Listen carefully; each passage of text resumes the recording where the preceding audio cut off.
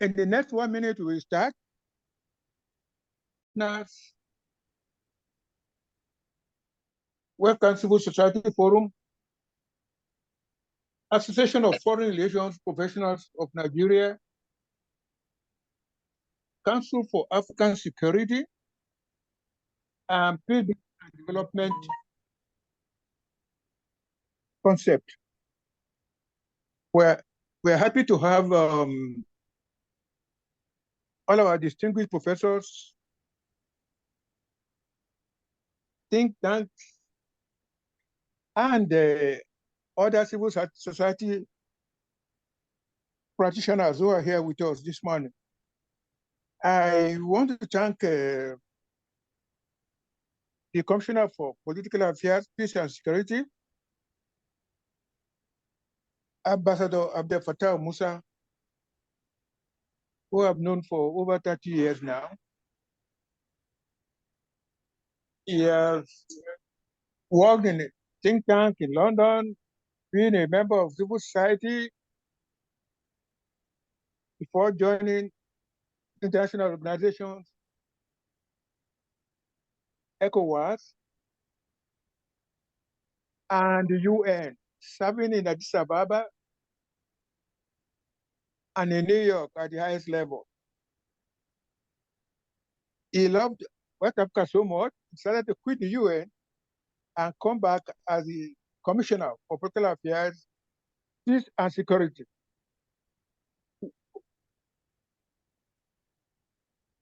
One of the pioneers of the peace mechanisms in West Africa and Africa. So you got the right man for the right job in the right position. And we're also happy to have the West African Civil Society,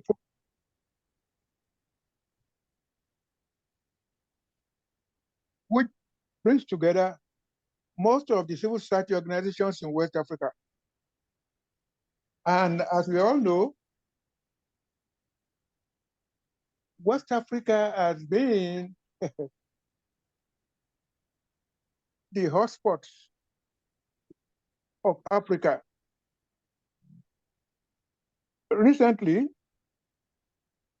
we've had some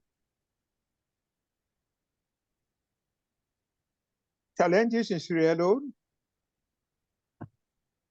in Guinea-Bissau, with what the president there called attempted coup, and maybe the same in Sierra Leone. Outside that, we've had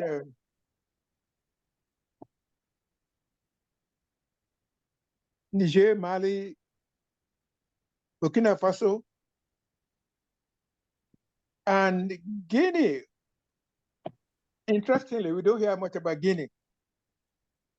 But the three other countries I mentioned are working on becoming the federation. That is very important from the point of view of security. If they are a federation, they have one single army. So they can put all the assets together to face the jihadists that are threatening to take over the countries, especially in Burkina Faso, which has a serious problem with the jihadists taking over some villages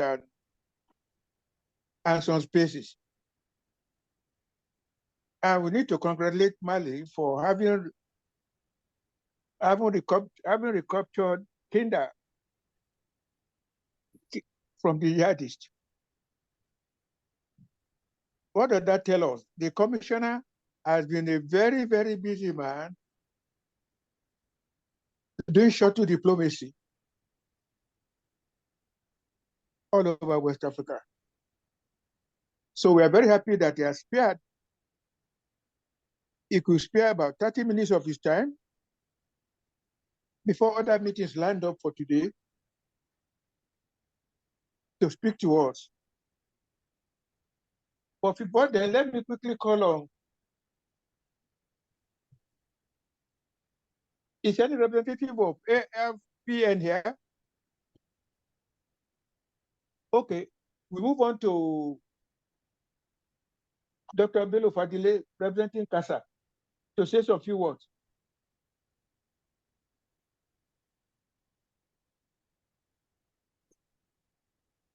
Dr. Bello Fadile. Good afternoon, sir, and good morning from Houston, Texas.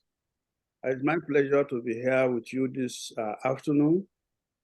Thank you for putting this thing together. We in the Council for African Security Affairs believe that bad governance leads to insecurity, and our concern is the security aspect, how to improve the security to keep the government in place and avoid breakdown of institutional government institutions. We believe strongly, as we know, we tend to accredit democracy to the sayings of Abraham Lincoln, forgetting that actually the origin of democracy, Democrats in Greece, was founded in Greece, the Athens states. And then we try as much as possible to imbibe those values that associated with democracy. And nevertheless, we believe strongly that unconstitutional change of government, though originally termed to be the sphere of the military, times and again we have seen changes that not just the military that now constitute the problem in terms of unconstitutional change of government, even civilians, sitting presidents and other groups also try to change the constitutional provisions to term elongation, or when they have a loss in election, they refuse to hand over. We believe strongly it is time for us now to sit and defend democracy. Some days ago, the American Bar Association constituted a team of lawyers defending American democracy. We should also be able to set up a team like that to defend democracy in Africa. Nevertheless, coup by military or by sitting presidents, they are all citizens of Africa. I thank you for your coming. I especially thank Professor Robert Destro of Catholic University, DC, for finding time to be with us today. That's my opening remark. Thank you, sir. Okay, may we call on is Mr. Komla Memsi here of Waxo? Go ahead, yes. Mr. Yes.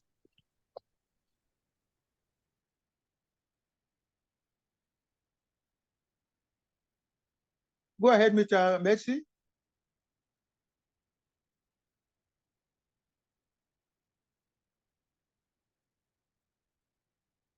We can't hear you, Mr. Messi.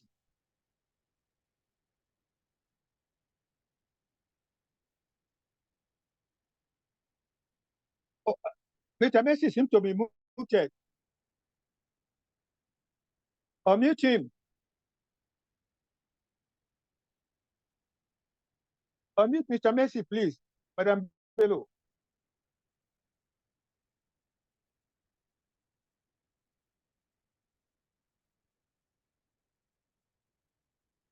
Go ahead, Mr. Messi.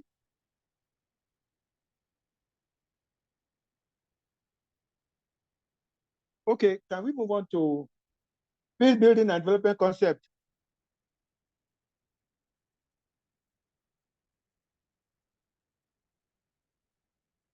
Peace building and development concept. We can't hear you. Hello, can you hear me? Yes, we Please can. unmute. Hello? Unmute Okay. Mr. Messi.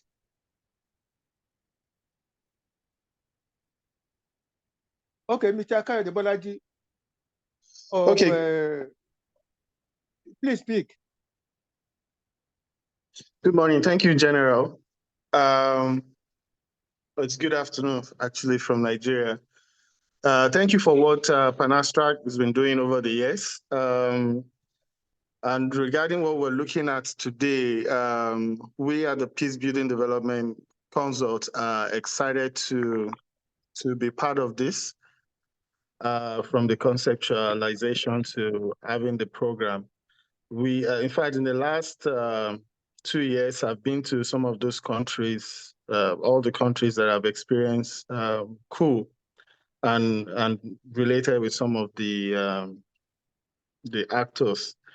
I believe a lot of the issues are deep rooted, and having a convivial environment to discuss some of these things are very important. What we want to promise, together with General Williams, is that some of these discussions can be taken further, because we're looking for solution. We're not just looking for a way to copy ideas from elsewhere and then use them, in West Africa, but to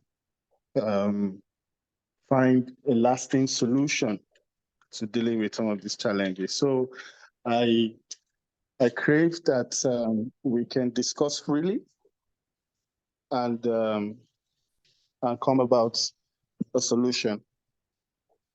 Thank you. Okay, is Kamala Mercy unmuted now?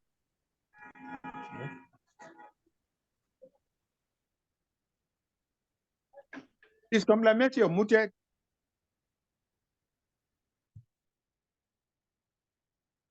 Okay, Professor Gye-Wado, you want to say something?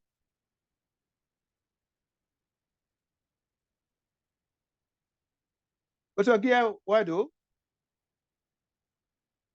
you want to say something?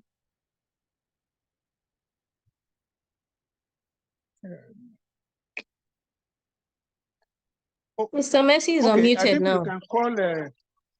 Mr. Mercy is unmuted now, sir. Mr. Mercy, you can speak now.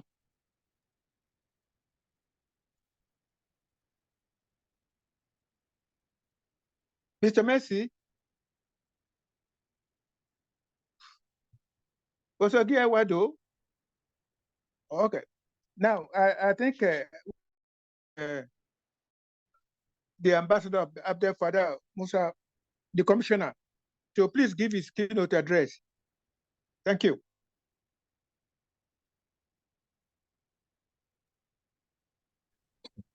Yeah. Please, am I audible? Yes, you are, sir. Oh, okay. Sir? Thank you. Yeah, thank you very, very much. And the organizers of this very timely, important webinar, the Association of Foreign Relations Professionals of Nigeria, the Council for African Security Affairs, the Peace Building Development Consult, and Pan-African Strategic and Policy Research Group, and AFSTRA. I'm really honored and most grateful also to General Ishola Williams, whom decades, really, and for his commitment as a very honest, upright, military professional, and then leaving office and still dedicating his life to stabilizing our region and our continent. We need your leadership, and we thank you for being there for the continent and for the region. And this is what I wanted to start, by Your Excellency. I have prepared, speech, but I really want to talk from the heart. So that is why I am, probably I will hand over the paper later on, but I just want this to be very interactive. So I begin by looking at the key questions posed by this webinar. That is to identify the weaknesses of the adopted Western political systems and its accountability mechanism that lead to coups. And then identifying the weakness of the Western security governance that lead to coups, and then analyze and develop policies and practices that will overcome the weakness of the two above, giving specific examples. I just want to move on in a quite a structured way. First, to look at this adopted Western system that we are talking about: electoral democracy, liberal democracy, democracy as people have always, mentioned it. What are its key, what are the ingredients that we are not able to master and that lead to state fragility and possible overthrow of regimes, as the Secretary General of the UN said about the epidemic of coups. And I know in your concept note you were talking about how to prevent this epidemic from degenerating into a pandemic, which is very apt for this meeting. And then to look at what is the environment that is producing the current, coups that we have. That, for example, West Africa was the poster boy for regional integration. In fact, I would say in the whole world. When you talk about regional institutions and others, ECOWAS always came first.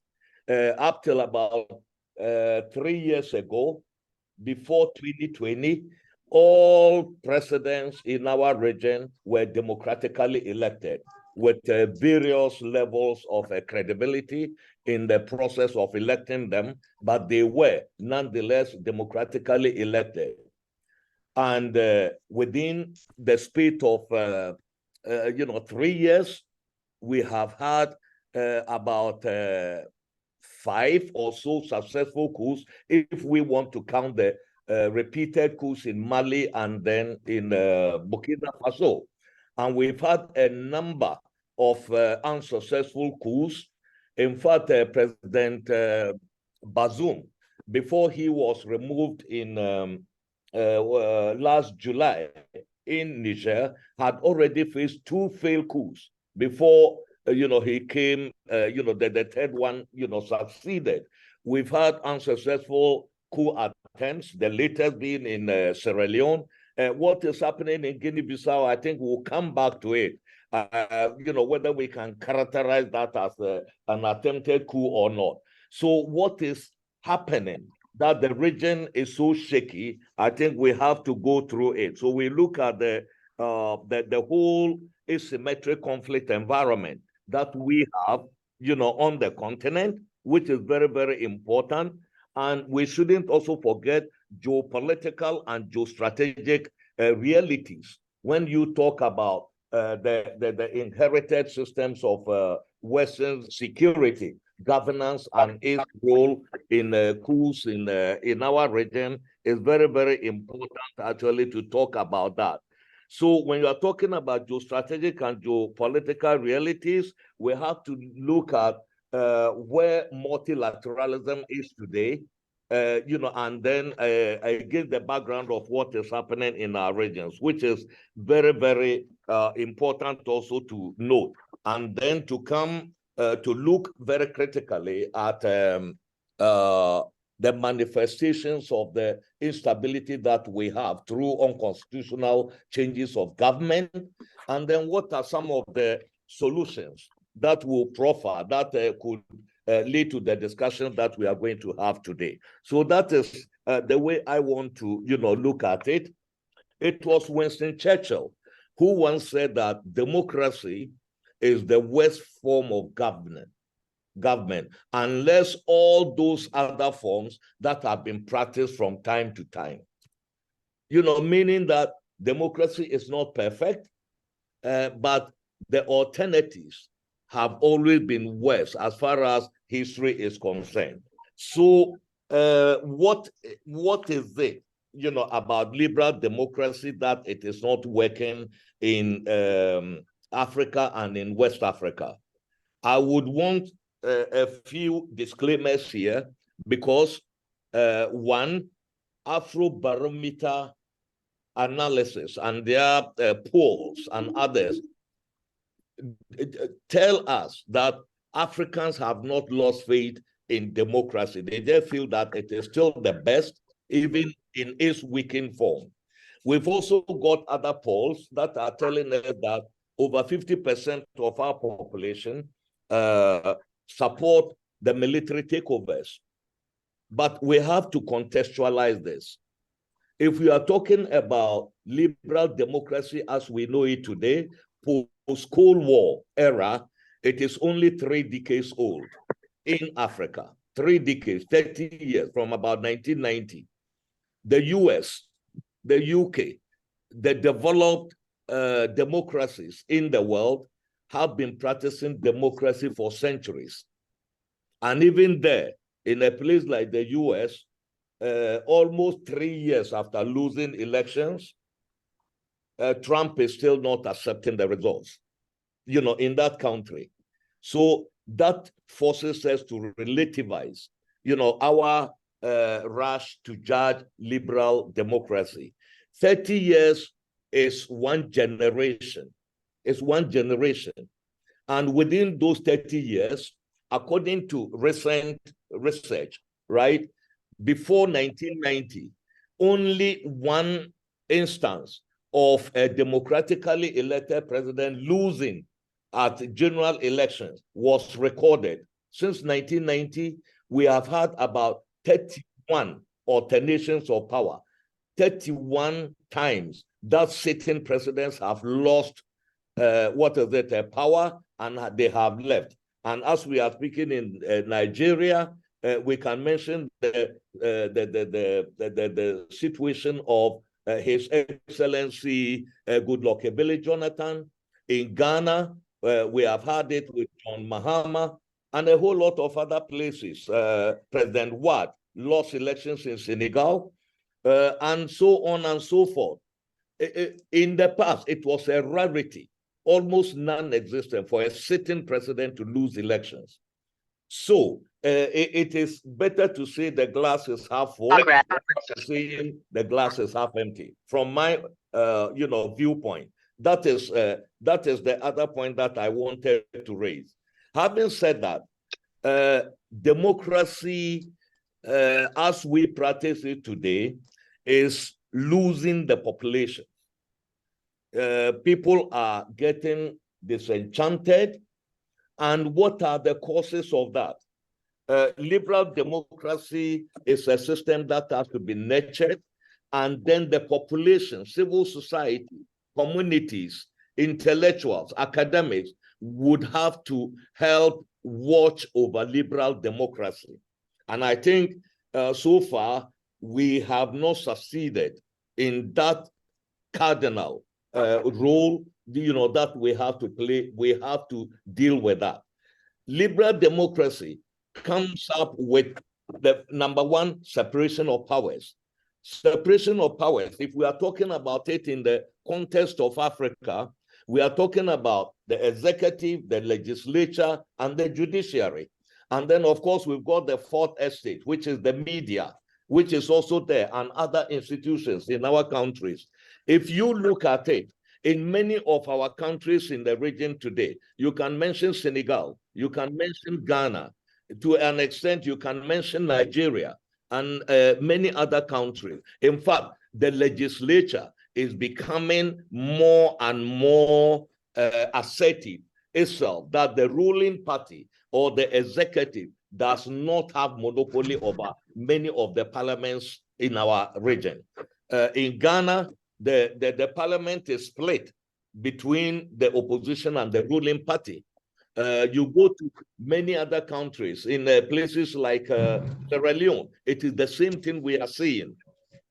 So the legislature is coming of age in our continent, but you cannot say the same thing with the judiciary.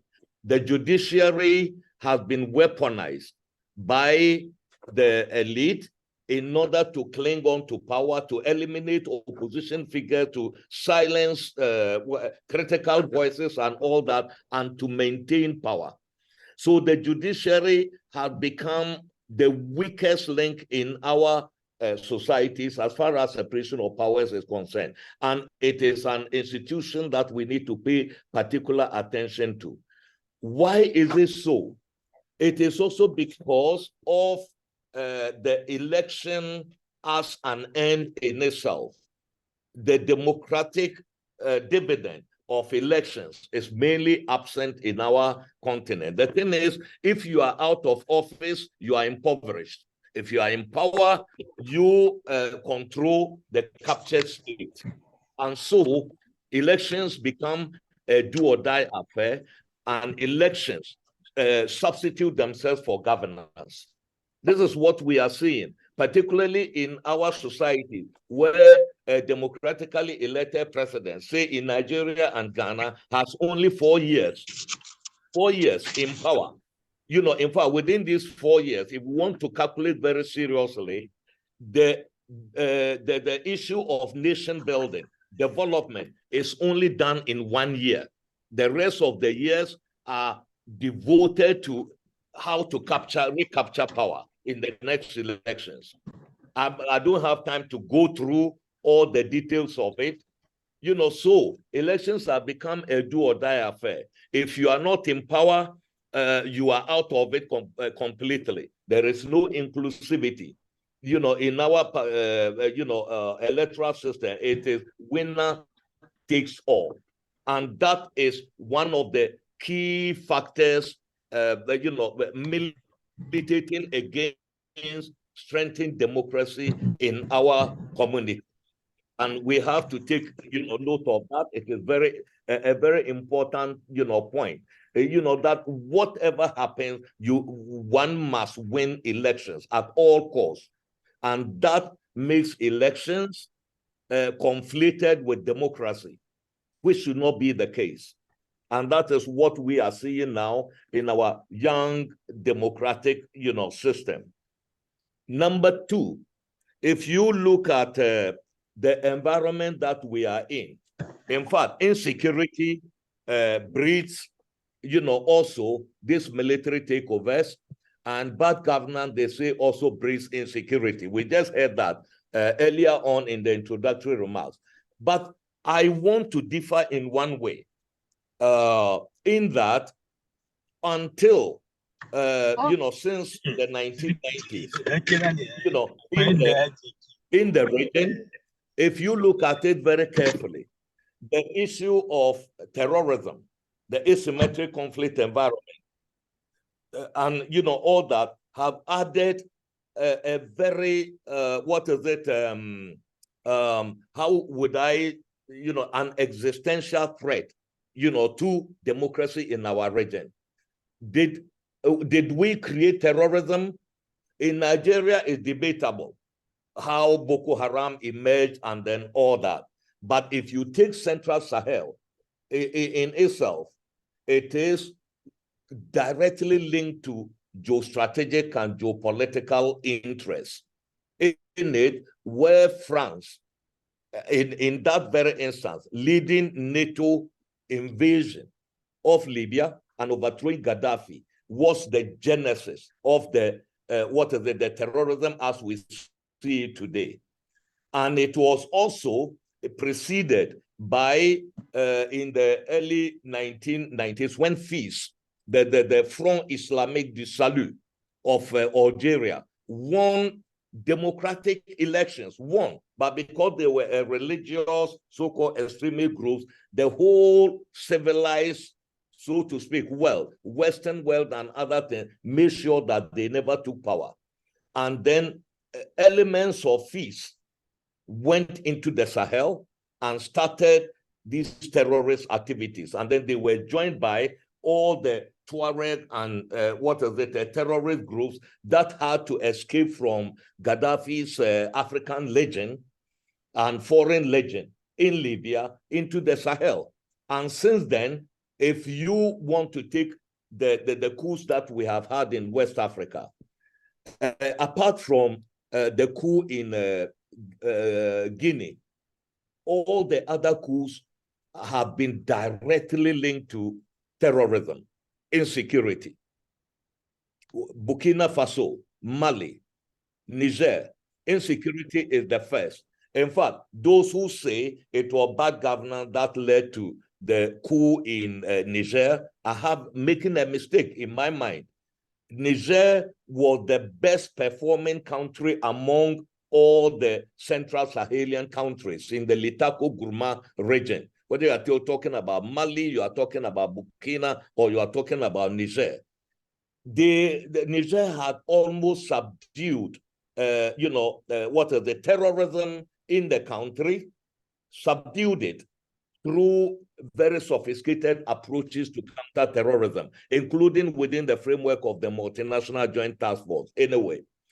But they all listed insecurity as the #1 reason. Governance, bad governance comes next, close to it, but usually the second reason. But if you look at it, since the coup in the Burkina Faso, for example, when Kabore was overthrown, the country had only about 20 to 30% of the country was outside state control. The number of internally displaced people were 700,000.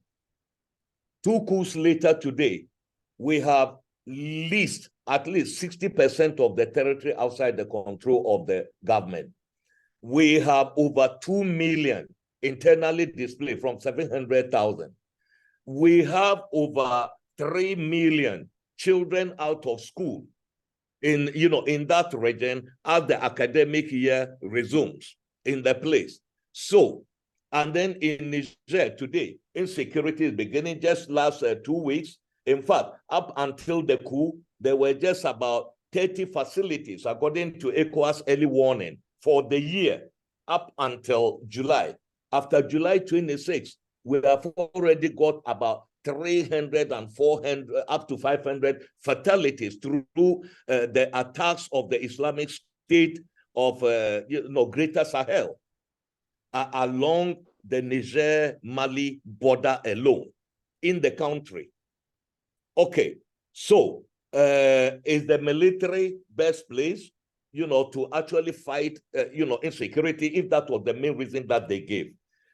General Isola Williams just mentioned the Kidal incident. We have to praise Mali for achieving that goal, But if anybody, any security analyst will tell you that you can never defeat terrorists, finally, because you don't even know the strength of the terrorist force. So Kidal, for now, is in the hands of the government. We have to watch to see whether it is going to be retained, as we go along, before we can make definitive conclusions about reconquering of the state by the military in the country. So that is the other point that, I wanted to mention. And I've already delved into part of the geostrategic and geopolitical situations. The link to that is also the virtual death of multilateralism today at the Security Council. And on no issue will you get consensus among the P5, the permanent members of the Security Council. The world is moving, relentlessly towards multipolarity. For the US and the West, you have got China and Russia. And for China and Russia, you've got the Middle Eastern countries, United Arab Emirates, Qatar, Saudi Arabia, Turkey, who are all big players on the continent today. All of them with their strategic interests at heart and not coming as saviors for Africa. So what happens? The reason why you cannot bring coup plotted to their knees is that they are spoiled for choice in terms of strategic partners. There is no consensus globally against the bad guys. Today, anybody can have a partner. As you've already heard, there is the Wagner forces already in Mali. You have got even Sadat. Sadat is the private military company of Turkey. It is also probing, in the region. You've got all the other players also playing. United Arab Emirates, Iran, China, India. They are all part and parcel of the security landscape in Africa and West Africa today. You know, so the thing is that you can never get unanimity on any issue in order to put pressure on those, staging coups actually to stop, to return the countries to constitutional order because of that environment. Linked to those strategic interests is the role of social media today, in that it is very difficult because of the explosion of social media, disinformation, misinformation, and others. It is very difficult to sift through the narratives that are out there, to sift through and find what is the truth, what is not the truth. So people can be deceived, people can be misled, people can be mobilized from somebody's kitchen, just one person, and then people will believe it. So today, if you get any information, you spend the next 1 hour trying to test it for veracity, whether it is fake, whether it is genuine. And that has added a very serious element to what we have today in our society.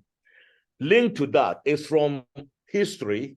When you are talking about the Western models, the typical African military was used and adjunct, to our colonial powers. India was in the First World War and Second World War in the place.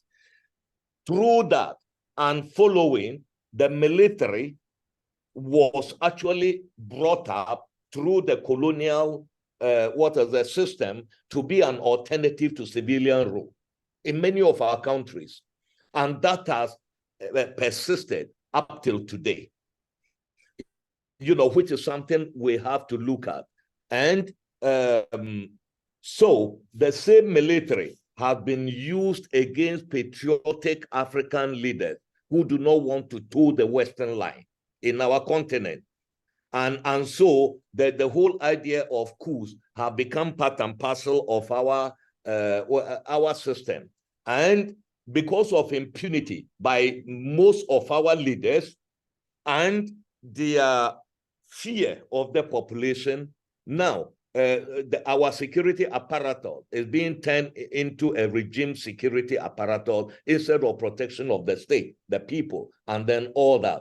And these are all borrowed from Western, concepts in terms of security. So the military is seen as an alternative.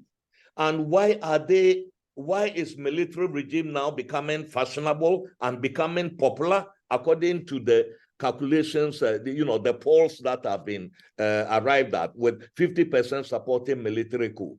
We shouldn't forget that liberal democracy is just about 30 years old. That is one generation. These young people, the population of West Africa is minimum 60 to 65% under the age of 30. And that tells you something. They never experienced military rule before. So for them, military rule have not seen the dark side of military rule, as the older generations have seen. So if you look at it, the people who hailed the coup in Guinea are today in exile. In Burkina Faso, civil society activists, one was kidnapped there 2 days ago, who have criticized the regime because of the cascading insecurity, and then all that have been rounded up, being given 2 days training and being sent to the front that they should go and fight the terrorists. These are people who have never held guns before, for their punishment for criticizing the government. So if anything at all, liberal democracy guarantees, at least formally, freedoms, basic freedoms. A rule of law can be, sourced within that system. The military, once their 6-month project comes to an end, they are bereft of further ideas as to how to manage the country. So instead of governance, repression replaces it.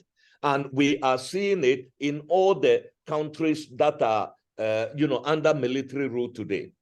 And then those who have fed into the the popular narrative through social media, that, oh, this is an anti-imperialist, anti-colonial, continuation of the anti-colonial war and other things. I think I want to differ, and that we are getting our analysis wrong, because social media is leading the narrative in our region.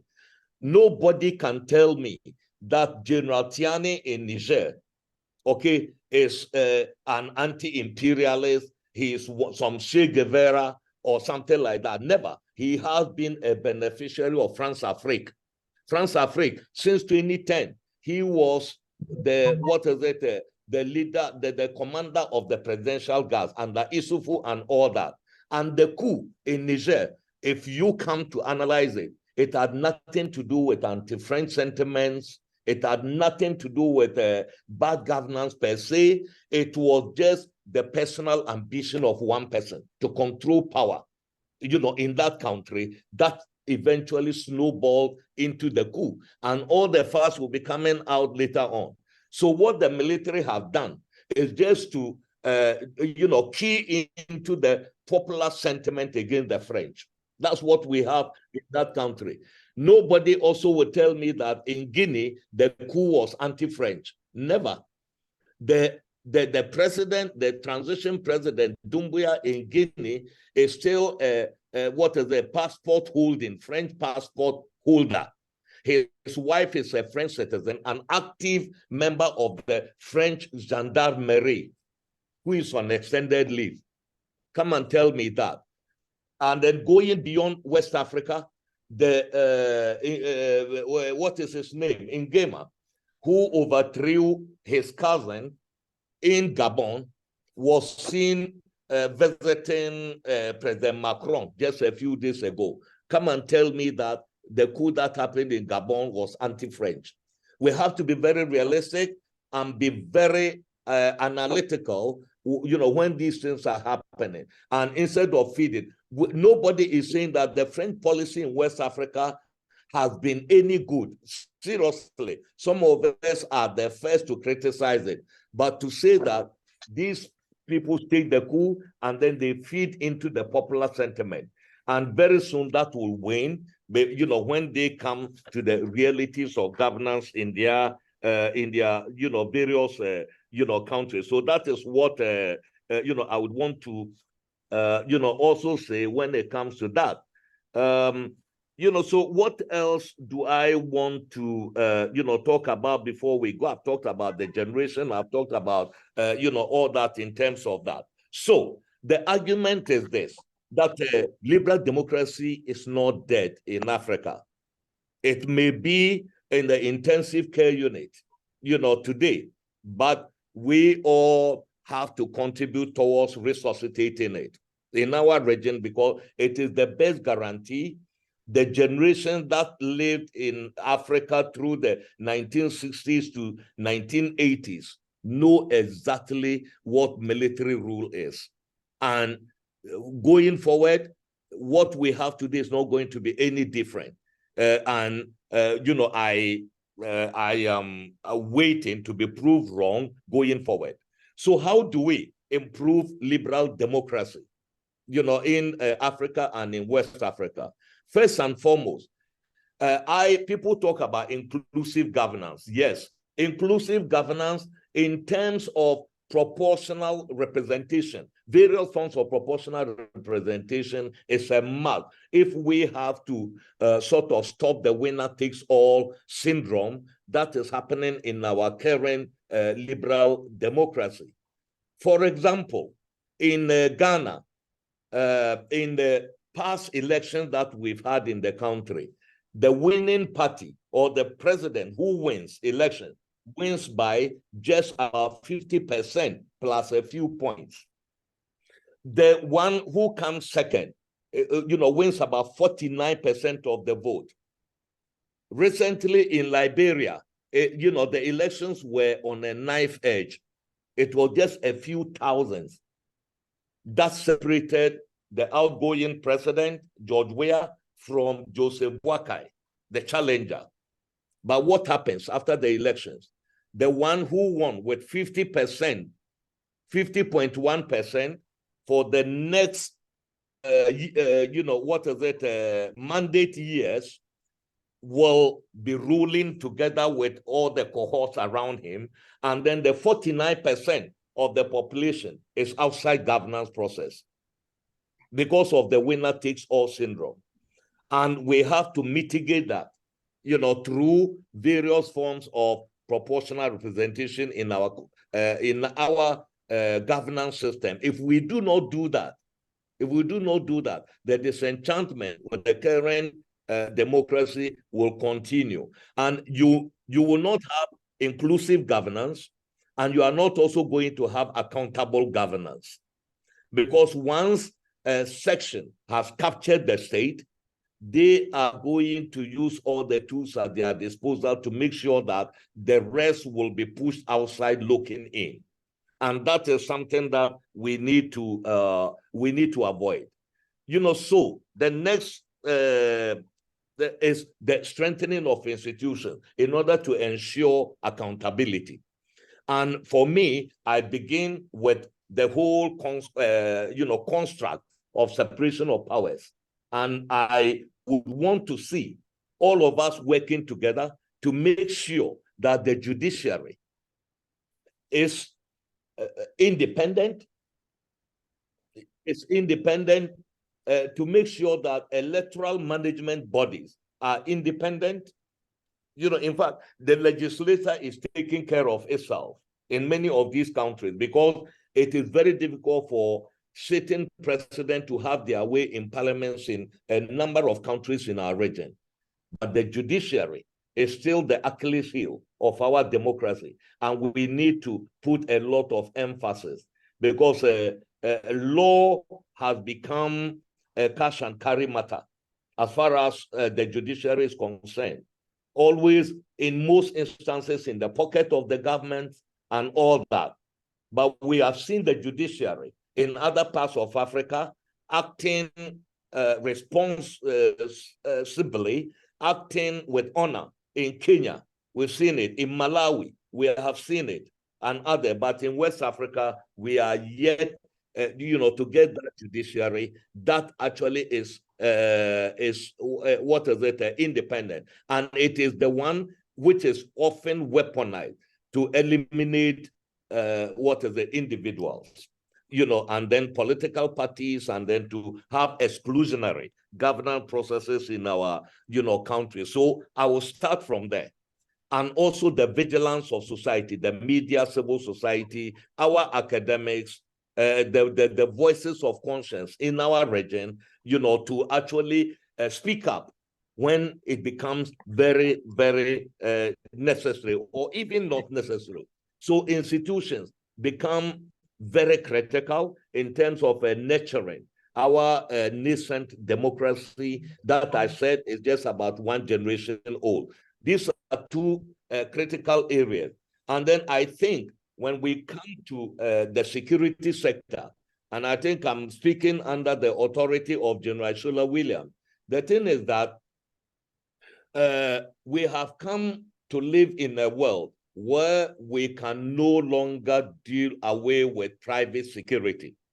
The state security structures alone cannot guarantee success. So we need to reconceptualize it, whether you talk about private military companies. In fact, in the American intervention in Afghanistan and in Iraq, the private military companies, like, you mentioned their name, constituted the third largest force in their invasion of Iraq, in the invasion of Afghanistan.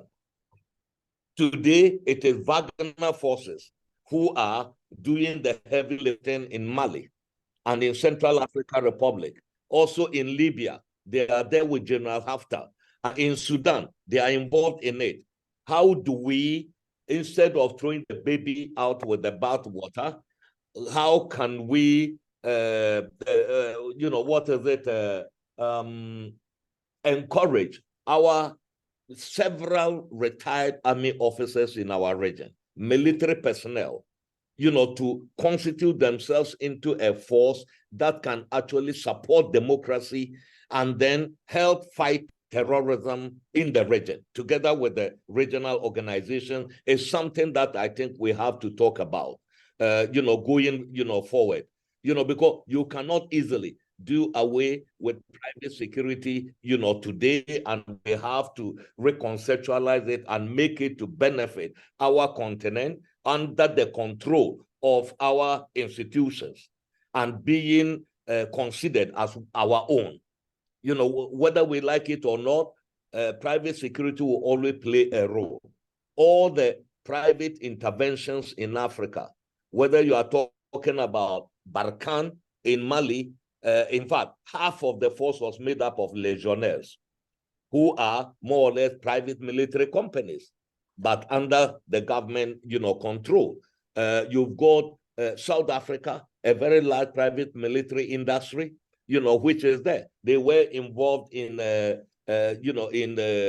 Cabo Delgado in Mozambique before the Rwandese went in there, together with the Russians and others. So we need to think all about that, because security today has become an existential threat.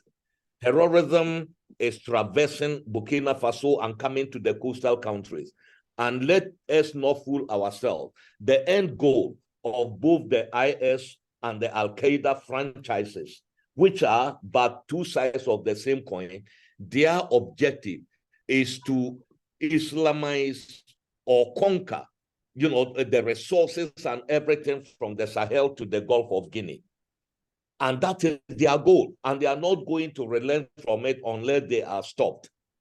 And for me, that is the one existential threat that threatens democracy in our region, because it is these terrorist groups that are instrumentalizing ethnicity in our communal violence that we are having today. When they say a Fulani or a Pearl, people think they are terrorists. And then, if you are a cattle, raiser, you are a terrorist. If you are a farmer, you are not a terrorist. I mean, that kind of division, the poison is being introduced also by the Islamic State and the Al-Qaeda franchises that are dominating the asymmetric conflict environment in Africa today. And then we have to take care, of that to make sure that we try to rebuild our social infrastructure and then to rebuild the social contract between our people and the governments, in the region. So those are, I think in a nutshell, just throwing up ideas there for further discussion. These are a few of the points that I will need to, want to point out. And to conclude, ECOWAS is just going to have a summit. And then there was a genuine attempt, probably at overthrowing the government in Sierra Leone. But in Guinea-Bissau, the government is just, the president is saying that what happened there was an attempted coup, which is very doubtful. And then we have to speak up on some of these issues. In fact, the parliament in Guinea-Bissau just was inaugurated less than 5 months ago, following the June 4th elections in the country, in which the coalition supporting the government lost. And then the opposition PIGC controlled the parliament. And as you know, Guinea-Bissau is a semi-presidential system where the legislator wields a lot of power in the country. And so we have to relativize what is happening, whether we term something as a coup or not. By dissolving the parliament, the president himself is violating his own constitution, because the constitution, Article 64, clearly states that the parliament or the Popular National Assembly can never be dissolved within the first 12 months of the election. And the elections were in June. So we'll see when the summit comes what our heads of state are going to see, whether we can talk to our peers. I think that is what I would want to put out there, and then conclude this meeting, this my intervention by wishing the webinar all the success and a very fruitful deliberations. Thank you very much. Thank you very much, Ambassador Musa, for your comprehensive address. And you have also given us some ideas and elements for us to discuss, and then we'll come back to you with a recommendation and see how you can speech is not flowing. You can deal with those recommendations. So thank you very much. No, thank you. Thank you very much. Yeah. Now we need to move on to what?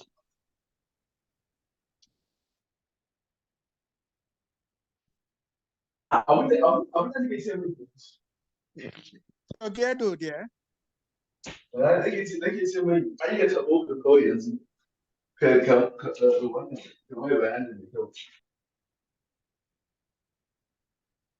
Yes, I'm here.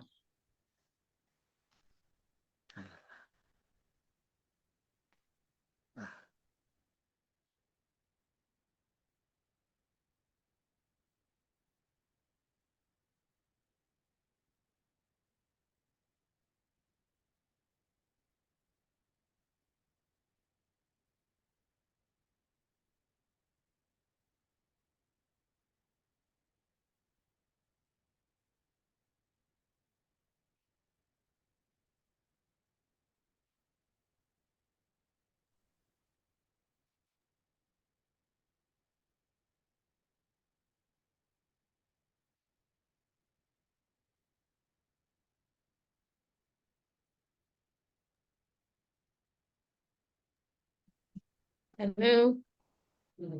Professor Wado.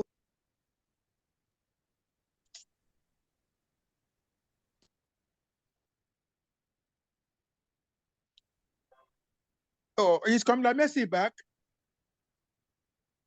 Yes. Kamla Messi. Okay, Yes. okay, you can speak now. You can speak for 5 minutes, please. Okay. Thank you, everybody. I'm Kamla Messi. I'm the Regional Executive Director of WACSOF, West African Civil Society Forum, which is the apex umbrella body of civil society organizations in West Africa. We are very happy to be associated with this important meeting. And General William, thank you very much for this collaboration.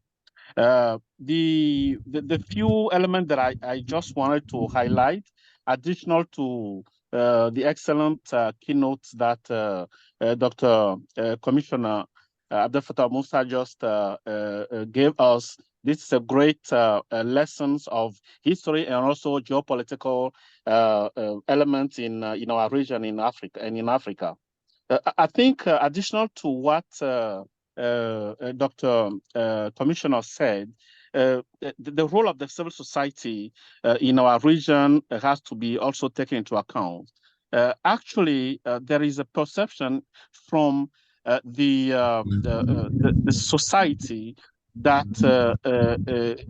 how the society can better help ECOWAS to curb this trend in the region. So this question is for if the excellency is still there. This question is still for ECOWAS because we need a strong ECOWAS and also ECOWAS that is understanding and comprehensive for the citizen. And there is a perception of disconnection between ECOWAS and the citizen, and we would like to help to resolve and to delete that perception and to make sure that the real information is connected with ECOWAS and vice versa. And so that is the first thing. And we've noticed different manipulation of constitution in our region. For example, the one in Côte d'Ivoire by Excellency President Ouattara, and also the one in Guinea-Conakry with Dr. Alpha Condé. That was so some root causes of frustration of population in these countries. And now if we go to Mali, for example, there were many protests for bad governance in this country, in Mali, and ECOWAS was aware of that, and there was many engagement and advocacy meetings with ECOWAS to let ECOWAS know that there are some things that need to be done. And after that, we had that coup, unfortunately, and so I'm just taking these examples to see how civil society organizations as WACSOF can better help ECOWAS, and to do so, we kindly, the civil society organizations are kindly and humbly asking ECOWAS to listen to us somehow, or how to do it better. We're here to find solutions, and solutions are multidimensional. And the solutions that are put by the commissioner are very important, and we are willing to collaborate and to work to strengthen the institutions. What we have noticed also, the weaponizing of the judiciary system. We noticed that in Senegal, for example, today, there are many, many things that are happening. And we're happy that I think recently, even if it's not last week or this week, we saw some visit of ECOWAS and including the commissioner to visit or to have some discussion with the Senegal political class. That has to be encouraged, and we would suggest to associate civil society organizations. Sometimes you may listen from civil society organizations things that you don't like, but that also can contribute to the solution, because civil society organizations are connected to many, many organizations, many citizens that not necessarily ECOWAS is connected to. And we would like to bring that also on the table as a key success factor to make this ECOWAS of people. The independence of judicial system, that is what you said, and the proposal of the fact that the power is not proportional enough, that also we do support that. So it will make the power Mr. less Messi, attractive. So to have a common. Mr. Messi, we have enough time to talk about that in the panels. Okay, so let me conclude here. It's not going to be discussed during the panel. Thank you. So okay. Let me conclude here. Yes. And I want to thank you very much for your time. And this subject is so passionate, so I was in a trend to say whatever we have as a solution. Thank you very much for your time. Thank you very much. Professor Gye-Wado, please take over, please.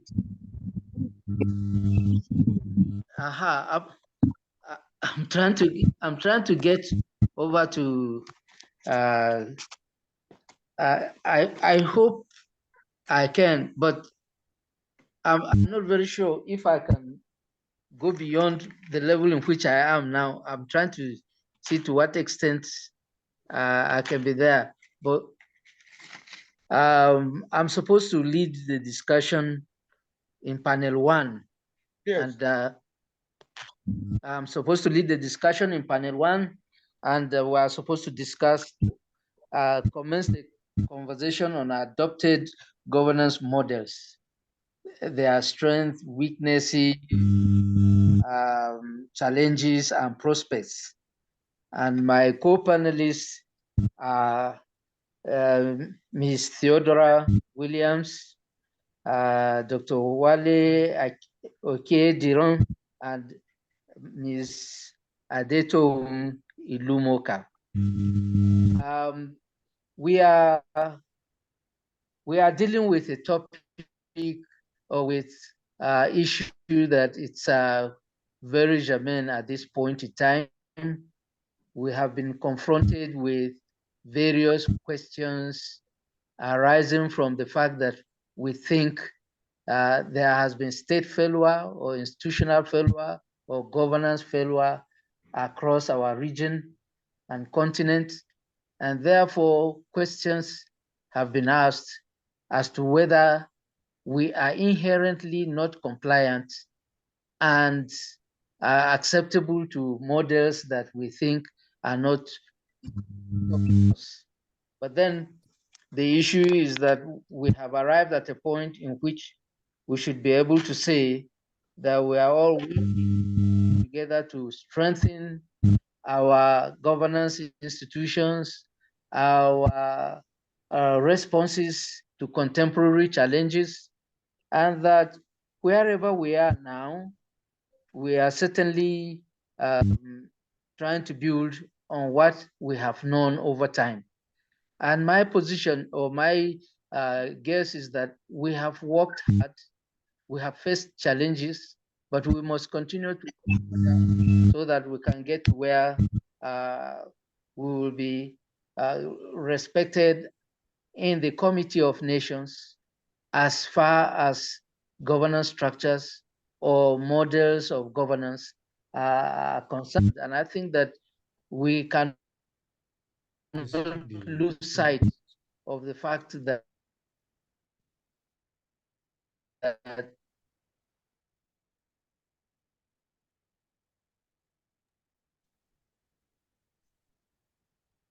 we are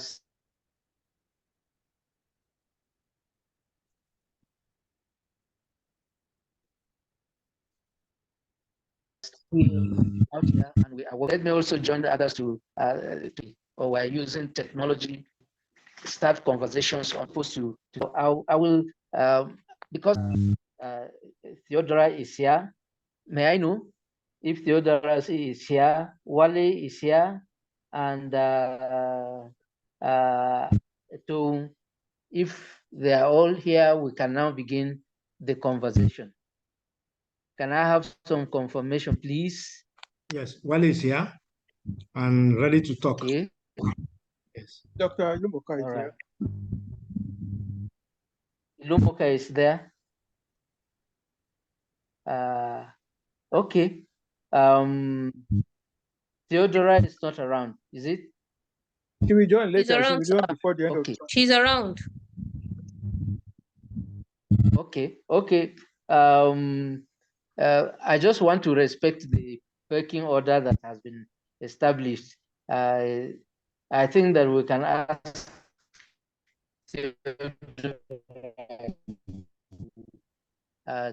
comment. Know that we have.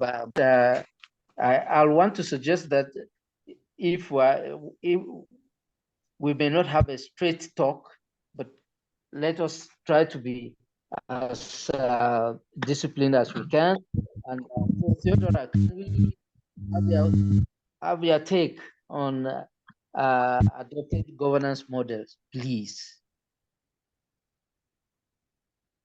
Yes, can I have the floor, Mr. Moderator? Okay. Oh, thank you. Good afternoon, distinguished ladies and gentlemen.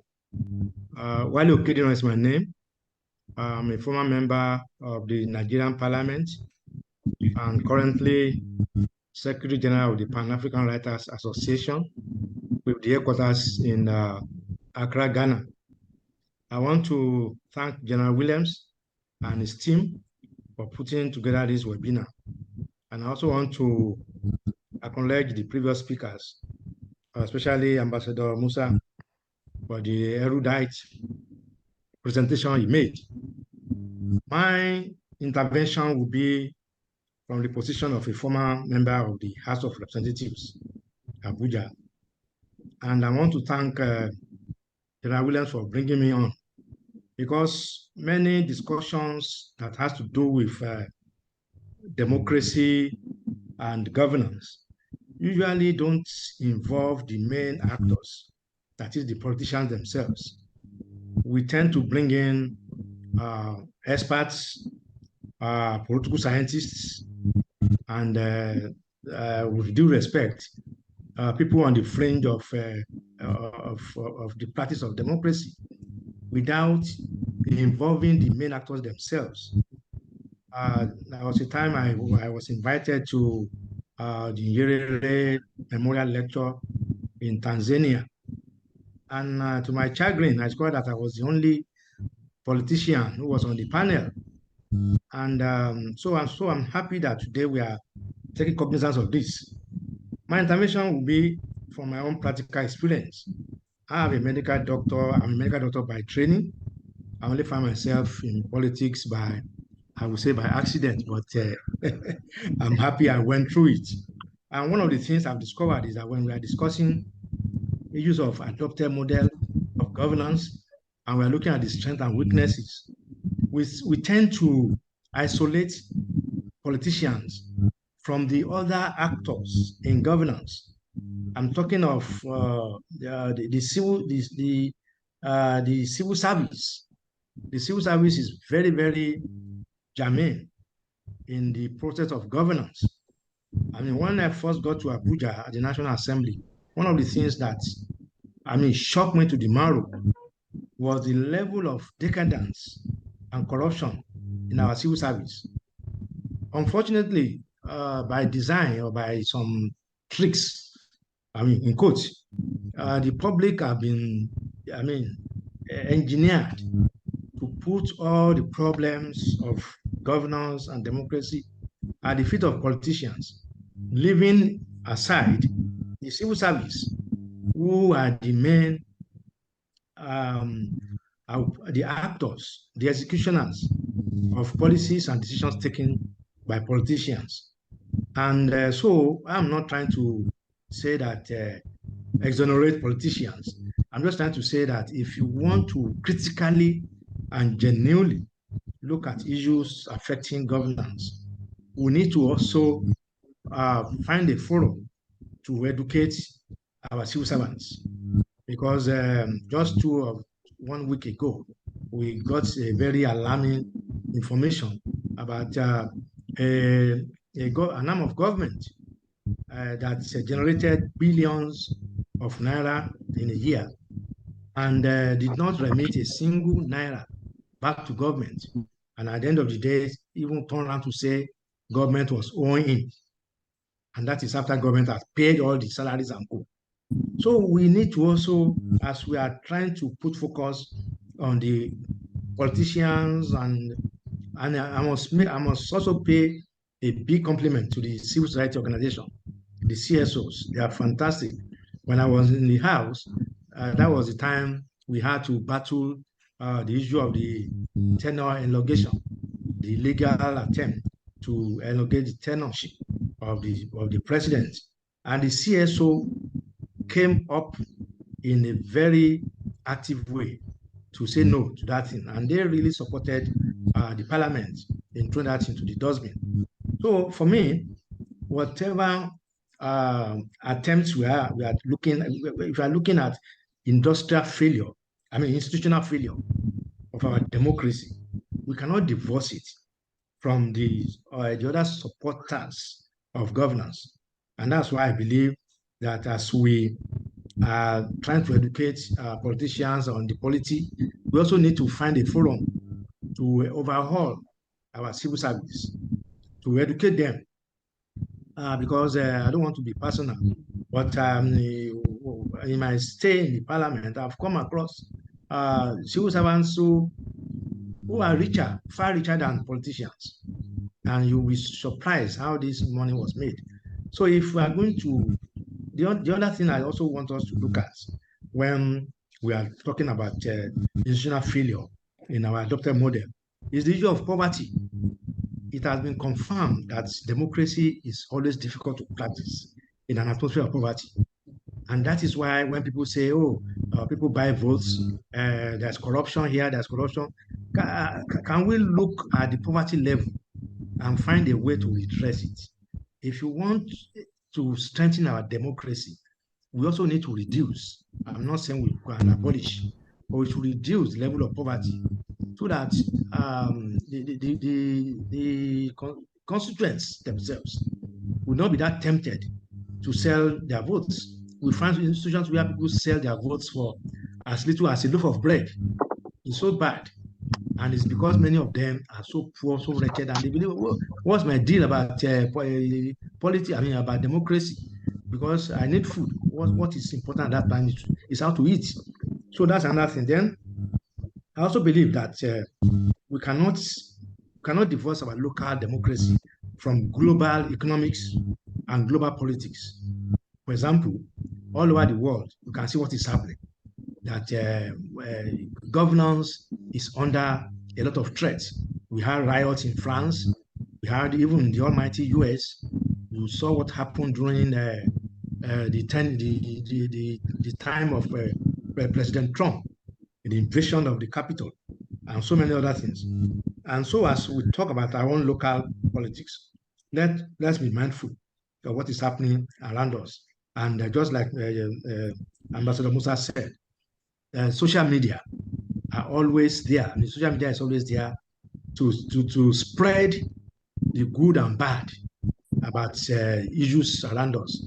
And people are likely to copy or to try and mimic what is happening around us. And then finally, I believe that the parliament is the engine room of democracy. And like somebody said, the difference between democracy and totalitarian is the parliament. In fact, I just had a session with the parliamentarians from Somalia, and they don't call the House of Reps, they call it House of the People. And I say I like that term because it's trying to tell people that the parliament is actually belongs to the people. So what I'm trying to say is that for us to strengthen democracy, we must strengthen the quality of those people that are going to our parliament. We need to make sure that they are actually representative of the people, because that is where democracy should work. That is where people's voice should be heard. And in that respect, we need to encourage everybody. It's not enough for us to turn ourselves into armchair critics. We should be ready to throw our hat into the ring. We should encourage people, particularly those in the middle class and those who are the well-to-do, to also go into politics and try and practicalize all the theories, all the lectures, because Nigerians are very good at delivering lectures and presenting papers. But when it comes to implementation, many of us are nowhere to be found.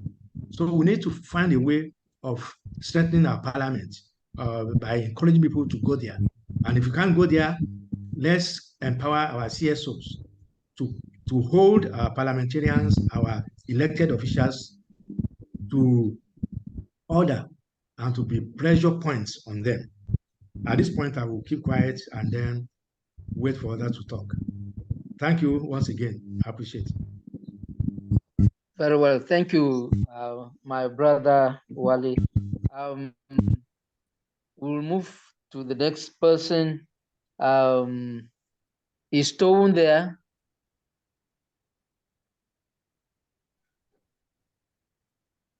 Hello? Yes, This I'm is here. Theodora. I'm here now. Ah, yeah.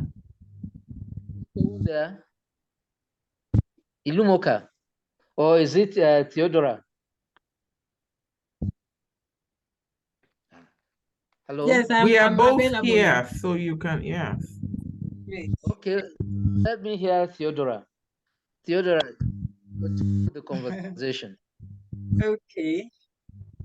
Thank you very much. And good afternoon to everyone.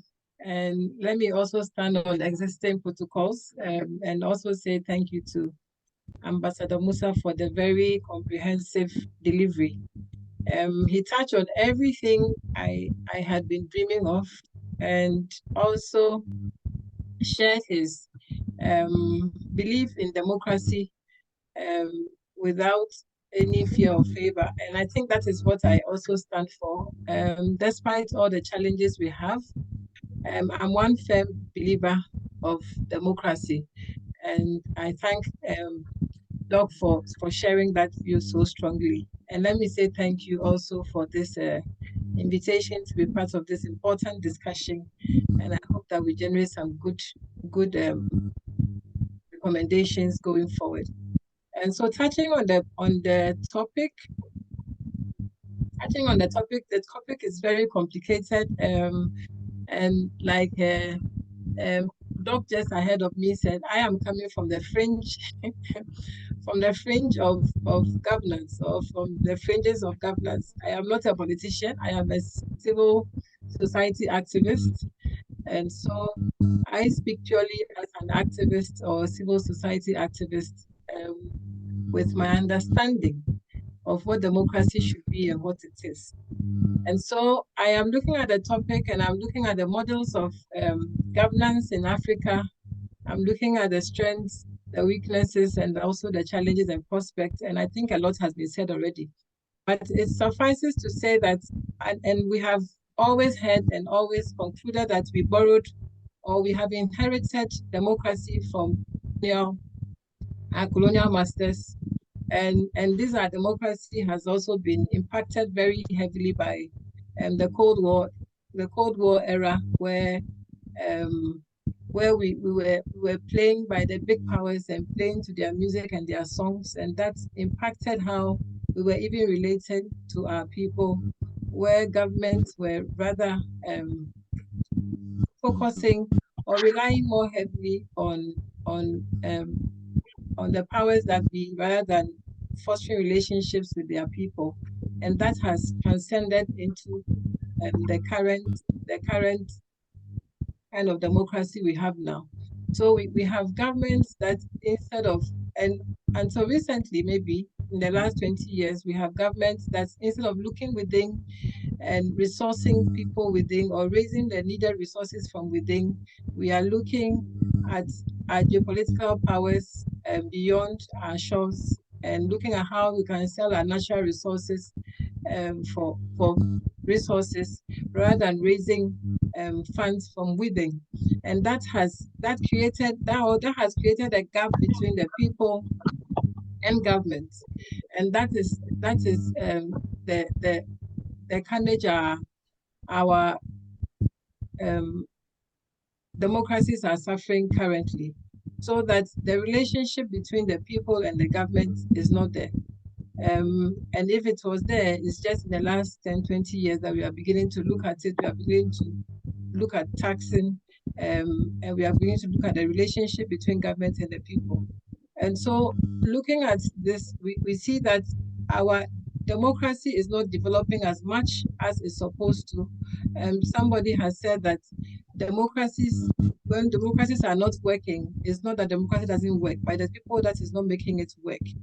And so we look at democracy, and you look at the cardinals of democracy, and decentralization, popular participation in policy making, public sector reforms, free media, and human rights.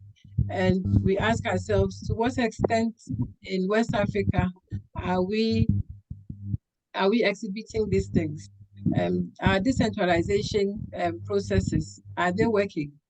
And if you ask me from where I sit in Ghana, I would say maybe 10% or 20% of it is working, because most of the time people don't even have any idea what they are supposed to expect from their decentralized governments. They don't even ask questions, much more get any responses. And so participation in this decentralized systems is not as expected, and people don't have the power, people don't have the information to even ask the right questions. When you come to policy making, is the same. People are not rightly tooled or rightly informed to participate in this. And these are the gaps. These are the things that create the gaps, and these are the things that create the share. People just don't understand the democracy, and people expect more from the democracy than democracy can even offer, coupled with the promises, empty promises of politicians, that they give people promises they know they cannot be realized, and only for people to get disappointed, and then boom, we have the military step in. We have human rights. How well are we doing with our human rights as well? So these are some of the gaps that we can see in the systems of our democracy or our governance models or the democracy we have borrowed. How well are we building it up? And I come to just come to the advantages or the strengths of this democracy, and like has been very well said by my previous speaker. I mean, the checks and balances of democratic rule, which we are supposed to have. We have heard said by Ambassador earlier that our parliament or the legislative is strong, but our judiciary is not very strong. But we need all the three. We need the executive, the judiciary, and then the legislature to us all be strong at the same time. when one is strong and others are not strong, then we have an unbalanced structure, and we'll definitely have gaps. And that's where we are now.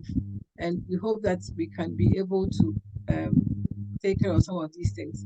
Our human rights, well, democracy has given us human rights, which has given women rights to work, rights to participate in governance, and young people also rights. But are these rights adequate to fill in the gaps and make people not feel marginalized? And that's where the challenges are. Young people feel marginalized, women feel marginalized, or women are marginalized. Young people are not part of decision making. When you look at most of the decision making bodies in Ghana, where I live, for instance, young people are not part of it. We have a peace council, for instance, that has only 3 women. Then that is even current. They used to have 1 woman out of 15, and currently has 3 women out of the 15, and no young person is on that peace council. So who is speaking for these people on that peace council? And that runs across important bodies that should have representatives from all sectors of national endeavor, doesn't. And so the gaps keep deepening and people feel marginalized. And these are the people who easily hail the military rule, who easily praise the military rule, and say democracy is not working because their voices are not part of the process. Participation, yes. And then media freedoms. We have, in Ghana, we have over 200 media houses. I mean, a lot, so many more. And whether who is watching them and who is controlling the media space, and whether it is inuring to the good of democracy or not, is also another discussion that needs to be had. So we have media freedoms, but is it all in all West African countries that these media freedoms are? In some West African countries, we know that, I mean, just nearby Togo, we know that the media cannot even talk and people cannot speak freely. And so those are some of the issues that create the gaps that bring in the military or the coup d'etat. When you talk about the weaknesses, a lot of it. Some experts have said that we need strong middle class to have a strong democracy. And we know that currently in West Africa, our middle class is not so strong. And that is one of the biggest challenges of our democracy. When the middle class is not so strong, who is speaking against the elites, against the political class, who are taking power into their own hands, or who are abusing power? Who has the voice and the clout to talk? And so the lack of a strong middle class is one of the weakest challenges. A weak civil society, academia, is also another big challenge that we have. I think Waxop just spoke about the need to strengthen with civil society. And we have a very divided front of civil society. That's also one of the biggest challenges, so that when you are speaking, civil society is speaking, you're not even sure where they belong to or who they are speaking for, who is. And normally our civil society is also very heavily funded by foreign characters, and that is not good for our democracy. We are not as a continent or even as a region funding our own civil society as we should. And so our civil society is not so strong and is not able to speak on behalf of the people. And so is academia. Our research is very poor. We are not doing enough researches that will inform policy making. And so these are some of the challenges we have with our current democracy. We have, I've mentioned already the poor public participation based on poor information, poor capacity of citizens to comprehend and even participate. And this is where civil society comes in. If they are well-resourced to help citizens to understand the democracy and the governance system so they can participate, and then they feel part of the system. And then Prof. Doc already spoke about the winner takes all. which is also another, that is already a pandemic, I should say, because it is wreaking havoc on our democratic system. And then we have weak institutions, which my predecessor just spoke about, the civil servants. It will amaze you that most politicians go into politics with a clean heart, but they get corrupted by the civil servant. I know that for a fact. Our civil service is so corrupt, and something, we need strong leaders that can clean that up. We need very, very strong leaders that can clean the civil service up and build strong institutions. Other than that, we can do so much, but corruption will always remain. And then we have spoken about the political influences, be it on trade or even in security, that is eating us up. And we need to have a united front as West Africans and as Africans to be able to overcome these geopolitical powers.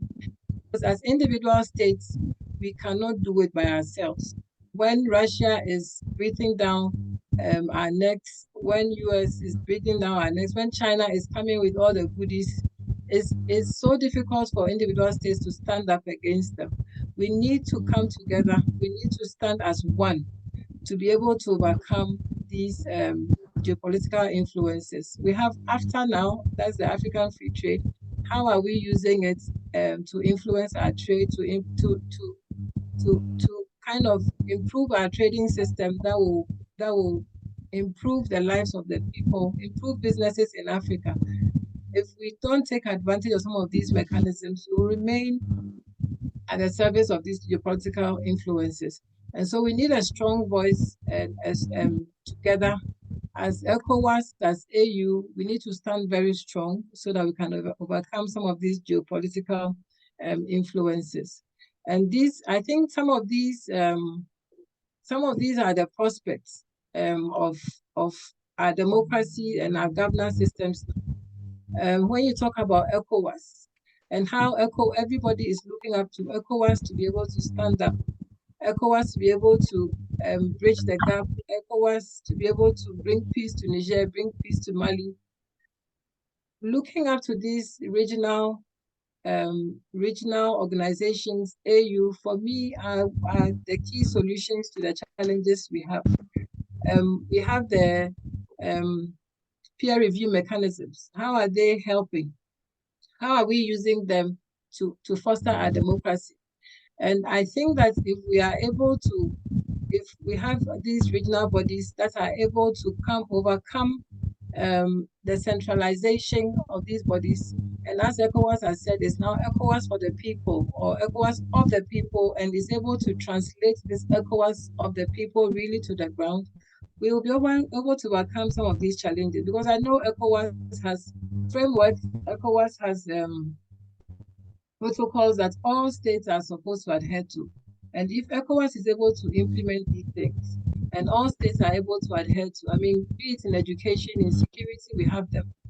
If ECOWAS is able to implement these, and we are all able to adhere to these principles, protocols, we'll go a very long way to help strengthen our democracies in West Africa, and hopefully reduce the unconstitutional change of government and all those other things we are fighting against. Thank you very much.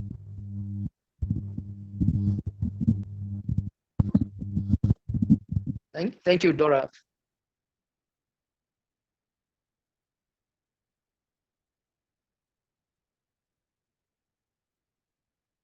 Can we now turn over to the conversation, please?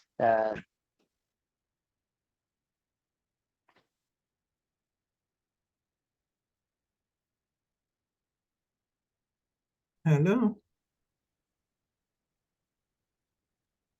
Go ahead, Ma. Okay. Go ahead, Ma. I was going to say we lost the chair. Okay. Good afternoon, I believe, everybody. It's morning for me. My presentation, I'm talking. Hello, can you hear me? Yes. Hello. Can you hear me? Can you hear me? Yeah, we can hear you. Okay. My presentation is entitled Indigenous Constitutions and Citizenship in Africa, Lessons for Modern Constitutional Reform Processes.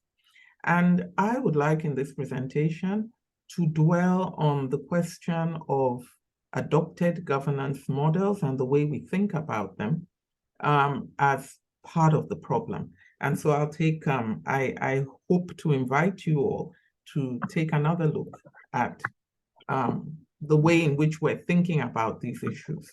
Very often, we do not think about constitutions and constitutional law prior to the colonial period and the naming of structures and systems of governance as such.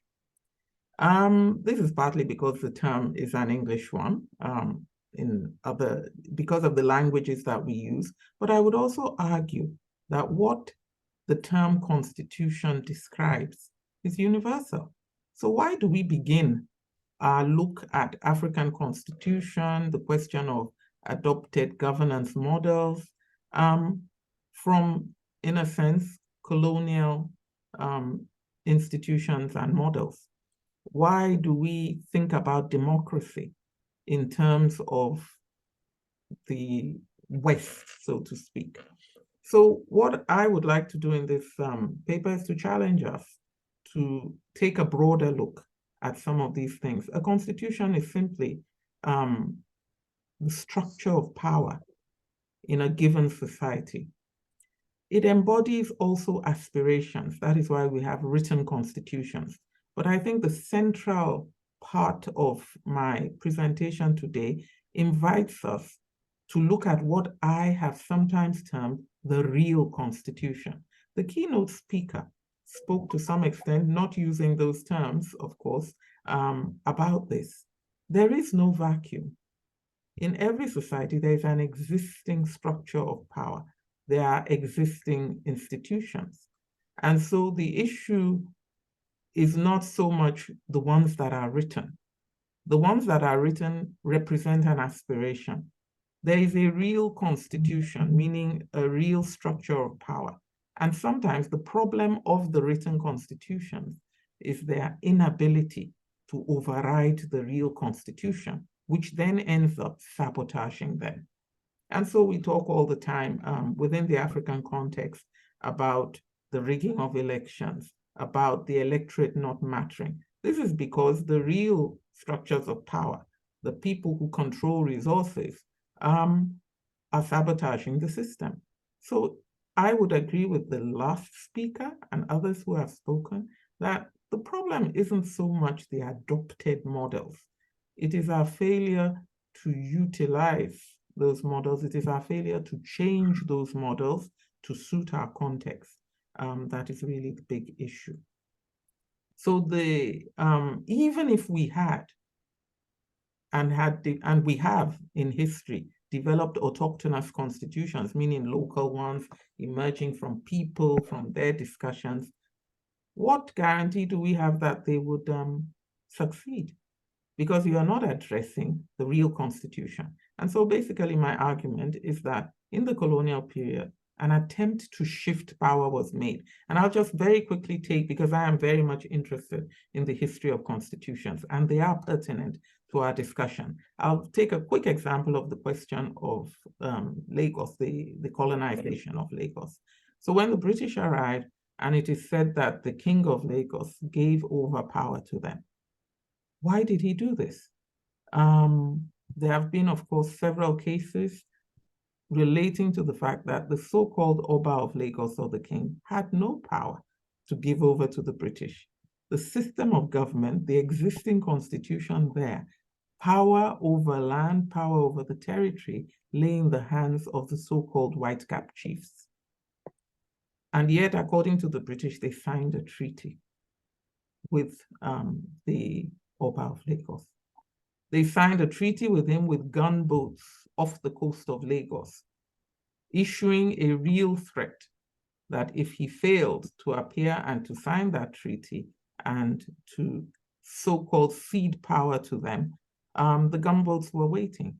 So there is always military power that backs the attempt to shift a real constitution, and it is done slowly. So the British did that. It doesn't mean that the people recognized it, but they created a base from which they now took over other parts of the territory, ostensibly signing treaties with them, but doing so with military force in the background, with threats of military force. And so this is what I have termed the real constitution. So I think that the real issue for us is not so much adopted governance models, but how do we shift power? Because what I'm calling the real constitution is the real existing power sharing arrangements that exist in any particular place. And so the central question, I would say, is how do we shift power? We are seeing this central question being reflected even at the global level. And to do that, to shift power, as many people have observed in their presentations, is we need a combination of military might and a war of legitimacy. It is all about legitimacy as well. And so people refer to the role of the media, they refer to the role of civil society organizations. Someone also earlier referred to the fact that the African elite and populists, well, they focused on the populists, require better political education to understand the systems of governance and how to, I would add, how to strategically avoid chaos. Because I think that it is not so much the understanding, it is that they feel powerless to participate in these systems of governance, and therefore they sabotage them. They find other ways to achieve their goals. Somebody talked about poverty. When you leave people no room within a system, they sabotage the system by taking power in the ways that seem to be within reach for them. And then we turn around to some extent and call it corruption. It's a very important part of corruption that in their own spheres, people fight back by adopting mechanisms that are now in many situations called corruption. They sabotage the system. The tragedy of it is that the end result doesn't solve any problems. It results in a kind of chaos. And so the challenge before us, I would say, is to resolve the situations, the stake that people have in the system is to resolve the very real question of people's access to resources.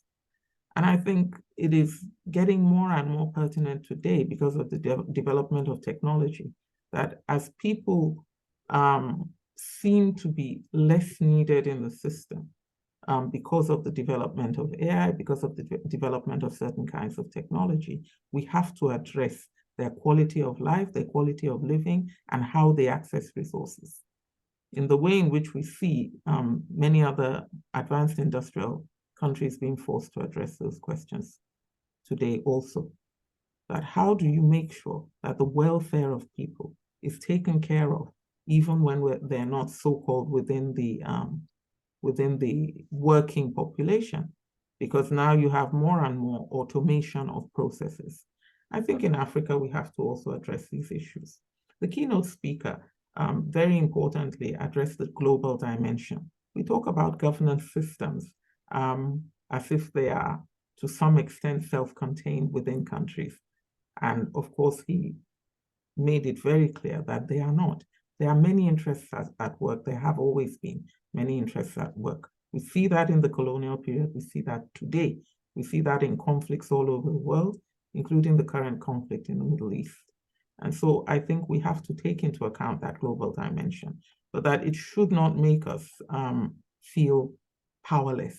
The geopolitical dimensions of governance demand that we organize in different ways. And so I would, in terms of talking about prescriptions, I would say that we have to focus very concretely on the way in which major industries are run. So for example, minerals, in the case of many countries in Africa, including oil in Nigeria, for example, and Angola, other countries, because we will see that the way in which these industries are organized and run is key to the question of governance. What resources is government administering? It is resources that come, that come from these various industries. And so we have to address the question of democracy within these industries. In the concept paper for this webinar, reference was made to the question of the military as well. We are seeing more and more significant changes in the way in which militarization takes place. It is no longer necessarily a state military. Now we have, since the days of guerrilla warfare, we have organized groups of citizens that are armed. We have so-called private armies. These are all major challenges in the question of how we share power. And so we must all be engaged in negotiations for real change and sharing of power. We must all sectors, including the military, because now their militarization goes beyond the standing military. Civil society itself, to which people look sometimes, oh, they're doing a brilliant job. Civil society needs to organize in different ways. Civil society, in my view today, is far too privatized.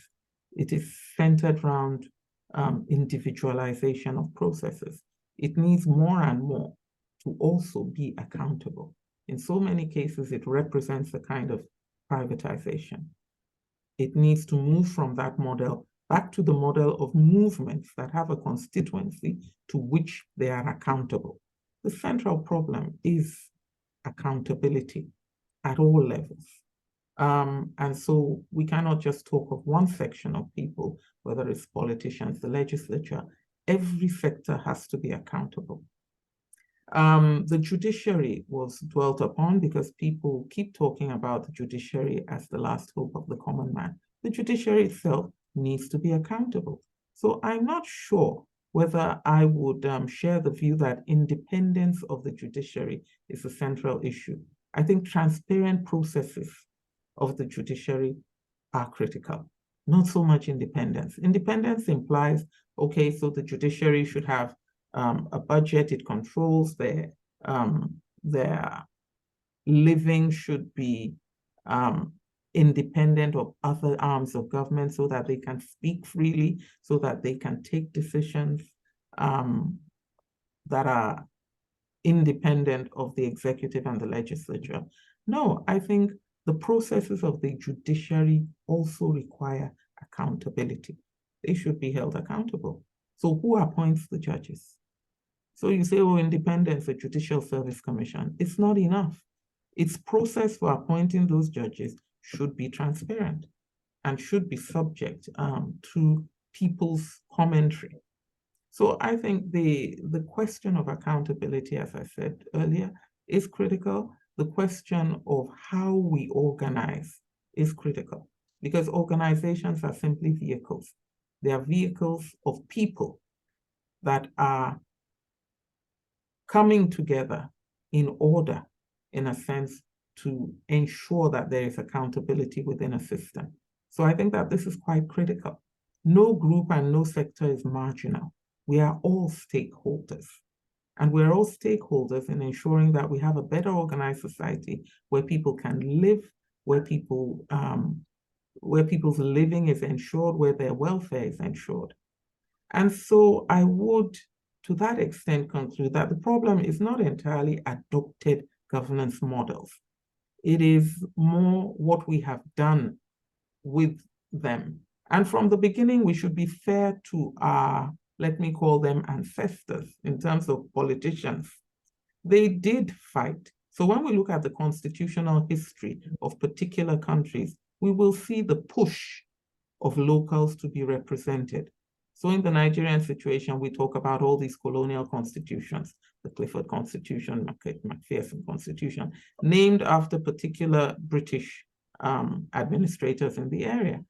But those constitutions changed right up till the constitutional conferences that preceded independence, precisely because the local people pushed back. And so it wasn't a question of adopted governance models. All along the way, the local people contributed to the governance models by pushing back. But it is true that they remained within a certain kind of structure. And so we require creativity, we require change, we should demand change. Liberal democracy has problems in the places we think of as its home. And we have only to look at the United States in the past 10 years to see that. the Trump regime. So it's not about adoption. Any system can be sabotaged by a regime, by a group of people, and by other people keeping quiet at times when they should speak up. And so we see now that Trump, there's an attempt to hold him to account. This is what we need within our systems as well, to hold leaders to account, whether it is within the civil service, whether it is in the legislature, in the executive, the judiciary, whether it is civil society organizations and the military. It is how to hold people to account, and therefore to shift real power to where we want it to be, to ensure that it benefits us all. And so that would be my contribution to this conversation, that we should talk in less rigid terms, as if we took a system, we adopted it, and this is part of the problem or a major part of the problem. No, we have contributed to the system all along the way. But the system works in the interests of particular groups and people. How do we shift that power? That is the question before us. And the groups of people are not just local, they are global. They are global interlinkages that determine what happens in different countries. And so shifting power requires that we be strategic, because there is no power vacuum. We be strategic. It will not be achieved in a short period of time, but we need to work towards it and understand that this really is a central issue confronting us. Thank you very much.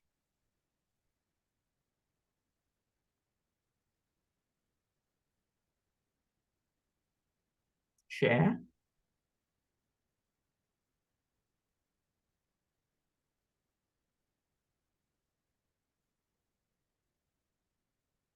Is the chair available?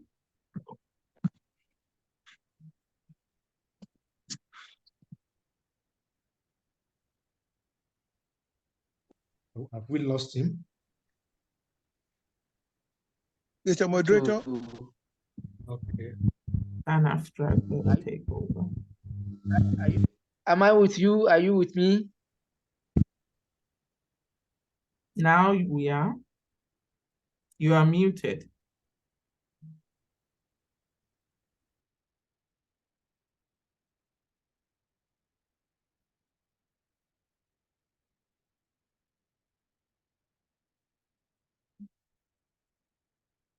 Moderator?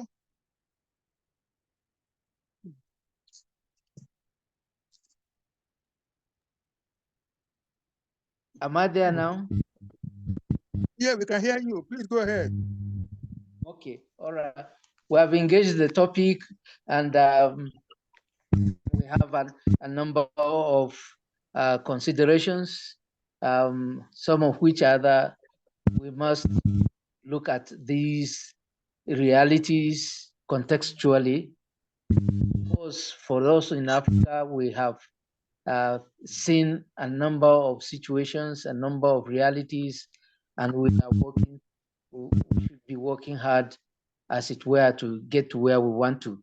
Certainly, these models are not in themselves exclusive or self-executing. We are the people responsible for implementing. And I take this opportunity to talk about transformative nationalism that emerged in South Africa after we got over apartheid. So it is possible that we can be very creative to move beyond that. And I'm happy that Honorable Dr. Okediran has brought home to us the fact that we need more persons who have clear focus and who understand the requirements of good governance to participate in the models that we are doing that can offer new vistas, as it were. In all these, we are also concerned with institutions, CSOs, institutions that generate resources and how to resource our political structures. We are concerned with the militarization of the polity that generates very many idiosyncrasies that are not desirable. But then all these can be done when I believe that we have good leadership. We have leadership that recognizes responsiveness and accountability. Our institutions may not necessarily be independent, as Professor Ilumoka has said, but they need to be active. Certainly, we are dealing with a situation in which we are also concerned with elections. And these electoral processes must be worked out in such a way that the voices of the people are heard and count. This may not necessarily be a factor of externality, but that we must also deal with the situation very carefully. We can generate confidence in the electoral system and deal with our own situation actually. I just think that all that we are facing are challenges that have arisen from the fact that we have allowed a number of instances that polarize the polity, ethnicity, religion, even clientelism, and so on. And so our attitude and our is such that we can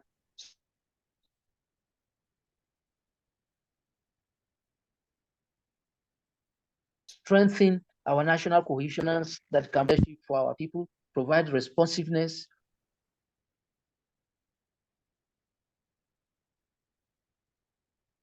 provide inclusiveness, and will have in governance, particularly in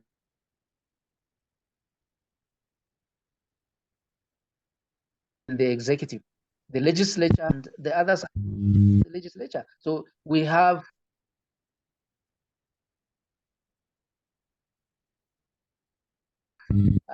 models, we have the experiences from the various sides here and there, north, south, east, and west, is such that we still have some mileage to go. And this mileage should be made up of, should be covered by those who have the energy, who have the will, who have the knowledge, and have the capacity to carry us to the next level. We are so much blessed, both in resources and human capacities, that we should not be having difficulties. But then there are realities of the contemporary world, and Ambassador Musa talked about it. You know, there are externalities that we have to deal with, but we must not subject ourselves to these externalities as if we don't know where we're coming from. I think that all of us know where we're coming from. We want to get to where we want to reach. And I believe that the takeaway from this is to set the agenda for others to see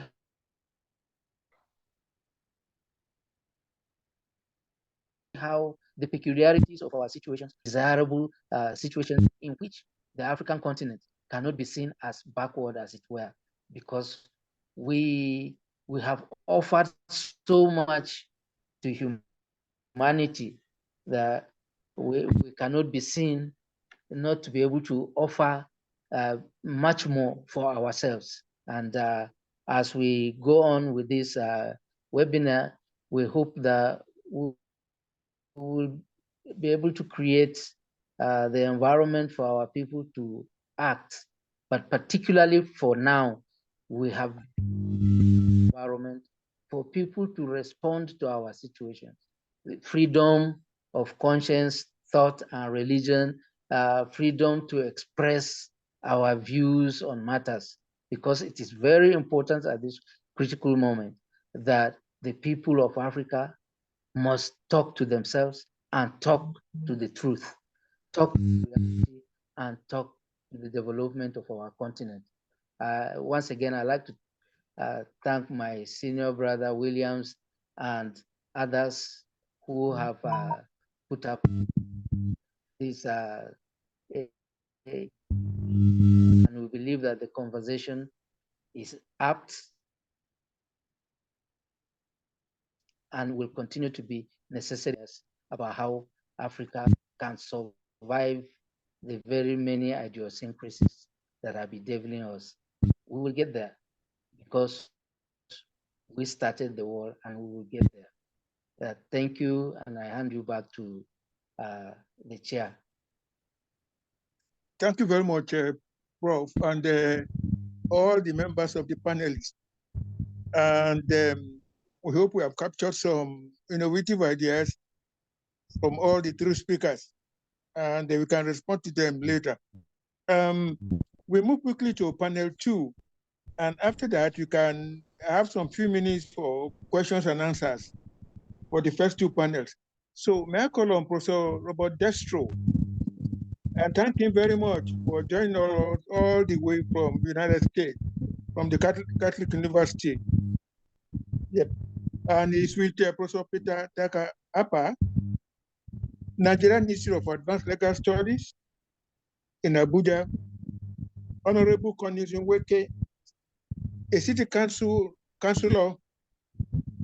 from Ostend in Belgium, and Mr. Bayo Olowo-Ake, Principal Research Officer and Director, African Research Development Center in Lagos, the capital of West Africa. So over to you, Professor Destro.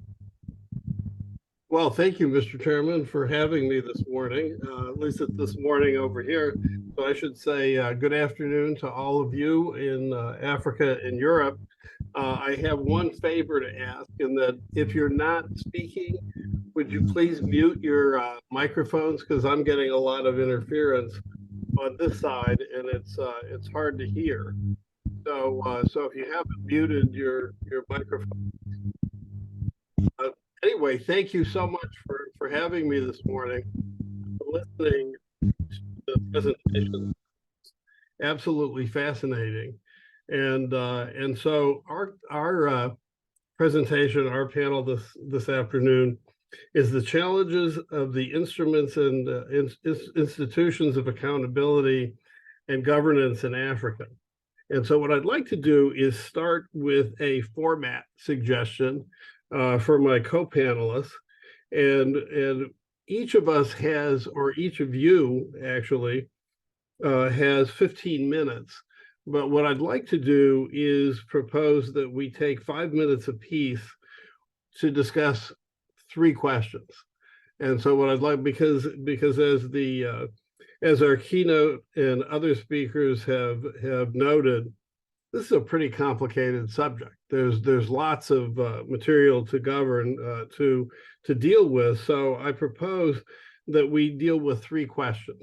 The first one is, what, in your view, are the most important instruments and institutions of accountability in West African governments today, regardless of where they come from?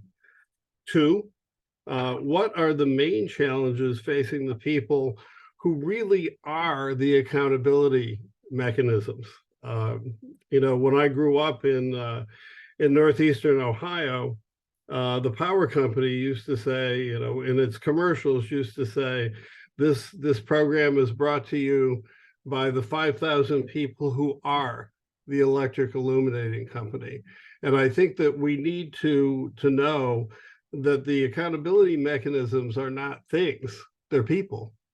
And so what are the main challenges facing the people who have accepted the responsibility to hold others accountable, and in particular, government, the business sector, NGOs, and foreign investors?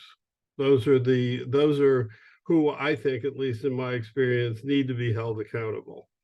And then lastly, what specific steps need to be taken, and by whom, to create and maintain accountability structures? And what we need is specificity, because we can't really work together unless we really have homework to do. So we need to know specifically what it is that that we'd like to accomplish. So if that's okay, then I think what we'll do is, let me go back to my program here and ask Professor Akper to talk a bit about the first question.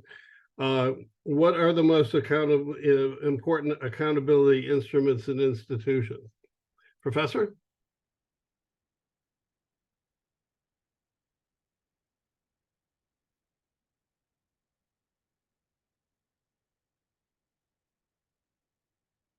Do we have him here this morning? I see you on there. I think you need to unmute yourself.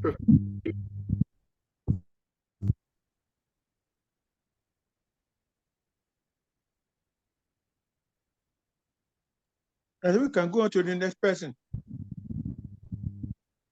Okay, I think what we'll do is, while we're getting his attention, we'll move to another member of the panel and come back to him.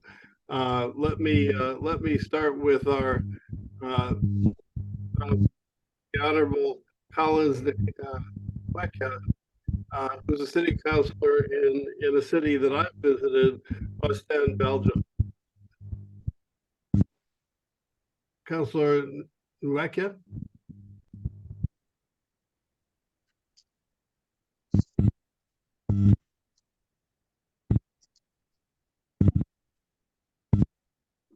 Do we have him here?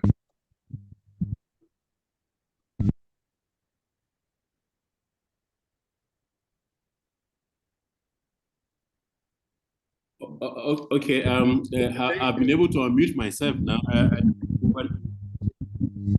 Thank you so much. Yeah, sorry. Initially, I thought I was trying to unmute myself. I couldn't do that, and that's why I went off. Thank you very much for giving me the floor. I'd like to thank General Williams for the opportunity to speak, and also to thank previous speakers, particularly Ambassador Musa, for his very incisive remarks, which I believe to a large extent have dealt with some of the issues we have been asked to talk about this afternoon. The segment that I'm participating is looking at challenges of the instruments and institutions of accountability and governance in Africa.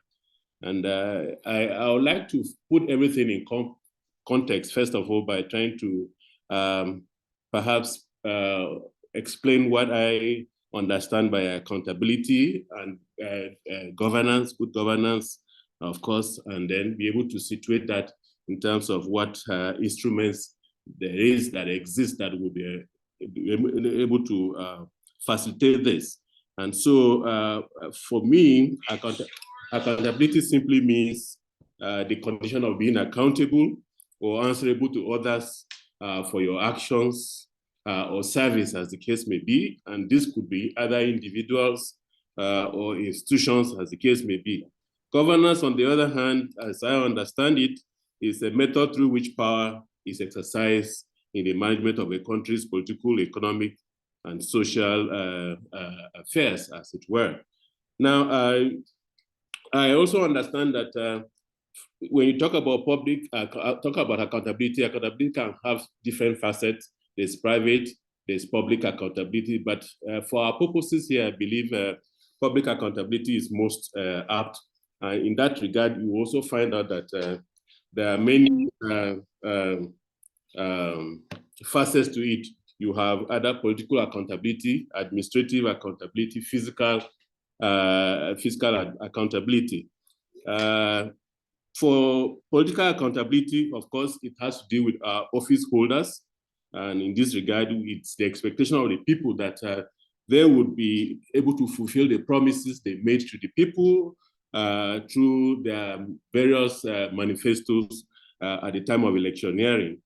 Administrative accountability, on the other hand, deals with organizational behavior, in which it's expected that workers in a particular organization will work according to or internalize and implement public accountability measures as in their day-to-day running of the organization. Of course, when you talk about fiscal accountability, it has to do with funds, that is, especially appropriated funds, and how those funds are used and in accordance with established regulations, guidelines, and so on. So this is from the perspective that I would like to speak.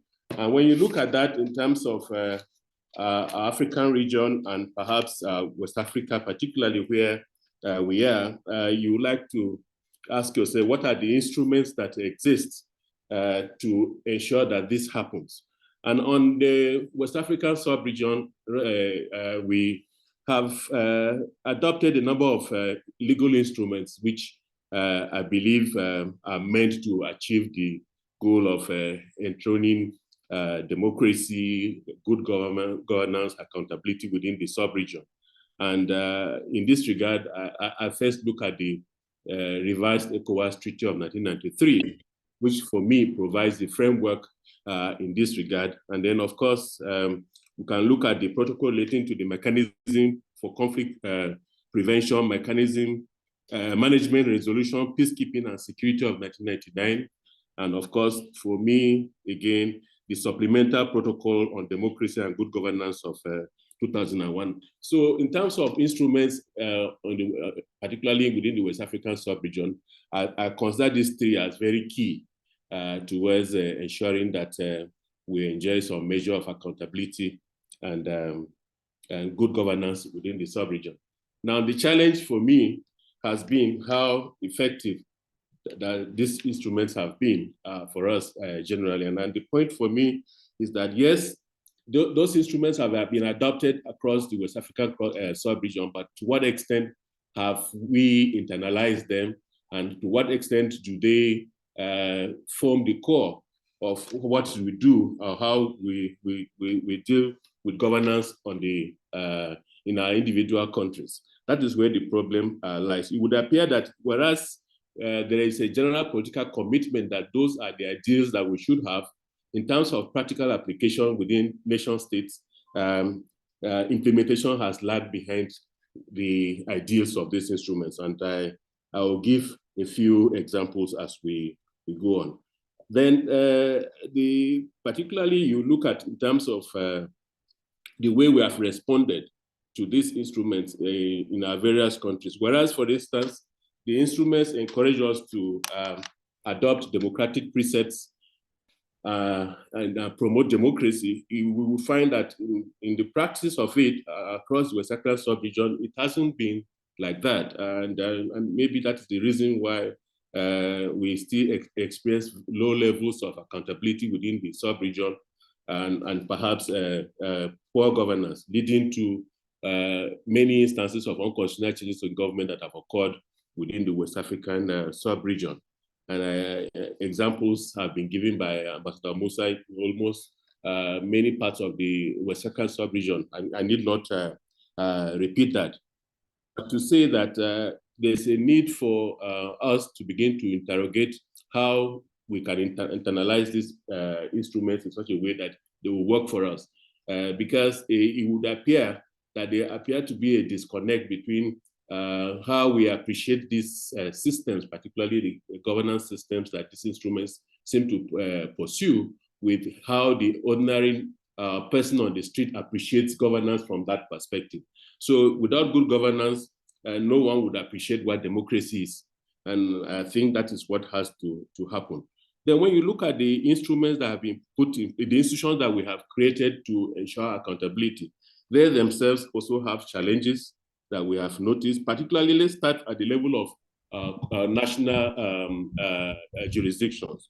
If, for instance, when you talk about accountability, you expect that the parliament of various countries should be strong enough to be able to hold the executive arm of government accountable for the promises they made to the people to ensure that there's transparency, there's accountability in governance. Parliaments have shown a remarkable inability to be able to do this across the various West African countries. In Nigeria, particularly, we have seen situations where rather than check the activities of the executive branch, parliaments have found themselves being totally unable to even call the executive arm to order. So that has been a big problem. Also, the judiciary, which is another institution that should be able to hold government and individuals accountable. Gradually, we are witnessing, particularly in Nigeria, now that the judiciary is becoming increasingly unable to provide that kind of check which people expect that it should be able to provide, or to serve as a bulwark against government and indeed the business sector against the ordinary persons. The judiciary is appearing on a daily basis to be weak and to be unable to deal with this. The other institution that one would rely on or would have thought would also provide that form of accountability is the civil society. Civil society had over time been active, but again, you'd find out that it depends on what in the interests that are at play. Sometimes when civil society find those whom there is sympathy with in government, they begin to go to sleep and are unable to exercise the necessary checks that they should on governance. And we have seen this happen in many West African countries, and in Nigeria particularly, you find that where the executive branch is headed by someone who enjoys the sympathy of the civil society group, they become quite docile, and that again is something that has made them impossible to, it has created a situation where they are not able to exercise that watchdog role that they ought to play in society. That includes also the press. Of course, we would then talk about anti-corruption agencies who are increasingly becoming ineffective, either because of poor funding or deliberate efforts by the political class to weaken their operations. And that also has created a situation where these agencies are not able to perform their watchdog role. Now, if you look in terms of continental-wide, regional-wide instruments like the ECOWAS Court and in fact, the ECOWAS Commission itself, you ask yourself to what extent has the ECOWAS Commission been able to provide the necessary support to member countries to be able to deepen democracy and good governance precepts within the West African sub-region?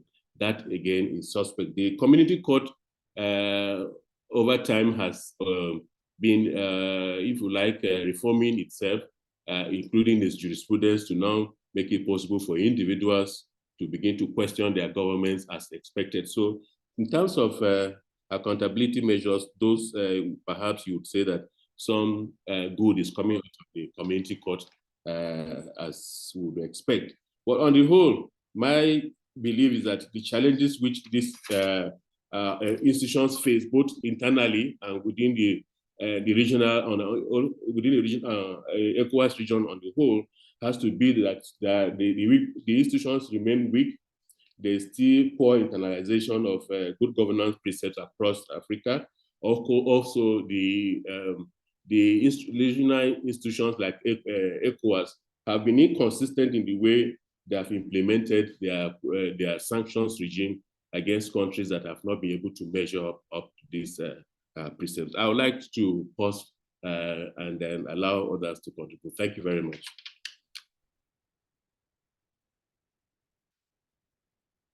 Moderator, can you hear me? Thank you, Professor. That was great. And let me turn to Mr. Olowo-Ake, if you wouldn't mind. Thank you very much, Robert, for the invitation, and then, of course, to the organizers for the privilege to be a part of this. It's a tall order to say all of this in 5 minutes. I'll try my best. I think, first of all, I will situate my response within the context of the challenges before those institutions that are supposed to hold largely the political elite accountable, given the fact that they have been voted for to execute a social contract, and there's a lot of expectation.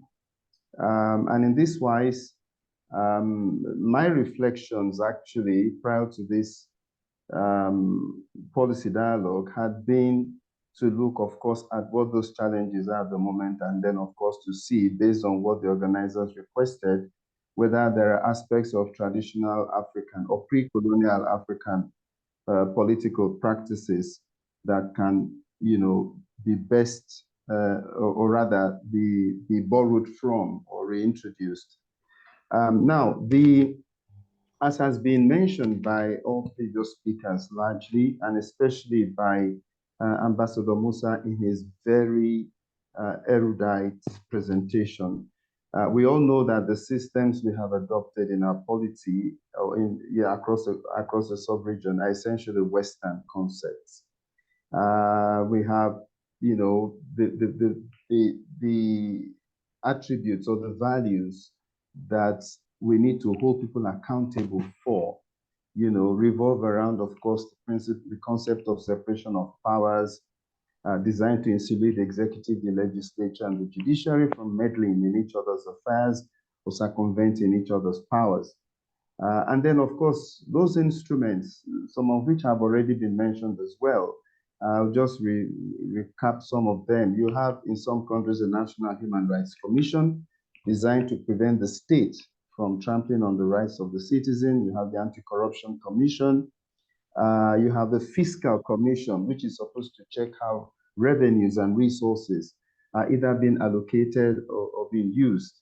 And then, of course, you have the judiciary that has been exhaustively addressed, in all the previous discussions today. And then we know that most of these institutions are not necessarily living up. And I think this is what informed, Robert, your question as to what the challenges are before these institutions. I would like to say that, for instance, you have situations in which appointments into these institutions themselves are faulty. In many cases, you might have the political elite appointing their cronies to sit on some of these institutions. In some cases where the constitutional provision in the country has provided, especially in multi-ethnic societies such as Nigeria, for appointments across ethnic nationalities to give it, a we feeling among the population. But usually the political elite, and in recent memory, do not follow this requirement. Rather, they appoint people either largely from their geographical area, or they appoint those who would do their bidding. So without belaboring the point, you automatically have these institutions being shortchanged, and they are therefore unable to discharge their responsibility of holding the power elite accountable. Where you also have, for instance, security institutions to stabilize the polity in the face of threats. And again, there were a lot of discussions on that, especially from Ambassador Musa himself on the Sahelian situation and so on. You also find that oftentimes appointments into the top echelon of the military is done in some countries with those from the ethnic nationality of the political elite.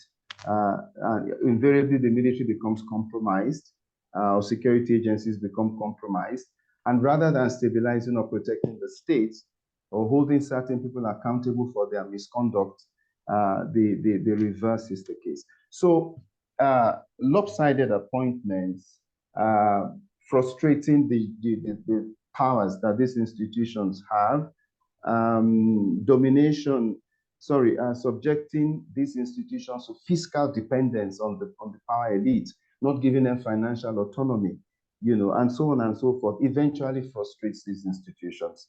So I think those are, given the time allotted to me, I think I would just like to stop there. As mentioning, those are some of the challenges confronting those institutions charged with holding the power elite accountable. Thank you. Thank you. And let me turn to Mr. Nweke.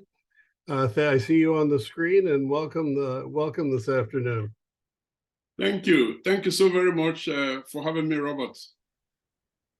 Hi, Ladies and gentlemen, it's nice to be here. I want to profusely thank General Bello Fadile for finding me worthy to share some thoughts with you this afternoon.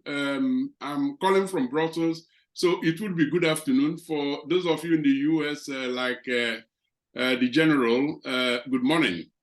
Well, obviously, I've had the opportunity of listening to some fragments of the earlier presentations, the first panel and all of that. And I want to actually skip some of the things that I had scripted, to talk to you about, because they have been, copiously covered during the, initial submissions. For those of you who didn't, hear those, I'm sure eventually you get to hear them. And what are those things I'm skipping? I was going to, talk about the specific instruments that, are at the heart of, the conversation here. I was also going to talk about the institutions, but we do know them. So I will go straight to, some of the solutions that I have scripted. And of course, by talking about the solution, you will get a sense of where I am coming from in terms of, the challenges. Now, I believe that the legal framework remains an issue. The legal framework in, a number of, as a matter of fact, in the entire, West African region remains a problem. Now, a problem, depending on how you see it, I do not subscribe to the fact that, the legal frameworks are so abysmally bad, and that is why, the continent or the sub-region is facing the challenges that it is facing. No, I believe that the major issue here is the, implementation, the enforcement of the laws that are in place. Now, laws are not meant to be static. Yes, we may have inherited, from the colonial masters, some laws that could be considered as a misnomer, but even in the best of democracies, their laws don't stay the same, they evolve. And so our inability in the West African region to, make our laws more fit for purpose is more of the issue, but I don't believe that they are entirely hopeless. So it is the issue of enforcement, of course, with a bit of rejig.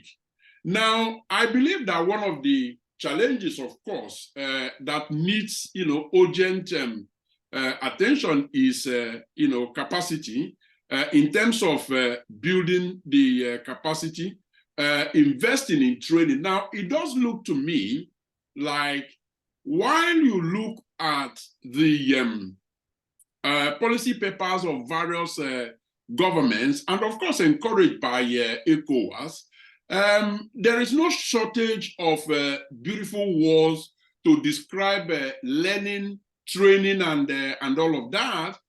But in practice, what is happening there is completely different. And of course, we can trace that back to, another major issue, which is corruption. Now, linked to that, of course, is inadequacy of funding. I listened to one or two presentations in regards to, civil society organization. Some would want to believe that the civil society organizations or the civil society space in Africa isn't what it ought to be, that they aren't, vocal enough.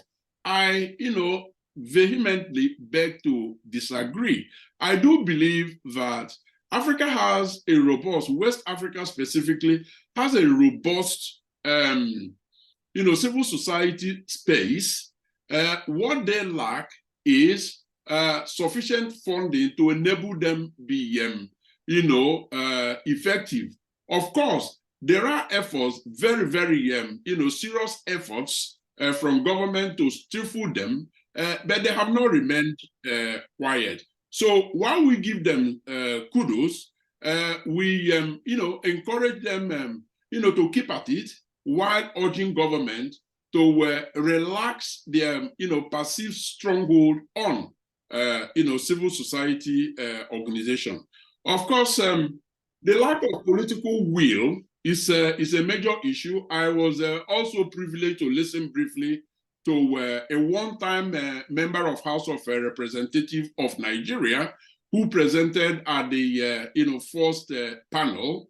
He talked about the challenges. I couldn't agree more with him in terms of some legislators, in fact the overwhelming majority of them being there basically for their individual self, some not even knowing exactly what they are there for.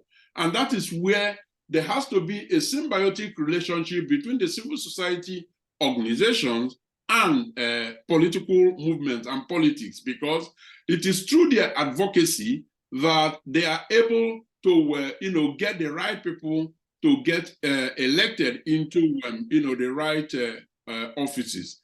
There is also the issue of transparency and access to information.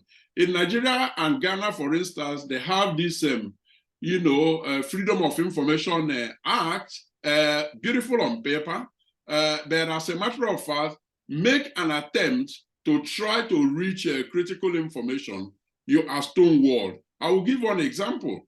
During the Ukrainian war, when it started, anyway, the war is still is ongoing, but when it started, Nigeria voted quite some humongous amount of money to evacuate individuals from there. Now, a Nigerian diaspora organization actually reached out to government to actually get the details of the funds, voted, whether they were judiciously used and all of that. Up to today, he's still battling to get the information because deliberately government just doesn't want to do that. So how do you, expect civil society organization to get that transparent, to get that effective when government is not willing to be transparent? Now, we know why. We know why all of this are happening. It is simply because they have some skeletons in their cupboard, and so that should be the the focus of the conversation.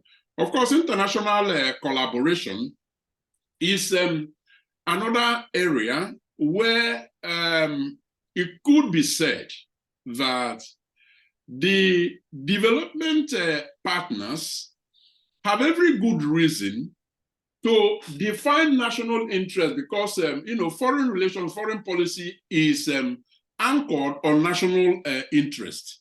Now, and there is absolutely nothing wrong with national interest. The only thing that is wrong with it is when it is, interpreted so narrowly that you do not take the interest of your partner country into consideration. I'll give you an example with initiatives that create jobs in, developing countries, or arms sales. Okay, now, if you do not realize as, the international partner, that peace in your partner country is very, very essential for you in terms of the curb of, migration flow, illegal migration flow, you are want to, vote down legislations to support, funding for job creation initiatives. And of course, they need to be a bit less transactional and more, popular. Now, I don't know how much time that I still have, but I will round up with the overarching issue here, and that is anti-corruption measures. All of these things that we are talking about, those points that I have outlined will amount to complete nothingness if corruption continues not only to survive but to thrive. And there are every indications that corruption is getting more, not less, in the sub-region. And until it is tackled heads on, we will continue to talk about this in another 50 years. Now, conclusively, I want to put on the table that one area that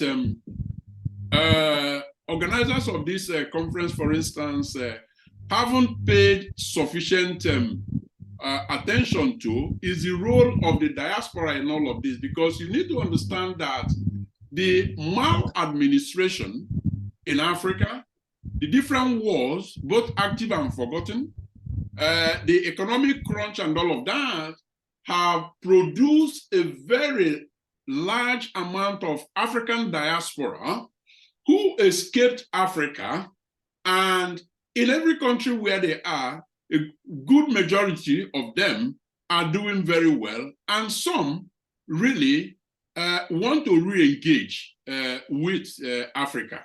I believe that some of the help that they need will come from the African diaspora, but as of this moment, it is grossly, unmanned. And so much more efforts need to be expended on getting the African diaspora better organized and involving them in, sorting out these issues. Thank you so very much for your attention. And I remain open to receive questions during the further debate. Thank you. Well, thank you. That was that was great. And if I can, before we turn to the third question, which is what do we need to do? I mean, basically what we need to do is some very specific things. I'd like to get your impressions, but if I can take the prerogative of the chair for a minute, what I heard in all three presentations was the challenge of holding political, military, and other elites accountable. We heard a lot about corruption. We heard a lot about civil society organizations. But what we didn't really hear much about, I mean, and I have to tell you from my perspective, when I was assistant secretary, that I was really surprised at the degree to which corruption and human rights fit together. Is that, the more corruption you have, the less human rights you're going to have. The more corruption you have, the less freedom of information you're going to have. Because it's basically the elites, whether they're political, military, media, they have an interest in making sure that we don't talk about things. And I can tell you from my experience here in the United States, that we have exactly the same problem. We have a group of elites. We see it in particular in debates over social media. And I know that our keynote speaker mentioned, the whole question of, disinformation, malinformation, and the other kind of controls we see on social media. So what I'd like to get us to turn to all three of our speakers this morning, and to ask you, give me 2 or 3 specific steps that you think we can work on together. Not only in West Africa, but across the ocean, like we're talking here, or in Europe, or with the diaspora. What 2 or 3 specific steps would you think need to be taken now or in the near future to create and maintain these accountability structures? So I think I'm going to turn to our elected representative, Mr. Nweke, and have you start, because you're the one who actually has to report to voters.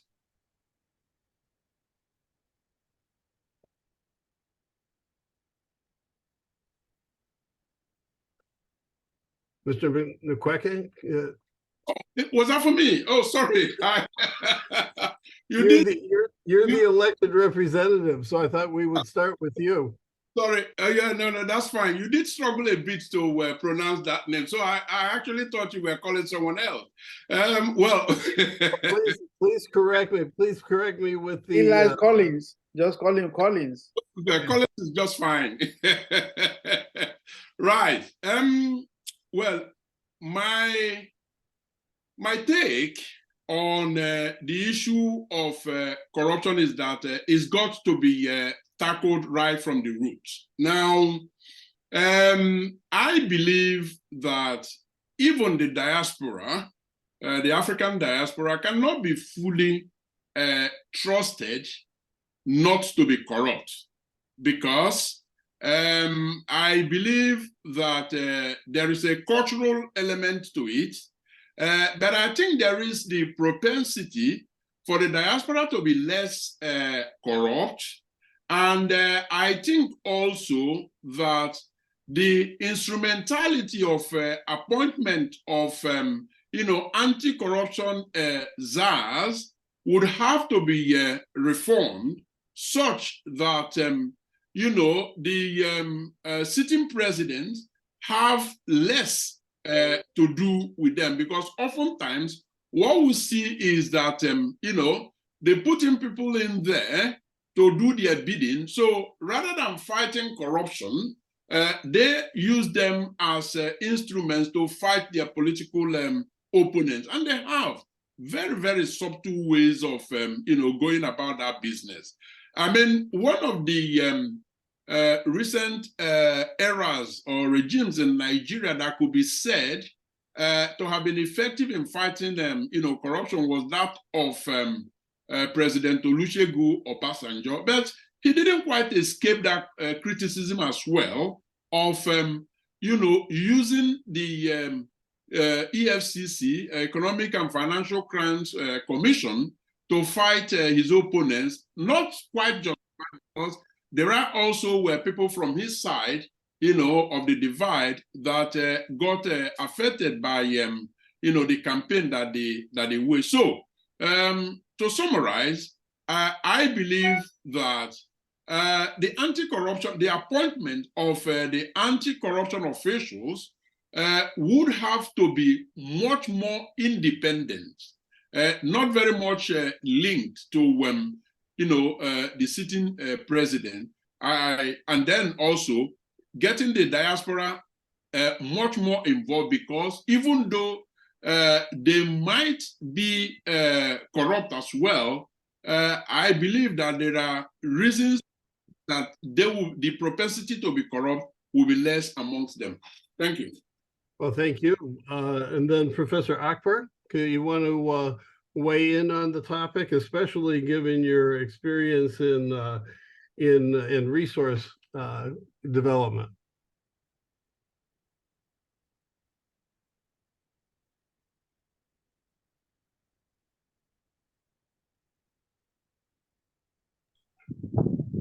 Akper, are you there?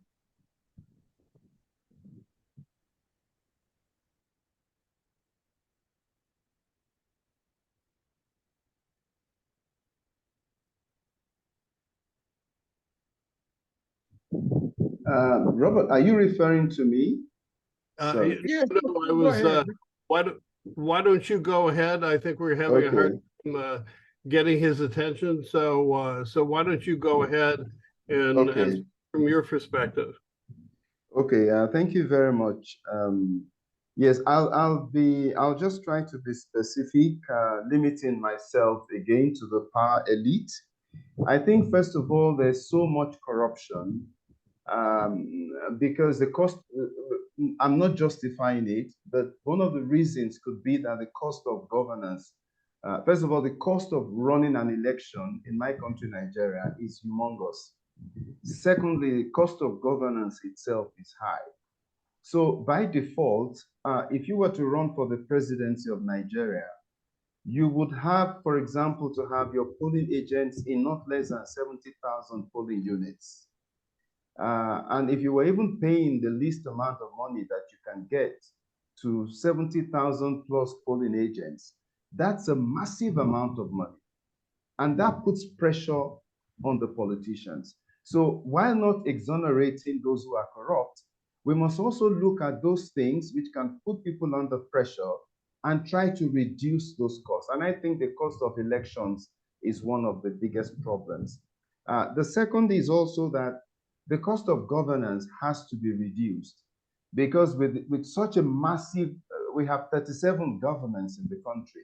You have the federal government, you have the 36 state governments, and that's even at the minimum, because you also have a minimum of 774 local government areas. So you have all these huge government institutions and authorities, and you have very, very, very few or very weak oversight capability, either from parliament or from other institutions. So we need to find a way to reduce the cost of governance, and hopefully the more we can reduce that, the more we can also reduce the tendency to spend, and pilfer public funds. I think we also need to ensure that those who come into government can concentrate.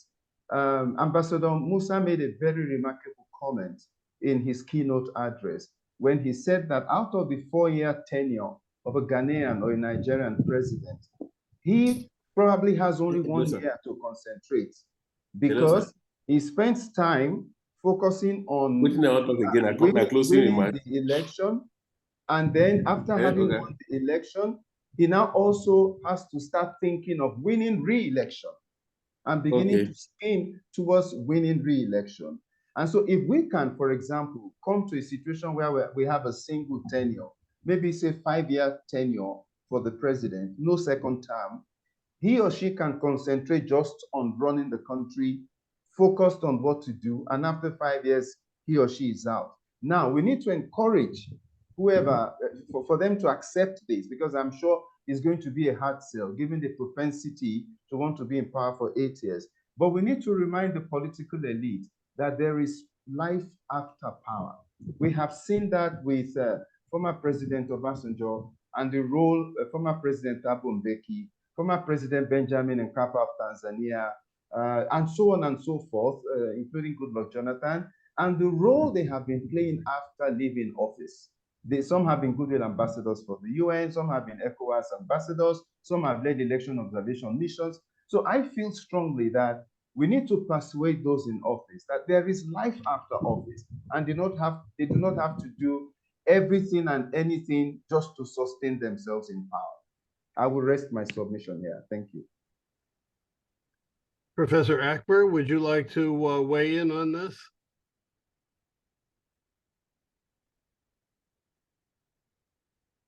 He was unmuted a minute ago. Let's see if we can, Professor Akper, are you there?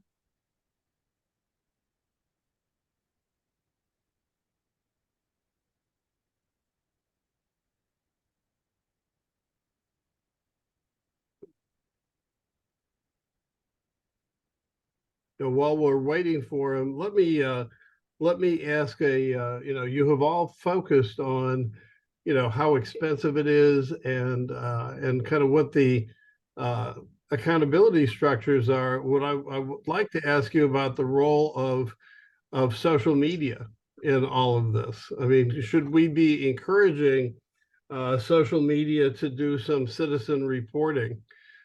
Because certainly Collins had talked about freedom of information and about skeletons in the closet. It seems to me that he's certainly raising the question that for those of you who know me, I'm very interested in following the money, and we talk about Ms. Ibor had just noted in the chat, that people are encouraged to make money. And that it seems to me if you follow the money, you can often find out where the corruption is. So I'd like to get your impressions on that.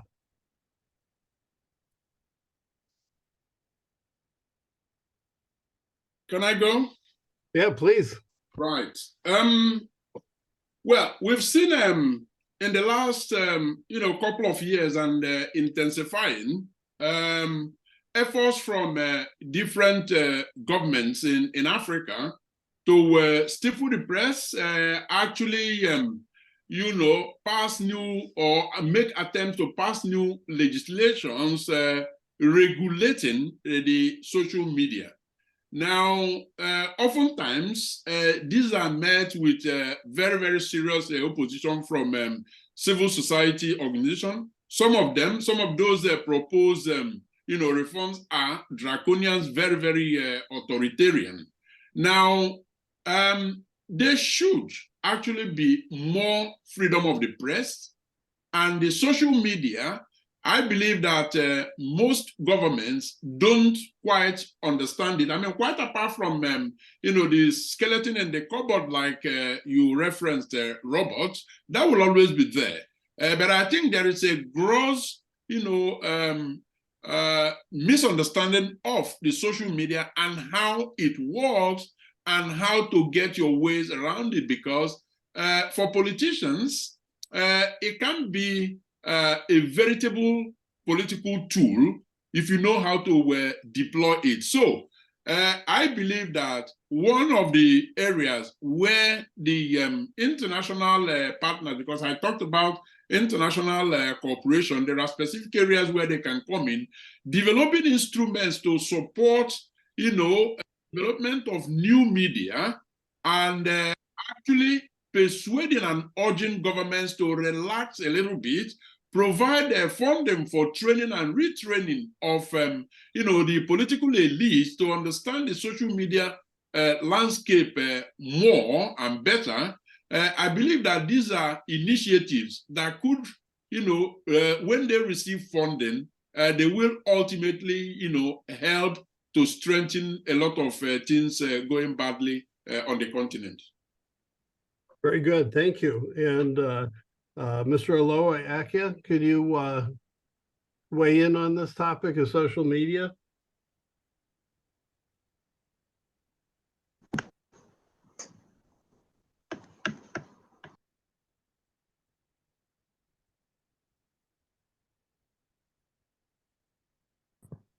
I'm having trouble with my panelists here.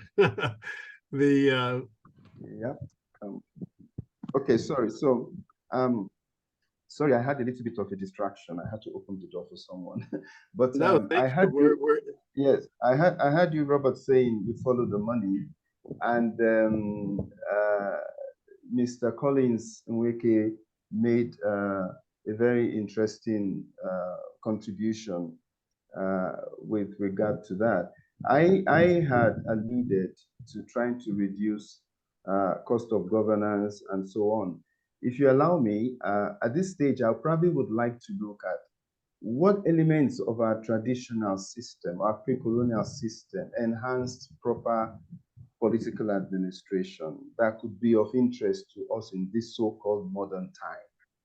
Are there things we can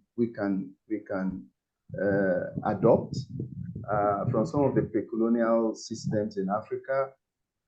And at the risk of being humorous, I would like to cite a conversation which you often hear from time to time here, which is that when we swear in political office holders, we swear them in either on the Bible or on the Quran, depending on their faith, right? But then a lot of people feel that they swear with the Bible and the Quran to uphold the Constitution and all that, but they are not really convinced that anything will be done to them if they do not uphold the provisions of the Constitution or if they abuse their office. And so those who hold this view have suggested that perhaps we should get them to swear by indigenous African gods, who would, according to this school of thought, will brook no nonsense and will strike immediately, and not as patient as the God of the Bible or the God of the Quran. It sounds quite humorous, but if you look at the environment in which we live, our worldview, our orientation, our culture, it could actually have a very significant impact in bringing about discipline in the use of public funds, and discipline in respect and upholding of the Constitution. Because a majority of the people seem to dread the African gods. Now, I don't know how you react to that, Robert, but I thought I should inject that in. This could help us control the corruption and minimize it. But I'm sure the other eminent speakers might have some perspective to this discourse. No, that's the whole point of accountability mechanisms. I mean, that's the, we need to have people at least have a reasonable fear that they will be held accountable someday. You know, but that's one of the reasons I think that that Collins was right on the money when he was talking about the freedom of information, and that's why I think that the social media space, the journalists, I think we've lost sight of the role that citizen journalists play in accountability, and that's really where one of the big fights here in the United States is about. With the control of social media by the big companies, by the big corporations, you know, by the fight with Elon Musk over the access to X and the censorship of social media. This is all a very big issue. Professor Akper, you know, before we run out of time, I want to hear from you if you're willing to give us at least the last word here.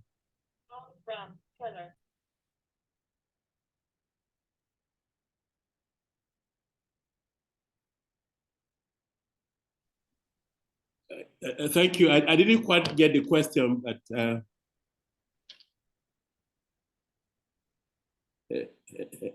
hello? Robert, I didn't quite get the question. Okay, the question really is, what specific steps do you think we need to take over the short and medium term to increase accountability with the structures we already have, including social media?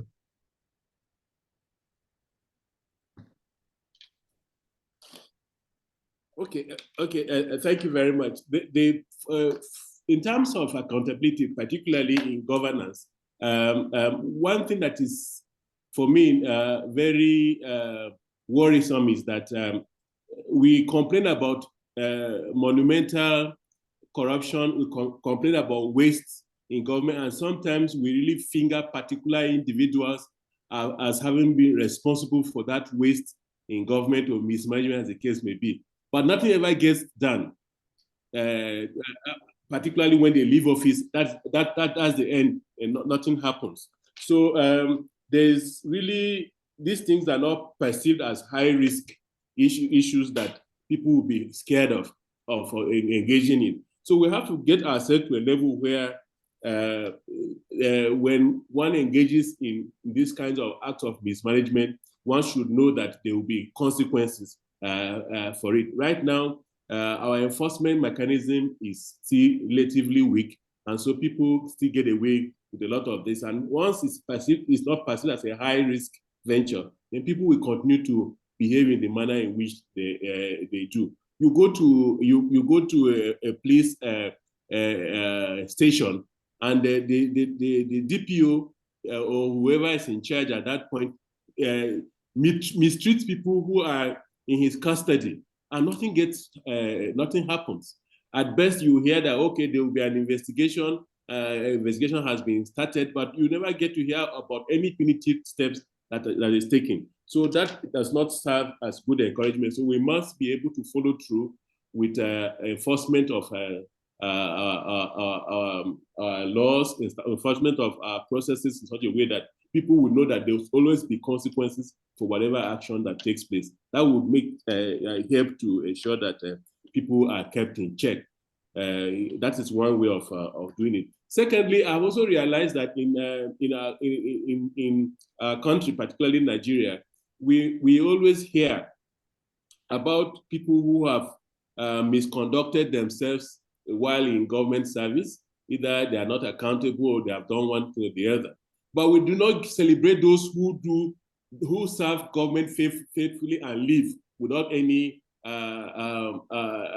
dent on their image. So I think something has to be done also, that as long as we are trying to punish those who engage in unwholesome acts, we should also celebrate those people who serve meritoriously and live, so that people can also point to them as examples of people who have been able to give their best to the system and so on. And then that can serve as a source of encouragement. Because what as it stands today, everybody stands condemned. But we do know that there are some people who have served this country with all their might, and yet they are not celebrated. I think something needs to be done about that. And then finally, the greatest problem we have with our institutions generally is that they are generally weak.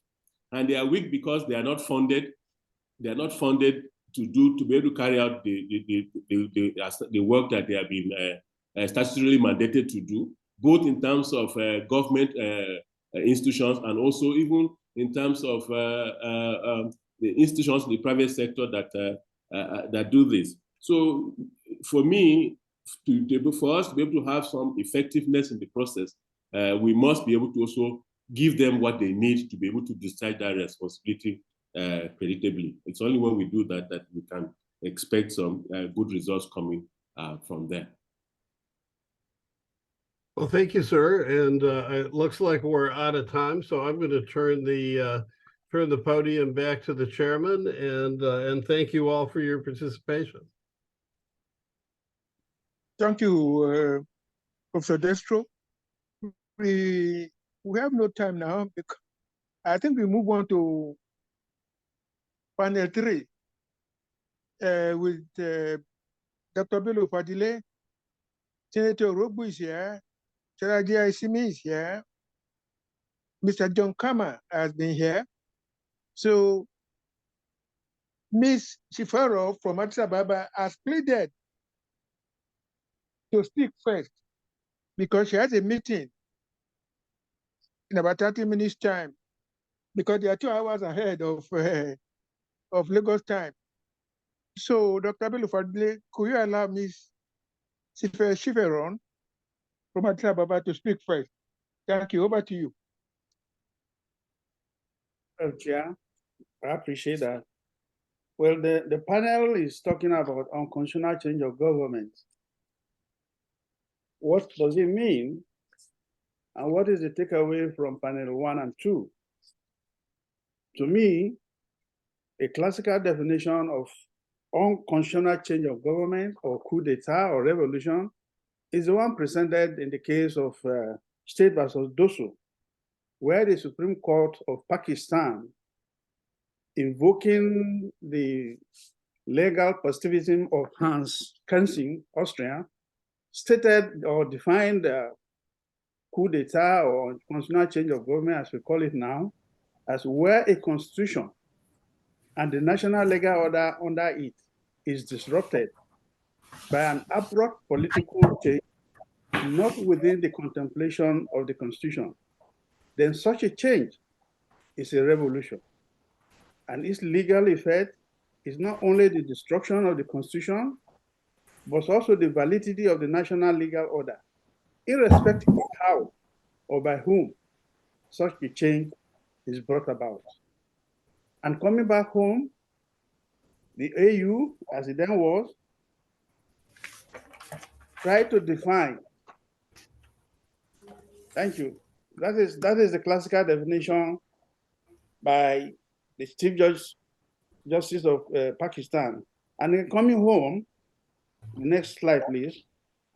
We have the AU in an attempt to define what is unconstitutional change of government, stated clearly that in order to give practical effect to the principles we have enunciated, we have agreed on the following definition of situation that could be considered as situation of unconstitutional change of government. Military coup d'etat against a democratically elected government, one aspect. Intervention by mercenaries to replace a democratically elected government, another one. Replacement of democratically elected governor by armed dissident groups and rebel movements, another one. Then the refusal by an incumbent government to relinquish power to the winning party after free, fair, and regular election. Now, those are the classical definitions. And then the next slides, 15 years after State versus Dosso, We have the case of Asma Jelani, also in Pakistan, where these certain principles were brought out, where they overruled Doso and the definition given for constitutional change of government. They introduced what is called doctrine of necessity, which we more or less use here in Africa, and that the safety of the people is the supreme law. And then amidst arms, the law are silent. So those are the things, the doctrine we have, and we are contending with now in terms of definition and why we have constitutional change of government, or rather coup d'etat, as I like to call it. The next slide is now the question: why do we have so much problem with governance? We'll try to see how these have developed and carried on, and what are the legal orders that at the end of the day, it is the citizens of this country, the citizens of Africa, whether in military or in civil, that more or less take charge of this unconstitutional change of government. And then we'll like to look at the way forward. Why do we have these things happening and why we want to change? Now, having said that much, I would like to call on Symphony, who is a youth advocate, to take his stand, because she has to leave us quietly and consider these questions. What do you think is responsible for unconstitutional change of government? What impacts on development does unconstitutional change of government have? What roles has other African nations, especially neighboring countries, to play in unconstitutional change of government?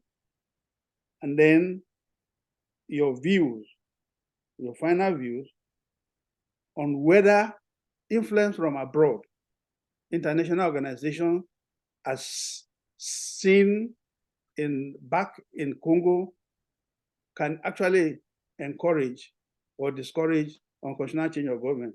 So, Ms. Symphony, please, you have the floor. Thank you so much, General William, and everyone. Good afternoon and good evening. It's a pleasure to join you. It's very important topic and issue that's we have to discuss on. So I'm going to speak on the panel 3, which is what's unconstitutional change of government. Can you hear me, by the way? Yes, we can hear you. Okay, thank you. So what's unconstitutional change of government? How do takeaways in panels 1 and 2 prevent or lead to unconstitutional change of government? So when we see it from its meaning, the unconstitutional change of government is a significant issue in Africa as a whole.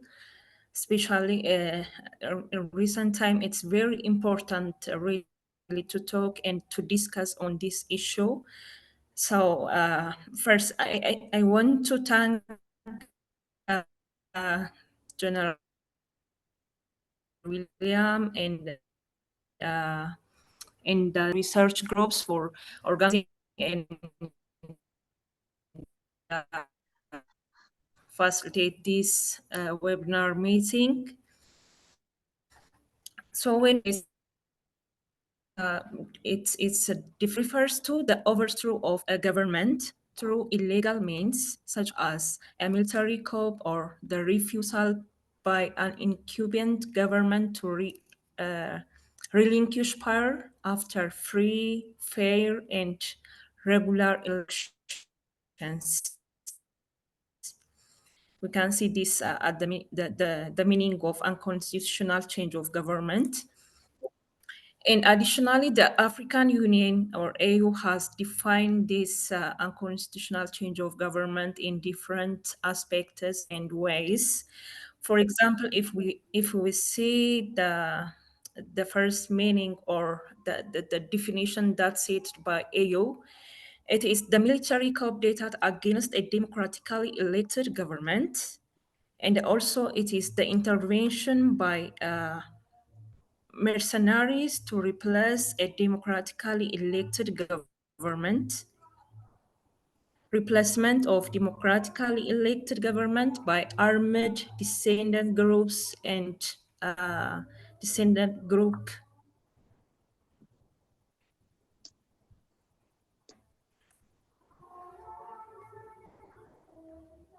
Hello? Yeah, we're hearing you. Okay. And it's the replacement of democratically elected groups by armed descendant groups and movement. And the last one is refusal by an incumbent government to relinquish power to the running party after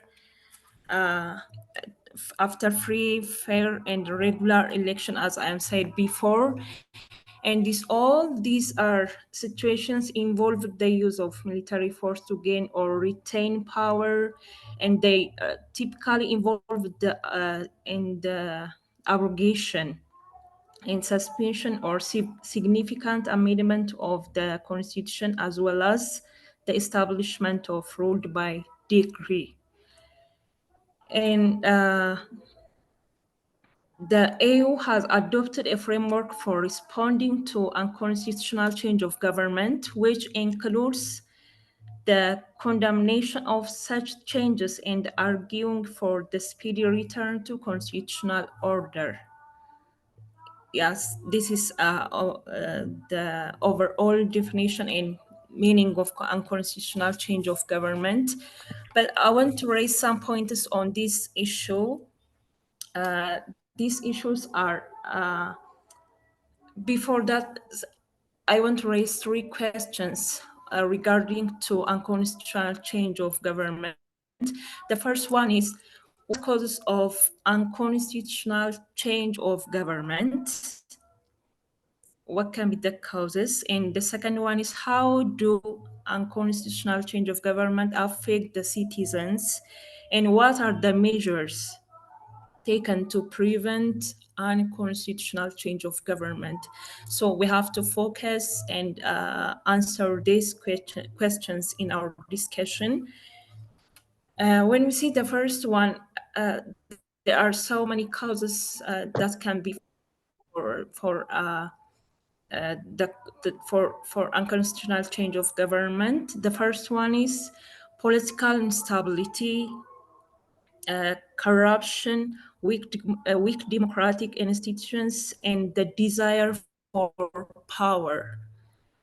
These causes can be the reason for unconstitutional change of government, and also there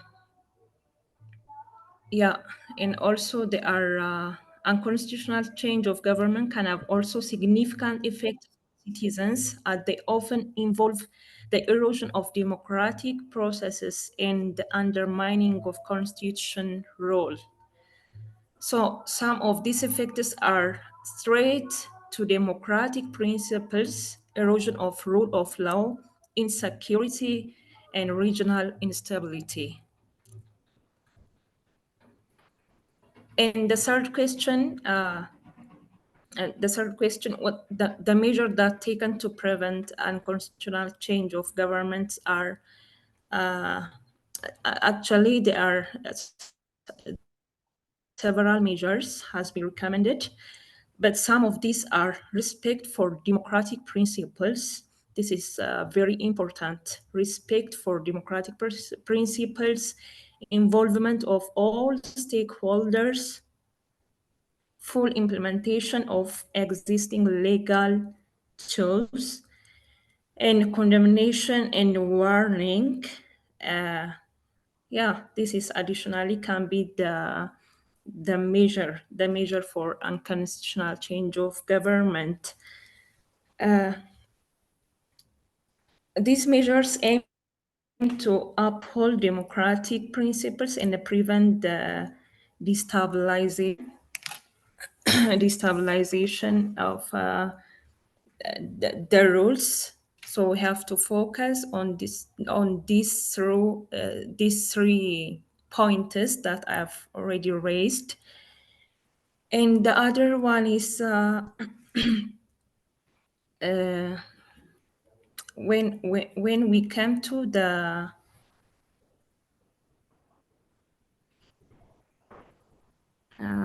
sorry.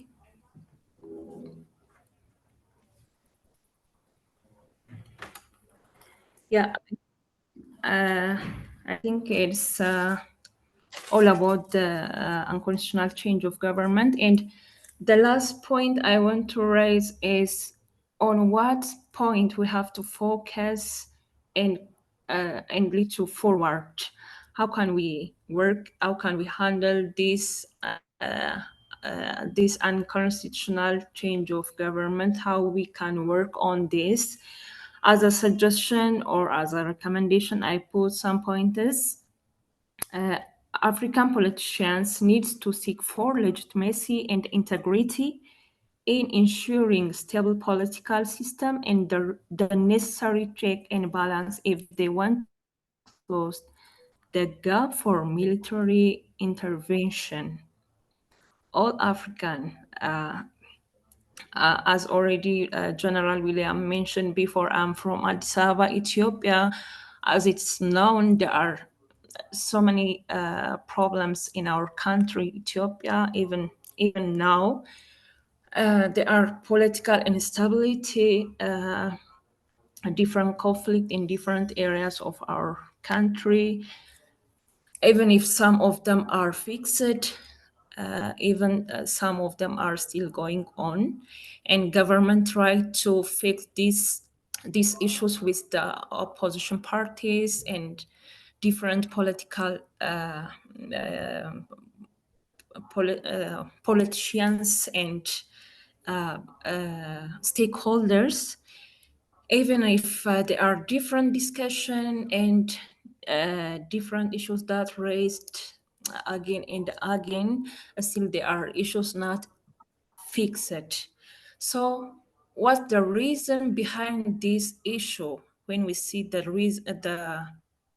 reason that's behind this issue for political instability and different conflicts, for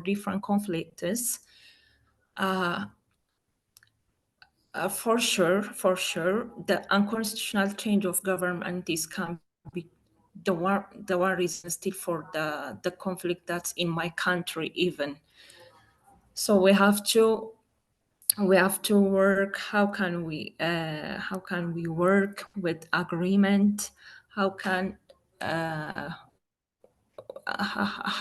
we make these things balanced, and how we work for peace and stability? So we have to focus on these issues.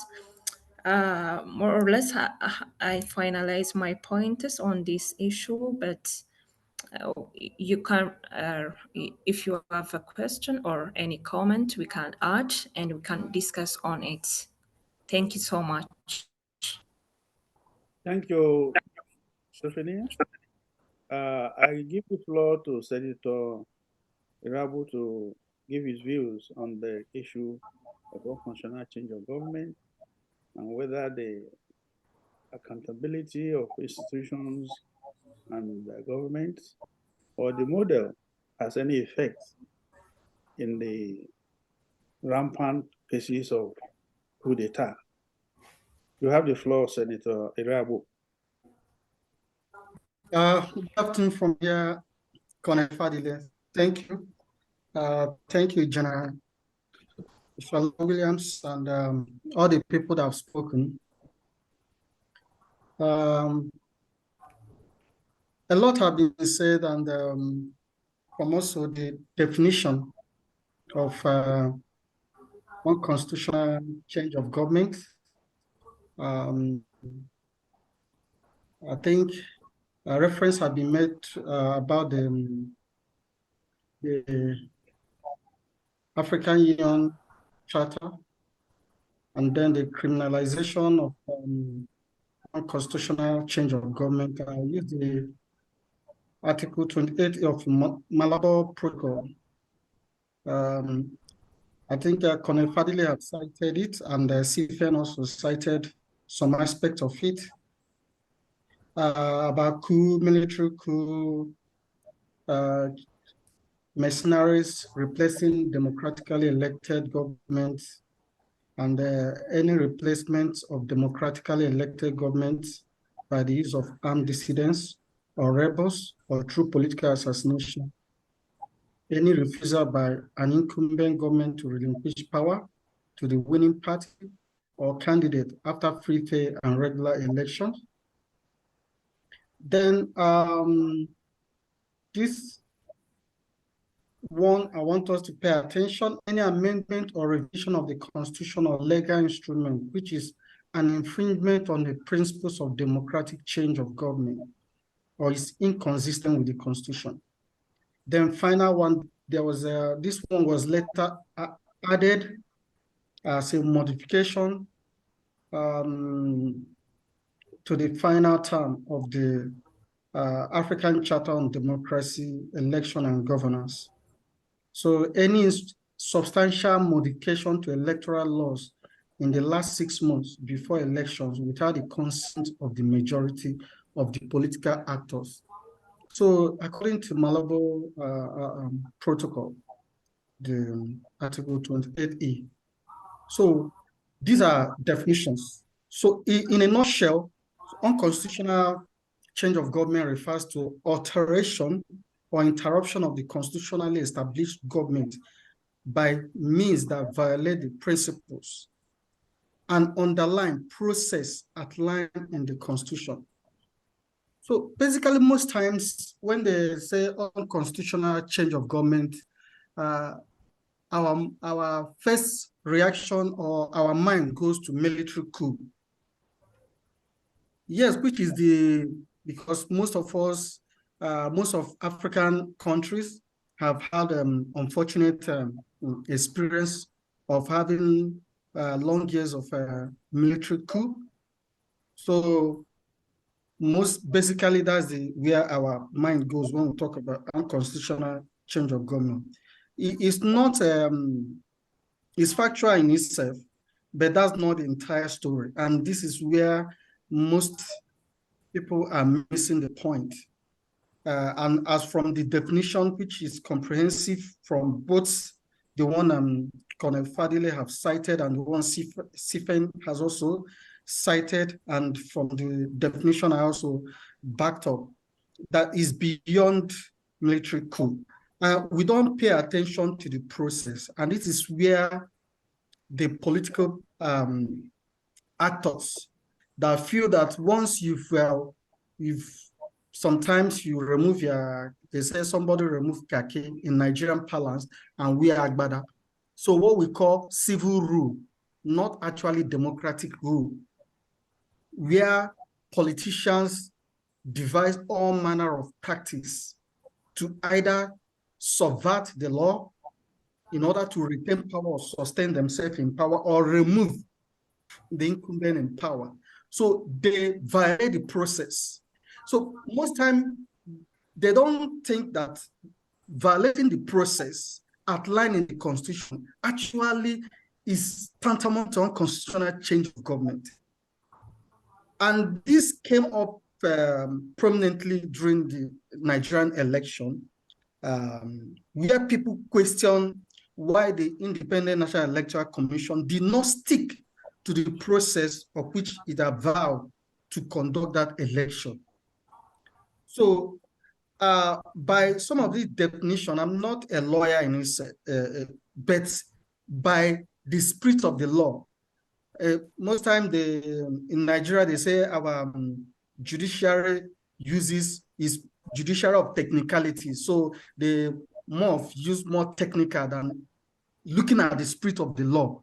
What is the law, by itself, implies when you look at for the overall interests of the people.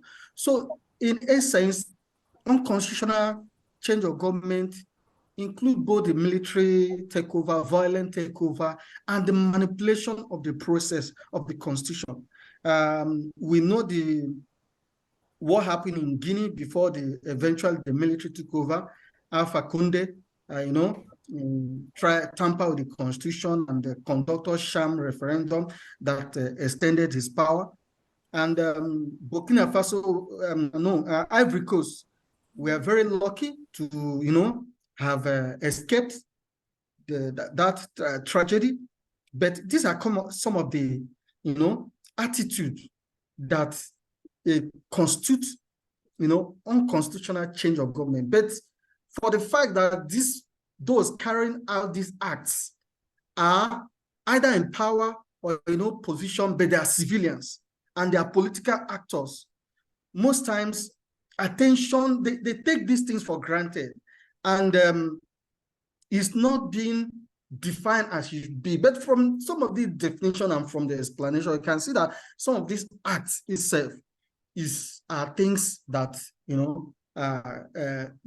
constitute unconstitutional change of government, or if it does not constitute it in the legal term, the acts lead to it eventually, because it brings disenchantment in the political system, in the electoral process, in the democratic process. Now, coming to some of the factors that leads to apart from the process, the Ambassador Musa really gave substantive, explanations. He talks about inclusive governance, and meaning that there's always, when there's lack of inclusive governance, it also leads to this. Then he tried to provide solution when he talked about inclusive governance, and he said issue of representative, that we should begin to think about representative governance. That in most African settings, democratic settings, is usually winner takes all. Whether you won by one vote, as long as you won, all powers goes to the party that have won, and individual, the beneficiaries or the leaders of those parties. I agree with him, but I also want to look at it differently. And I think either Adetoun or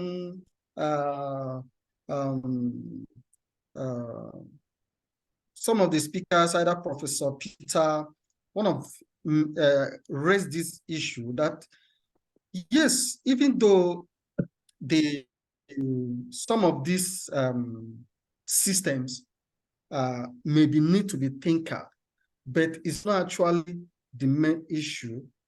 Because if you check, Ambassador Musa talked about representative governance as a solution, as a panacea to this issue of winner takes all, that makes disenfranchises a lot of people and give enormous power to the party that won the election. So, but even if you create a system where both parties share powers, you will still have a problem where there will be power tussle within those parties or the individuals, or in a way that the elites within those parties a kind of connive in a way that the governance itself favors only. Can you round up? Can you give us your final words? Because my final words is that the panacea to this is issue of strengthening the institutions. Good governance by strengthening the institutions, because if the institution doesn't work well, we may not get the kind of democracy we are talking about. Then secondly, the issue of creating what I call a nation. Most African states, because of their colonial heritage, they're not a nation yet. And because there's no underlying philosophy that are binding these nations. So what you see that most people see themselves from their religion first, from their tribe first, from the ethnicity first, before nation. So that breeds lack of patriotism. So, and this in itself leads to feeds negatively on issue of governance and the governance and good governance we are talking about. So these are some of the issues that can negate good governance and then lead to unconstitutional change of government. Thank you very much, Senator. I can see Shola is waiting to tell us his international view of the issue we are talking about. Shola, you have the floor, please.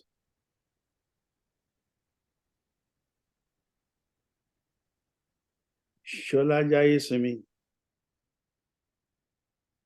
Yeah, you are giving us double. We have your double. It's coup d'etat and unconstitutional change of government. You have the floor.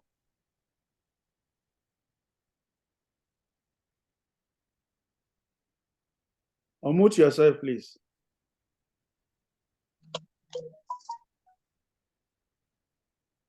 Unmute yourself, and if you close the other device we are using, it will be clearer for us.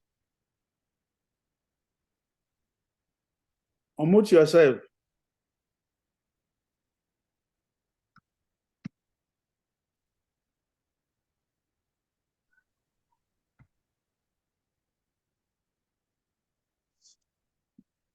Okay, good. Am I audible now? Yes, please. Okay, thank you so much. Yes, I had to quickly connect to my phone because my laptop just went off. It's been on for a long time, you know. Yeah. So I want to thank you, Chair. That's unconstitutional. Thank you, Colonel Fadile. Okay. Thank you, Chair. Theodora Williams, and thank you to Colonel and everybody for the opportunity to join you on this discussion. It's been a long day, and I appreciate everybody who has stayed put, because you know when you have the first speakers, things are fresh, and when you're getting towards the latter part of sessions, it's becoming a bit down. But we'll pick up the tempo like other colleagues who have spoken have done in the course of our conversation. So basically, like I said, I had to switch to my device from the laptop I was using. Now, the topic we're looking at in this third panel, what is unconstitutional change of government? We've had definitions from those who have spoken before me. The colleague who spoke from Addis, Senator Olowo-Ake has also given some lovely definitions to what is unconstitutional change of government. But I would like to give my perspective because the nature of my work in the last almost 25 years has been in media. I'm a journalist at the moment. I'm the diplomatic and foreign and governance editor of Africa Independent Television. And I was privileged to be listed as one of the panelists to give my perspectives. I listened a lot to the views of our guest speaker, if you permit to call him that, Dr. Musa. And he touched on some salient points in the course of his presentation. He spoke about what unconstitutional change of government is and the perception of the people. So I will just quickly lay some things on the table. The fact that we see this happening in not a few countries on the continent is very pertinent. And why is it happening? That's the poser. And I think it's due to disillusionment with the political class of various African countries where it has occurred and where some are also thinking they might do such things. Like Senator said, he said it's not just about coup d'etat. It even goes further to talk about when constitutionally elected governments are replaced and displaced by what we can call quasi-civilian administrations under whatever guise. They may not be military, but uprising by the people, revolution by the people, and they are supported by those who have the barrel of the gun, and they take charge of people who were validly elected. So that's what I can call a definition of unconstitutional change of government. We've had, you know, the Malabo Declaration and all of that, which Senator mentioned. So we can look at all of this with the perspective of the fact that The citizenry in some of the countries who are affected believe that the political class has been overbearing. They believe that the political class has not been fair in its disbursement of resources, that the political class and their collaborators have been very self-centered, holding on to the rights of the people to either criticize, to give their perspectives to governmental policies, and choking the people. So these things happen because of the dissatisfaction of the populace to all of these things. Now, I'll come in with a perspective because, you know, being someone who is like, I'm a governance expert, I'm in the media, and I also look at what happens on the foreign turf. I have some fair knowledge of the West African sub-region. I've been to about 7 or 6 countries in West Africa, and I read and research deep about them because of the nature of the work I do at this time. And we have situations in my country where I'm from. I'm in Nigeria as a senior news manager, and I host and anchor live programs. Not once, not twice have I had those who have called into programs in almost a quarter of a century of doing this job, where some people try to advocate for change of government in my own country, to say, let the civilians get out of the place. What are they doing? They are simply just enriching themselves, their cronies, and their families. And because in broadcasting in Nigeria, you're expected to follow the National Broadcasting Code, which advocates that you must promote the indivisibility of Nigeria. You must promote constitutional civil rule in Nigeria. We quickly intervene and interject and knock off such notions right there on the airwaves. But later, when you interact with such people via back channel platforms such as social media, and they pour out their hearts to you, telling you about what they think is, a corrupt system, a rigged system, one will not hold an opinion directly, but one would need to say, well, these people believe that if those who have been, quote, elected and who are in authority constitutionally are not doing the right thing based on the facts available to the citizenry, then should they be there? That's the quagmire. That is the thing we have. Because, the media is there to feel the pulse of the people and to relay the pulse of the people. The Nigerian media, to a very large extent, is freer than what we have on the West African sub-region. I've met colleagues who are, with other media organizations, and you ask them questions about what's happening in their country. Even to speak to you becomes difficult. And I will make particular reference to countries like Togo and Cote d'Ivoire. These are countries that at the moment, you have For Nasigbe, who has been in that office since 2005, when his father died, whose father had been there since 1963, or is it 1968? And the son took over.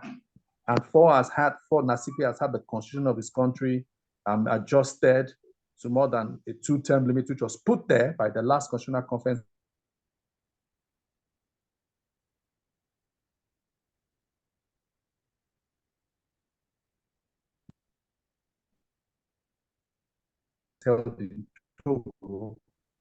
Now he's still in office since 2005, almost 18 years in office.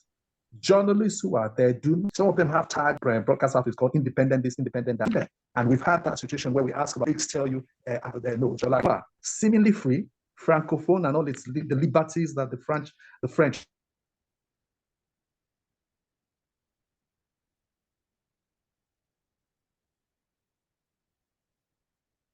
seemingly in Cote d'Ivoire, but it's not really faced there. No criticism of what happened, and he turned around after spending 2 terms in office. He turned around to make the National Assembly to give him a 3rd term. That 3rd term will soon run out. We don't know whether Alassane Ouattara, who a professed Democrat, will railroad the Assembly again to give him an extended term since 2010. So these are things that occur whereby those who are dissatisfied with the system want to say, look, however, this will change. They do not mind. But we're not unoblivious of the impact and the import of unconstitutional change of government, what they do in these countries. Cote d'Ivoire is a clear example. They fought that civil war. Thousands of people died before the man who was in prison I can't remember his name now, the man who was taken to The Hague, the former president, before he eventually took over, and he was also asked to get out of the place after they said he lost a re-election, another. So these are pertinent issues. So how does the media, which is my constituency at the moment, hope to and have to deal with this? We need to see unconstitutional changes of government as an aberration. We need to see it as unsatisfactory. We need to report it as what it is, that when the people have spoken, people need to get back to the ballot box and effect change. So no matter how nationalistic a process may be, to remove a lawfully elected government is what the media across West Africa should not support. When IBK, that's Ibrahim Bouba Keita, was removed through a coup in Mali in 2020, I got across to a colleague in that country, also a senior media person, and I asked him, look, we need to talk about this from the Nigerian media space and all of that. And I tried to secure an interview. He failed to grant an interview because he now told me personally that later that IBK should go, that Bakar should go. So probably he had supported the change, the coup done by Lieutenant Colonel Assimi Goita and his team. So he was probably talking about the pulse of the people, because the people had said Bakar Keita had not done what he needed to do.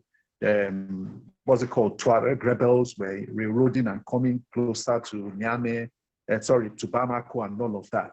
So we have all those situations. So the media must try and close the space and ensure that we report these issues as they happen. We report them with all the facts available, because the citizenry will always ask the question, especially in Africa and West Africa, that what do they prefer? And I asked researchers to do some of these studies and share with us. Do they prefer democracy that doesn't give them the dividends of development?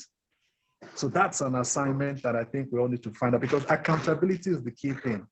If we continue to hold those who are in authority to account, the media, civil society, all those comments and viewpoints have been made by those in those sectors, and even those who are in institutions which seemingly are supposed to help ensure that unconstitutional takeover of government do not occur.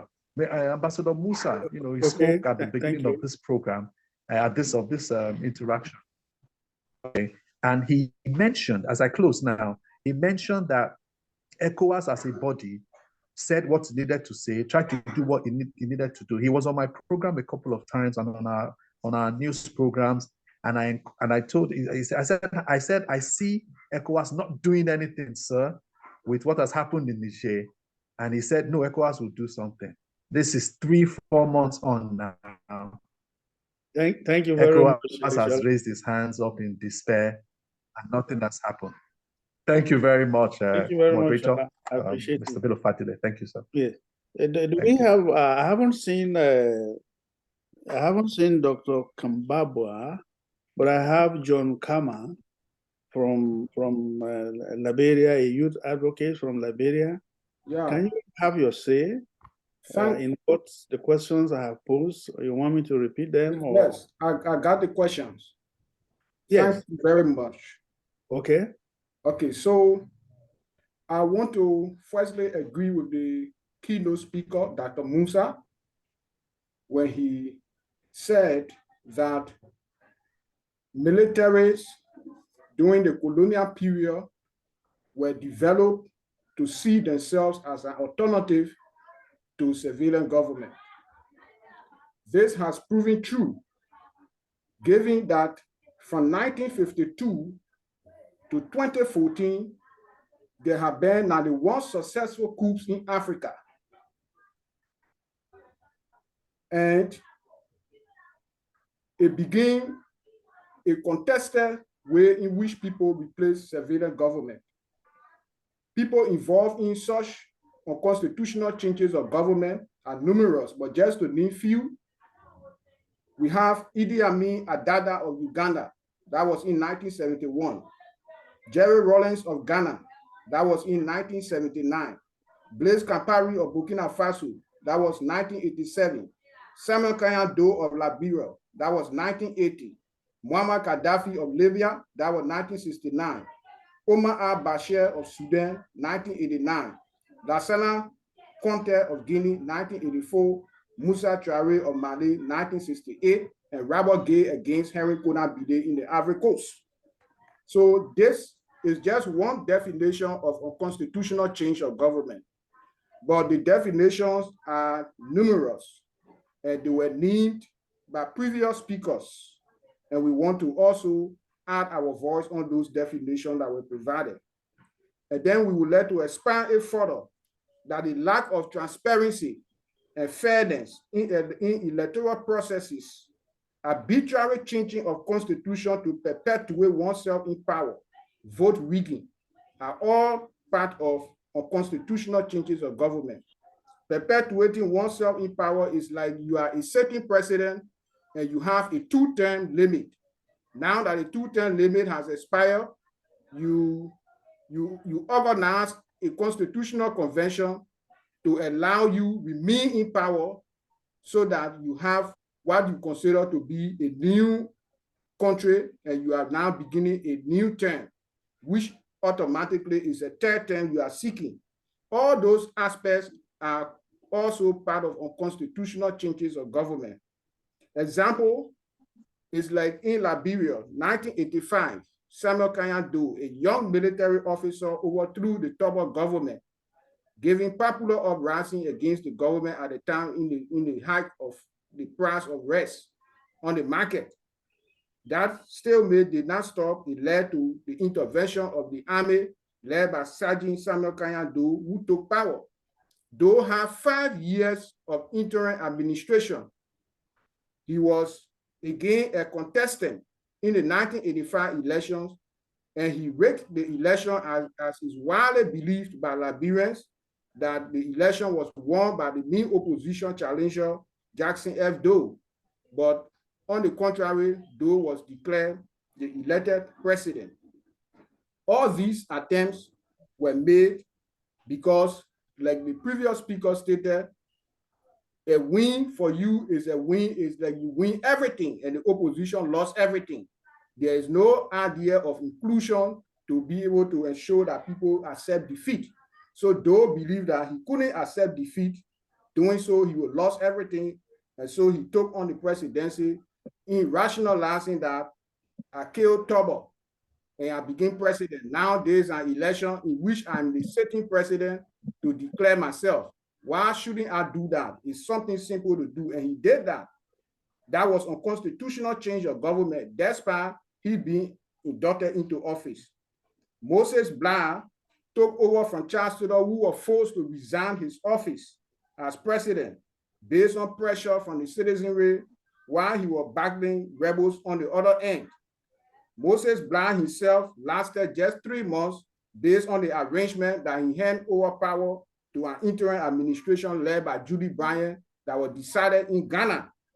That itself was a constitutional change of government because Moses Blah did not hand over to an elected government when he himself took over from an elected leader. So these are classical examples of unconstitutional changes of government. Again, what is important to note is government to reduce unconstitutional change of government must have respect for the Constitution and adherence to the provision of the law and other legislative enactments adopted by Parliament. The rule on separation of powers and independence of the judiciary must be prioritized. The principle of democratic change and recognition of the role for the opposition to have access to the media with non-stop to their rights must be prioritized. Organization of free, fair, and regular elections in conformity with existing texts should matter.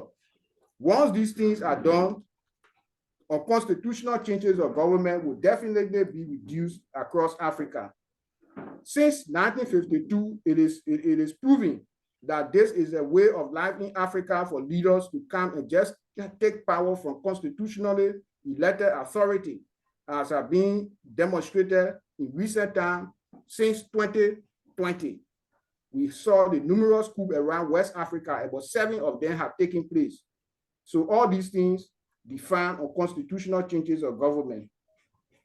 Another thing that I learned from panel 1 that I would like to have as a takeaway is we shouldn't just look at politicians alone as those who are responsible for malpractices that lead to unconstitutional changes of government.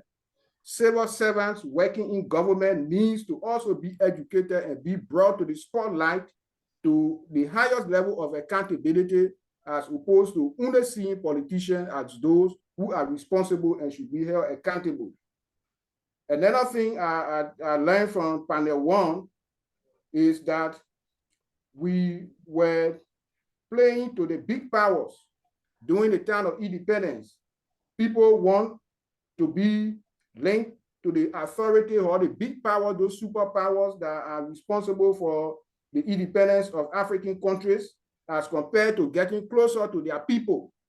So based upon that, there was a gap between government and the people, and that gap needs to be filled so as to ensure that constitutional changes of government is reduced.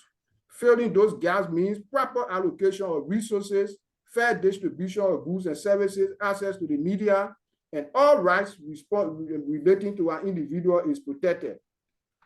Then for panel 2, we also take away that there are numerous governance instruments that are available, but these instruments are not being utilized as they should.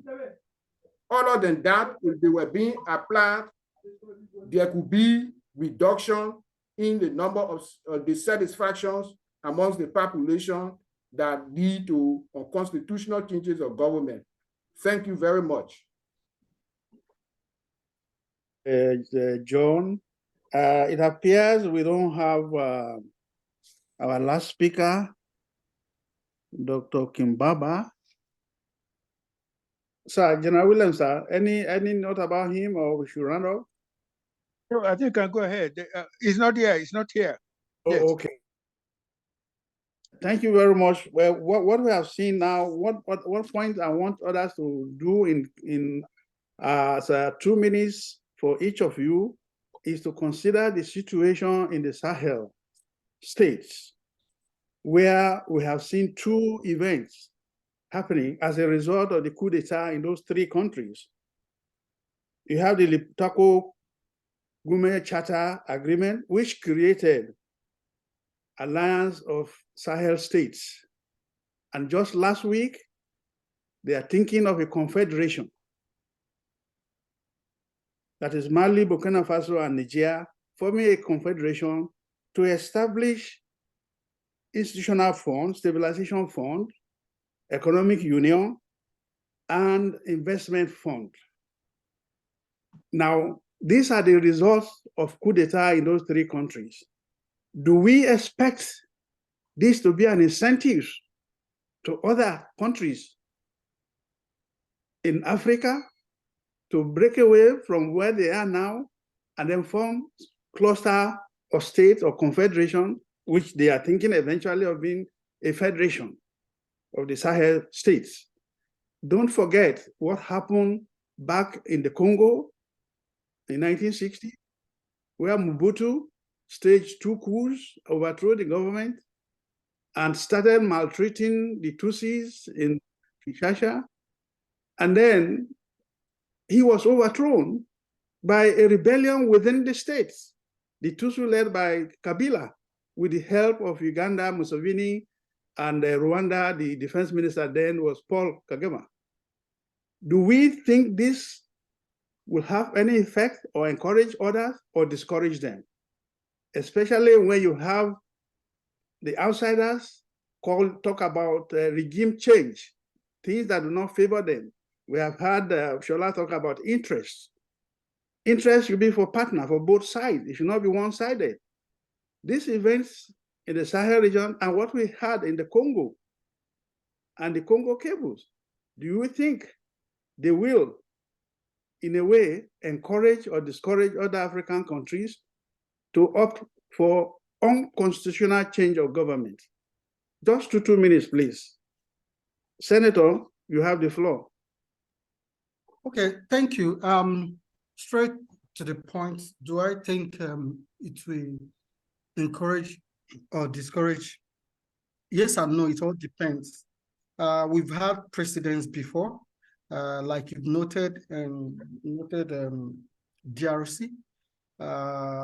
Also, there have been cases of Morocco that pulled out of AU, but they are back. So at the end is time. Time reveals all things. So I think this the government of these three countries, I think most of their actions are actually driven by survival, regime survival.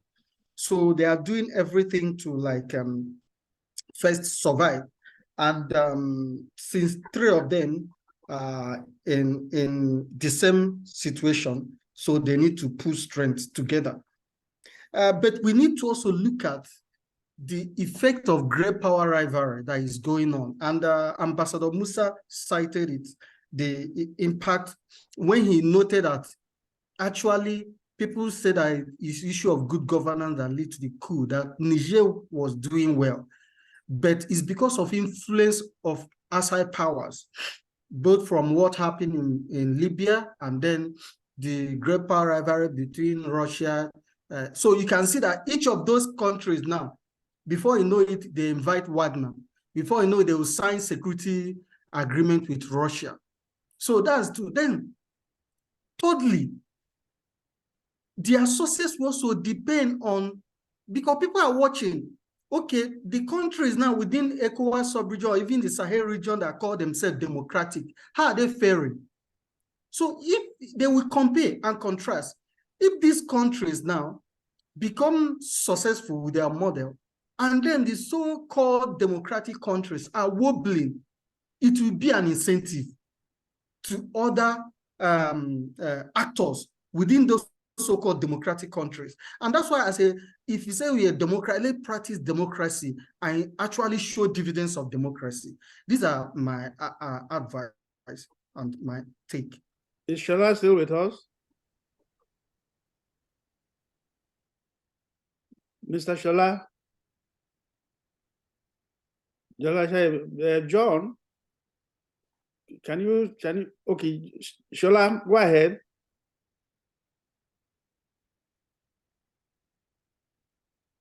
Oh, you are muted again. Oh my God. How do we do it? Can somebody help him from the Panelists crowd? Try it now, try it. Try and unmute your, Okay, yes. Yeah, good.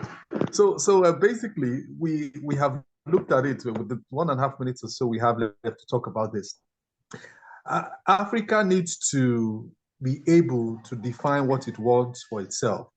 The truth is that the geopolitics, which African countries have fallen into, will continue to play a determining factor on how we appraise issues around unconstitutional change of government. Senator has spoken about the Wagner Group. The void that is left by France, the Wagner Group, though their leader is dead now, through the instrumentality of the Russian states, they are filling that void.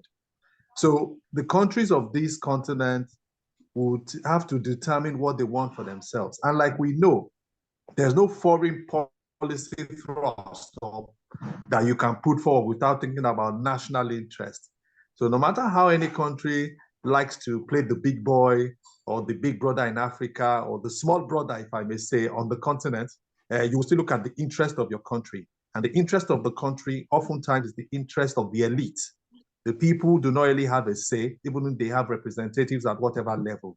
Those who are the governing elite will continue to determine a lot about how Africa, runs itself. Every individual country will continue to play allegiance to former colonial masters. And I believe that we'll continue to talk about all of these issues so that the African continent and its people can find a rightful place for them to determine their destiny. Thank you, Konefadile. I appreciate it. Thank you very much. Yeah, John, come on. Yes, thank you very much. My perspective on that borders on 3 outcomes of peace, where we have quality peace, we have victory consolidation, and victory outcome. Quality peace is largely realized in negotiated settlement. And negotiated settlement, there where the international commitment to conflicts that is ended through negotiations. Why victory outcomes tend to be much more authoritarian. And that's what is happening with those Sahel nations.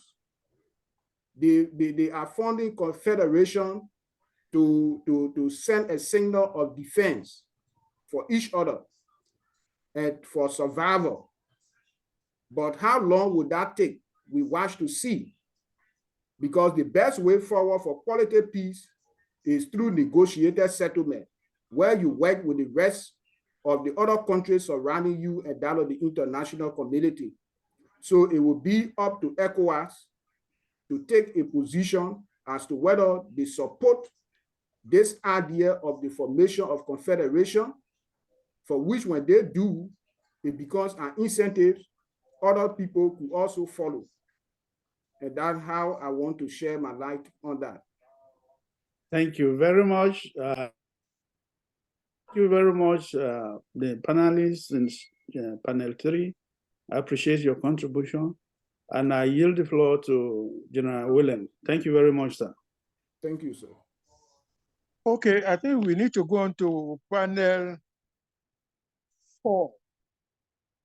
And I think we need to call on Professor Patricia Asangwe from Yaoundé in the Cameroon. You have Mrs. Grace Ibo from Calabar, Mr. Kamel Massey, who is the Deputy Director of Workshop, Ambassador Osman Saki. I don't think he's here because he was given a very short notice by his colleague. So I will stand in for him as a panelist.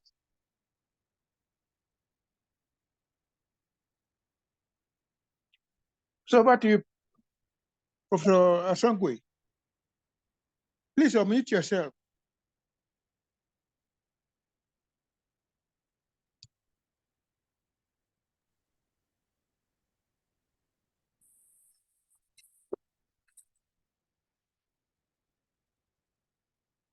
Am I in order?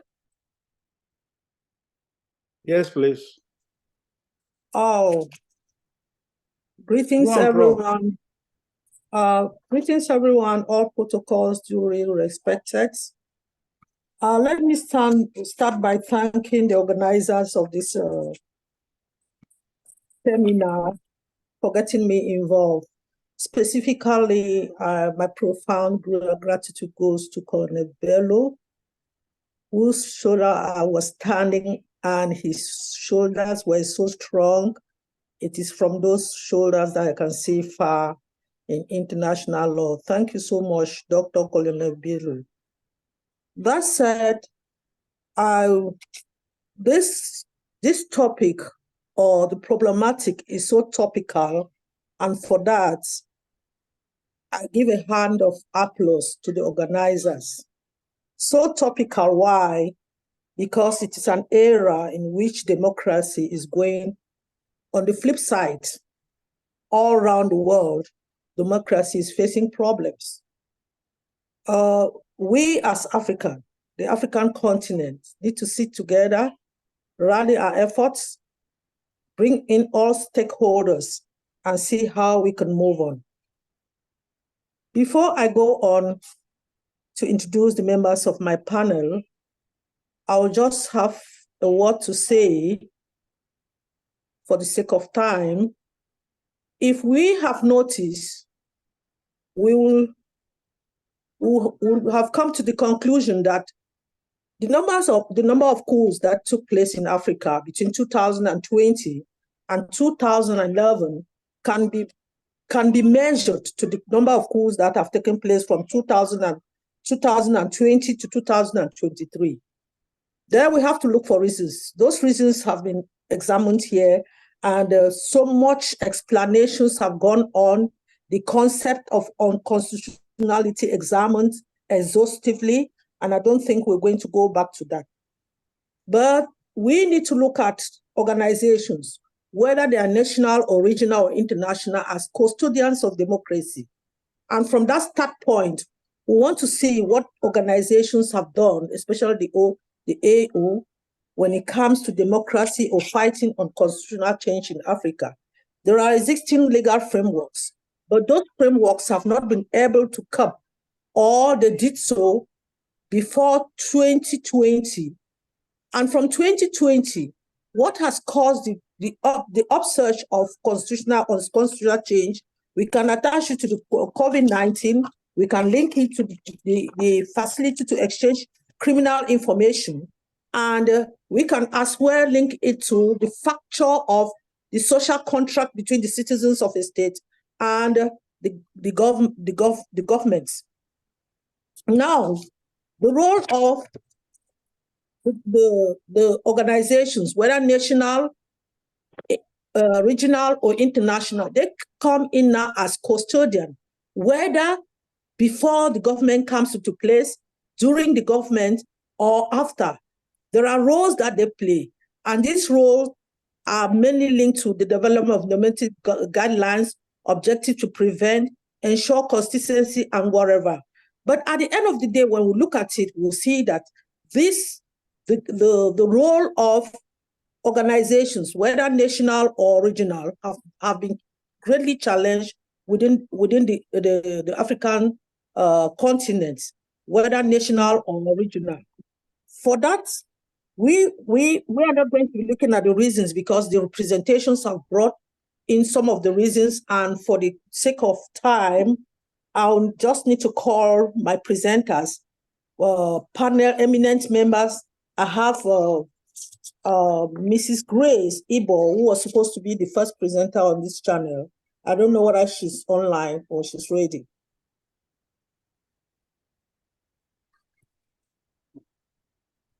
Hi.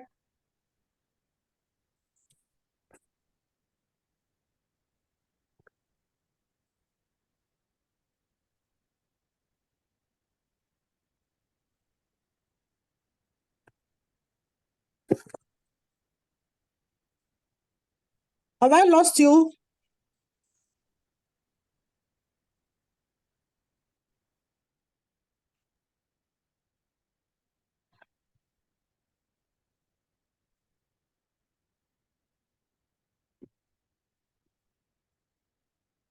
We can't hear you. Okay. Okay, can I go on? You can go on.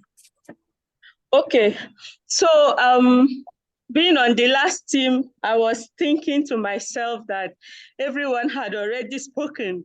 Is there any new thing we are going to bring on board as the last panel team? And what has come to my mind, even after having prepared my presentation, is one key institution, one key organization that has not been touched. And even though I have a list to work on here, I am going to quickly say that the institution I'm going to focus my attention on is the institution that brings about the molding and development of young people, who are the main human resource bank of our continent, Africa. The young people are everywhere, yes, but we have institutions that have quite a number of young people at their beck and cunning that they can mold. And these young people are responsible for a lot of things and a lot of unconstitutional change in government that is happening in Africa. For instance, if we take our tertiary institutions as a case study, tertiary institutions, that's where I work, that's where I'm going to focus my 10 minutes or 15 minutes. So if I take one institution, for instance, the University of Calabar, where I work, every year we have about 45,000 young people in one institution. And these young people are expected to finish and become the leaders and do all that they are supposed to do to make our continent a great one and keep the leadership process intact. Unfortunately, the kind of education that is provided to these young people in our institution is not the type that will give us the kind of results that we need. Typically speaking, I have listed other institutions like the judiciary, like promoting free and fair election, and maintaining early warning signs. But again, early warning systems, again, all of these systems are systems that are being controlled somehow by young people. And whatever young people decide to do with these systems can either make Africa have a good and accountable leadership system or a bad one. So if I relate tertiary institutions and young people in tertiary institutions with a free and fair election process, if we are not even dealing with coup d'etat now, we are dealing with the civil unconstitutional change in government. You see that even if the electoral processes and laws are in place, as long as young people don't get the right information and the right education, the right attitude to understand that they are not supposed to aid illegality in the electoral process, then we'll continue to be where we are. They will be the ones to snatch the ballot boxes. They will be the ones to want all their monies that the leaders have been taking from them during the election period and don't care what happens after that period. That's a key thing we need to look at. So what happens in the tertiary institutions? Young people go there to study their course of whatever course they want to study, and all they want is to pass. A lot of people have come in to say, okay, how do we shape the political thinking of these young people? We go out to look for funding, to organize seminars. I bet you will see the halls empty. They won't come. If there is a fashion show or there is one music show, you see the whole field. So once again, like someone asked, are these young people really ready to take up leadership? Are they really molded in a way that they can shape our future and the future of Africa that we want to see? So typically, that's a very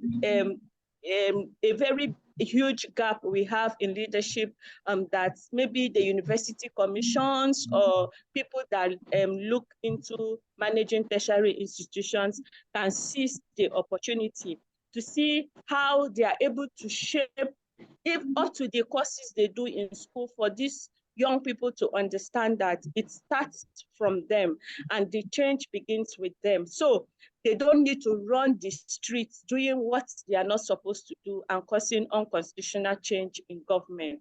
Now, together with young people, we have the issue of urbanization and unemployment. So we see what in Nigeria we now call the Jakpa syndrome. So it's either they get their way through the political process and get the money they want to get, or they have to go out. So who is going to stay back to develop and build the country? So why we ask for accountability is so that these young people can have the adequate infrastructure they need to advance. They will also have the social safety nets that they need that will take their eyes away from all of these activities that lead to unconstitutional change in government. These issues of providing for the people and taking away poverty in the land has been overflowed. Every single person that have spoken so far had something to say about these issues. What are the leaders supposed to be accountable for? If they cannot be accountable for the basic needs of the people, then what would they be looking for? What do they expect these young people to do? So while we expect young people to model their behaviors and the schools to mold them to become a better person so they don't engage these activities, the accountability is also in providing them the enabling environment to thrive. We've also, I was also looking at apart from repositioning educational institutions with skill-based learning that will look at job creation, we also need to look at managing platforms for volunteer service. So most of the people that are appointed into political offices are not able to give the leadership we require. They don't have the experience. So you have someone somewhere, a godfather somewhere, and you are given a position, or you have the money and you get there. How do we build these young people platforms at local and regional levels where they look at these issues of governance critically, so that when they find the opportunity or when they read about things on social media, they will not be easily swayed away, and they will really get the context, because through the volunteering experience, they are able to provide and experience what it means to really be a good leader. And then I said the time is to act now. The Chinese proverb that said that the best time to plant a tree was 20 years ago. We know that, yes, General had already said it, that yes, our democracy is around 30 years. And so, yes, 20 years ago, we're supposed to have groomed these young people so that they will take over and do the right thing. But I'm just emphasizing through this platform that yes, the young people can be groomed now. We can look at the institution, the tertiary institutions, as an organization that can help us achieve this, and then let's do it now. On my last year, I said we have to work to end poverty in Africa, because all of that, if people are okay, if people get their basic needs, if people have the right infrastructure, and if the government is delivering the dividends of governance, good governance, then people don't need to take up arms. People don't need to resort to unconstitutional change in government. Thank you very much. Thank you, Grace, for that brilliant presentation. In your presentation, you decided to specify, to be specific about the youth. That was great, because the youth, we say the youth is the future of every nation. You looked at their vulnerability, because we talked of a social rupture, social contract rupture between the citizens and the states. So when the youth cannot be provided job, their social amenities cannot be provided, they are more vulnerable to constitutional changes. You went on to bring on some recommendations. You profiled some recommendations. And to those recommendations, I would just like to add advocacy and to enhance their change of mind. They have to change their mental state. I think that will be very important. So absolutely. With that, yes, advocacy, and in order to change their state of mind. For that, thank you, Grace. We need to go on to the next speaker. I don't know whether he's available. It's Basi. The next speaker, please.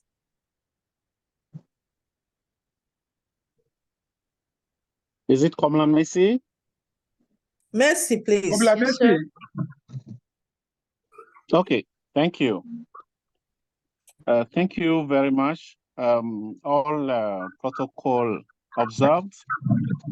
This is Colin Messi, the Regional Executive Director of WAXOF. WAXOF is the West African Civil Society Forum, which is the apex umbrella body of CSOs in West Africa, with representation in all the different countries, the 15 countries of ECOWAS region. The question here is about what institutions or organizations can do. I've jotted down a few elements that are important, that are our suggestions. First of all, is the kind of consistency in the role that organizations like ECOWAS play in our region. Consistency meaning avoid playing double standards.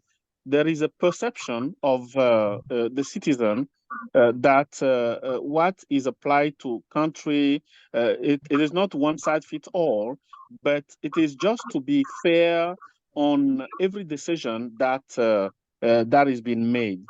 So that explains partially the perception of disconnection between ECOWAS and citizens today.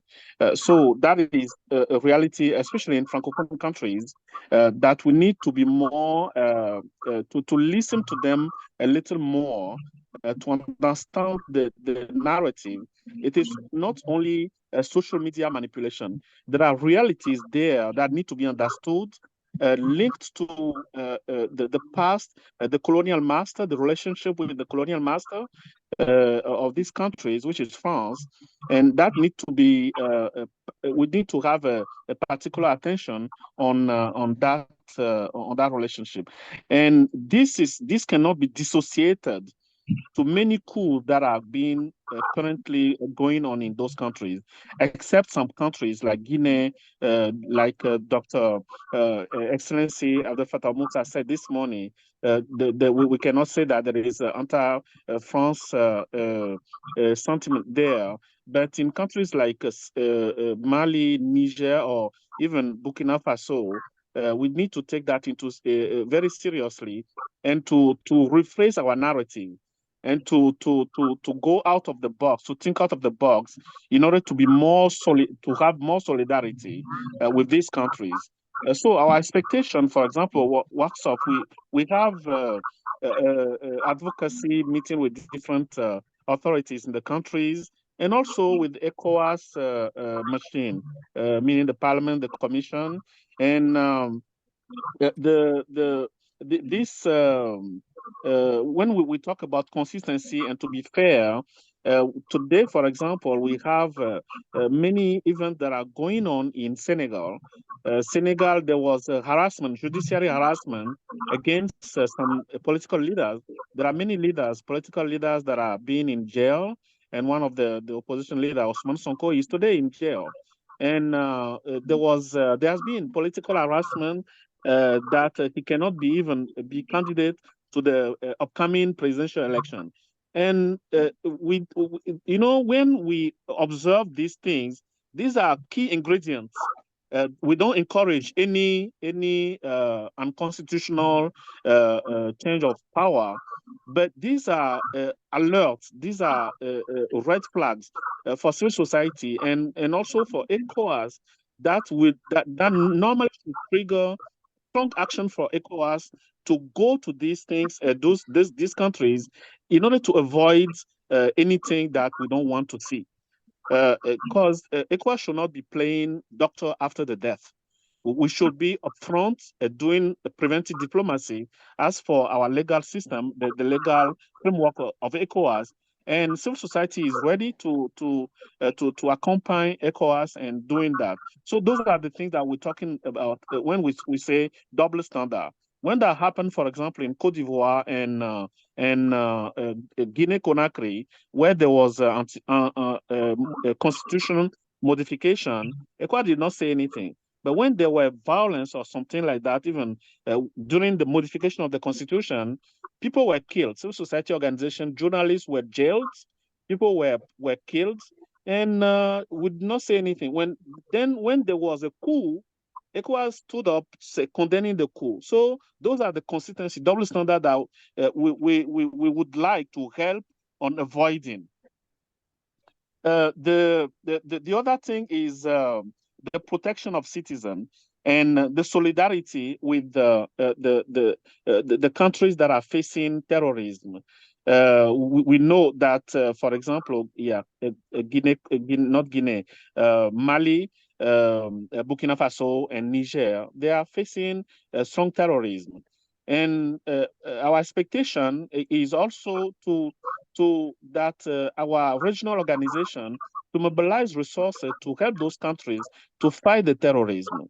And when there are wins, we should congratulate them. And when the Kidal region is now under the leadership of the government of Mali, we expect ECOWAS to commend them and to help them in order to make that sustainable. So all those solidarity things will help our community to be in more solidarity and to avoid any frustration that will lead to coup. So the thing here is to have more solidarity, to have particular attention to the narrative in Francophone countries, because there is colonialization still going on in those countries where the leaders in the countries are not free to say things for the citizen. This is a reality, and journalists and political space is strong. Not only political space, the civic space also is strong. The example of Niger, for example, we said that there is a narrative saying that yes, Niger has shown a good governance, which is true. And the transition was true between Mr. Issoufou and Bazoum. But do you know that any civic space, the civic space was very, very shrunk in Niger? There were not acceptation, or all the manifestation, all the different meetings, association were forbidden, have been forbidden in Niger since 2017. And nobody talked about that. And activists were put in jail. Journalists were jailed in Niger. So those are the narrative and the things that need to be voiced out. And so if we help to fix those things up front, I think those are also some solution or ingredient to avoid any coup in our region. And I think that my predecessors also talked about presidents that are still in power. They might be seen as democratically elected, but how was the election went? How was it organized? When we say democratically elected and the election is bridged, and we know that, okay, the opposition won, but the final declaration was that, okay, the ruling party won. That was not fair. That is not fair. And we expect ECOWAS also to speak out about that. And that was those things that are creating frustration that may lead to coup in some countries. We're just giving example and explanation, but we need to be frank among ourselves if we really want to have clear and sustainable solution in our lovely region. And the corruption as well. One of the things we said that we fighting corruption, and we know and we've seen that power has become a way to become instantly rich, wealthy like popcorns. That's not normal. And at the same time, we see the citizens suffering, and so and so. So those are the things that we think that we can help on fixing together. That cannot be done alone. It's a teamwork. If we want to progress, to make our region progress, to be example of good governance in Africa. And the judiciary system in the last item that I would like to talk about, when the judiciary system is weaponized to put people in jail, opposition leaders. If we see today in Benin Republic, there are many countries, many opposition leaders that are either they are in jail or they are exiled. They are forced to exile. And that's a judicial system that has been weaponized against these people. Senegal is another example, as I mentioned. And Cote d'Ivoire, there are journalists that were jailed. In Togo, same thing. Journalists are being jailed or in exile. So those are the things that we need to let's just not talk about the consequence of the things that are going on, but the root cause are what I listed. And we need to be frank among ourselves and face the real root cause and fix them. If we fix them, I think we're going to enjoy together the good democracy we want. So if we just say people are democratically elected, that are a good narrative, but how are they elected? We need to fix that too. Thank you very much. And thank you for your attention. Thank you very much, Barty. Thank you for going down to the roots, because when you go down to the roots, the problems will be fixed from the root. And it's not here, it's when we go out of here, what are we expecting? We're expecting solutions that are sustainable. We're expecting holistic solutions. We're expecting inclusive solutions. In your outing, you talked about corruption, non-compliance. Those are the gangrenes that have eaten into our roots, and to address them, what are the solutions? We need to look at the solutions that are going to be sustainable, that are going to be holistic, and that are going to be inclusive. I think if we look at them properly, we are going to go a long way to mitigate this problem. Thank you so much, Basti. And we will go to the next speaker if it's available. That should be the last speaker for this panel. Let me look at the name, if it's available. The last No, speaker. it's not available, but it's not available. Madam Moderator, I am speaking on behalf of the panelists. You are wearing his shoes. I hope the shoes will not be too big for you, sir. Go on. Sorry, I didn't hear you. I say I hope you are wearing his shoes because he's not around. It's okay. It was just a joke. No. I can't wear the shoe of an ambassador. I'm too. I'm a common man. Yeah, so okay, just taking the opportunity to fill in. Yeah, you have you can go on. We are listening, sir. Okay, thank you. I want to start with first and foremost that people tend to say democracy is in danger. It's in Africa. I do not accept that. What I see and observe over these years is in Africa, we have adopted two basic forms of governance. One is the presidential system, as we see in France and in Francophone countries, in which there's a president, very powerful, and has a prime minister who is the head of government. But the power rests with the president. The other model is the American system. A president, a vice president who has no power at all, and no prime minister. What we must remember in these two models,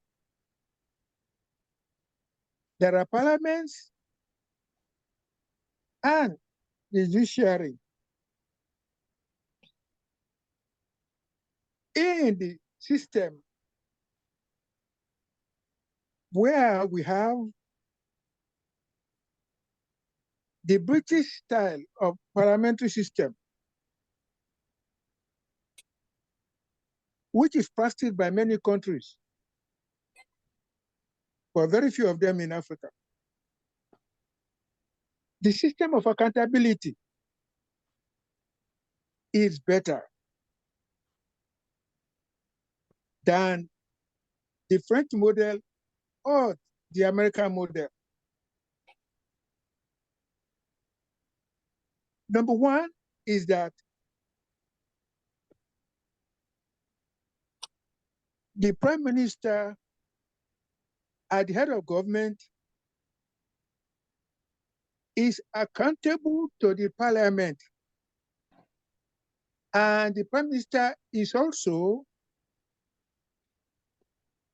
accountable to the political party that he belongs to.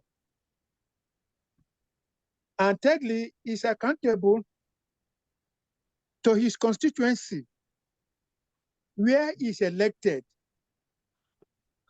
Unlike the cover-up that we have in Africa, by copying the European or the American system, that we are electing the president on a nationwide basis. In that case, you are electing a semi-god. And to remove him is nearly impossible. In the British model, the parliament can remove him by simple vote of no confidence. That's all you need. Therefore, the accountability mechanism is people-oriented in the British parliamentary system that the American and the French model of governance. Second thing that's important is this, is that the president of the American and the French model has control over the budget, and he has to approve the budget for both the judiciary and the parliament. The president is also responsible for appointing members of the judiciary. And if his party is in dominance in the parliament, nobody can call him to account. Nobody. And therefore, it is easy for the president to change the constitution and stay there forever. That's the case of Cameroon, for example.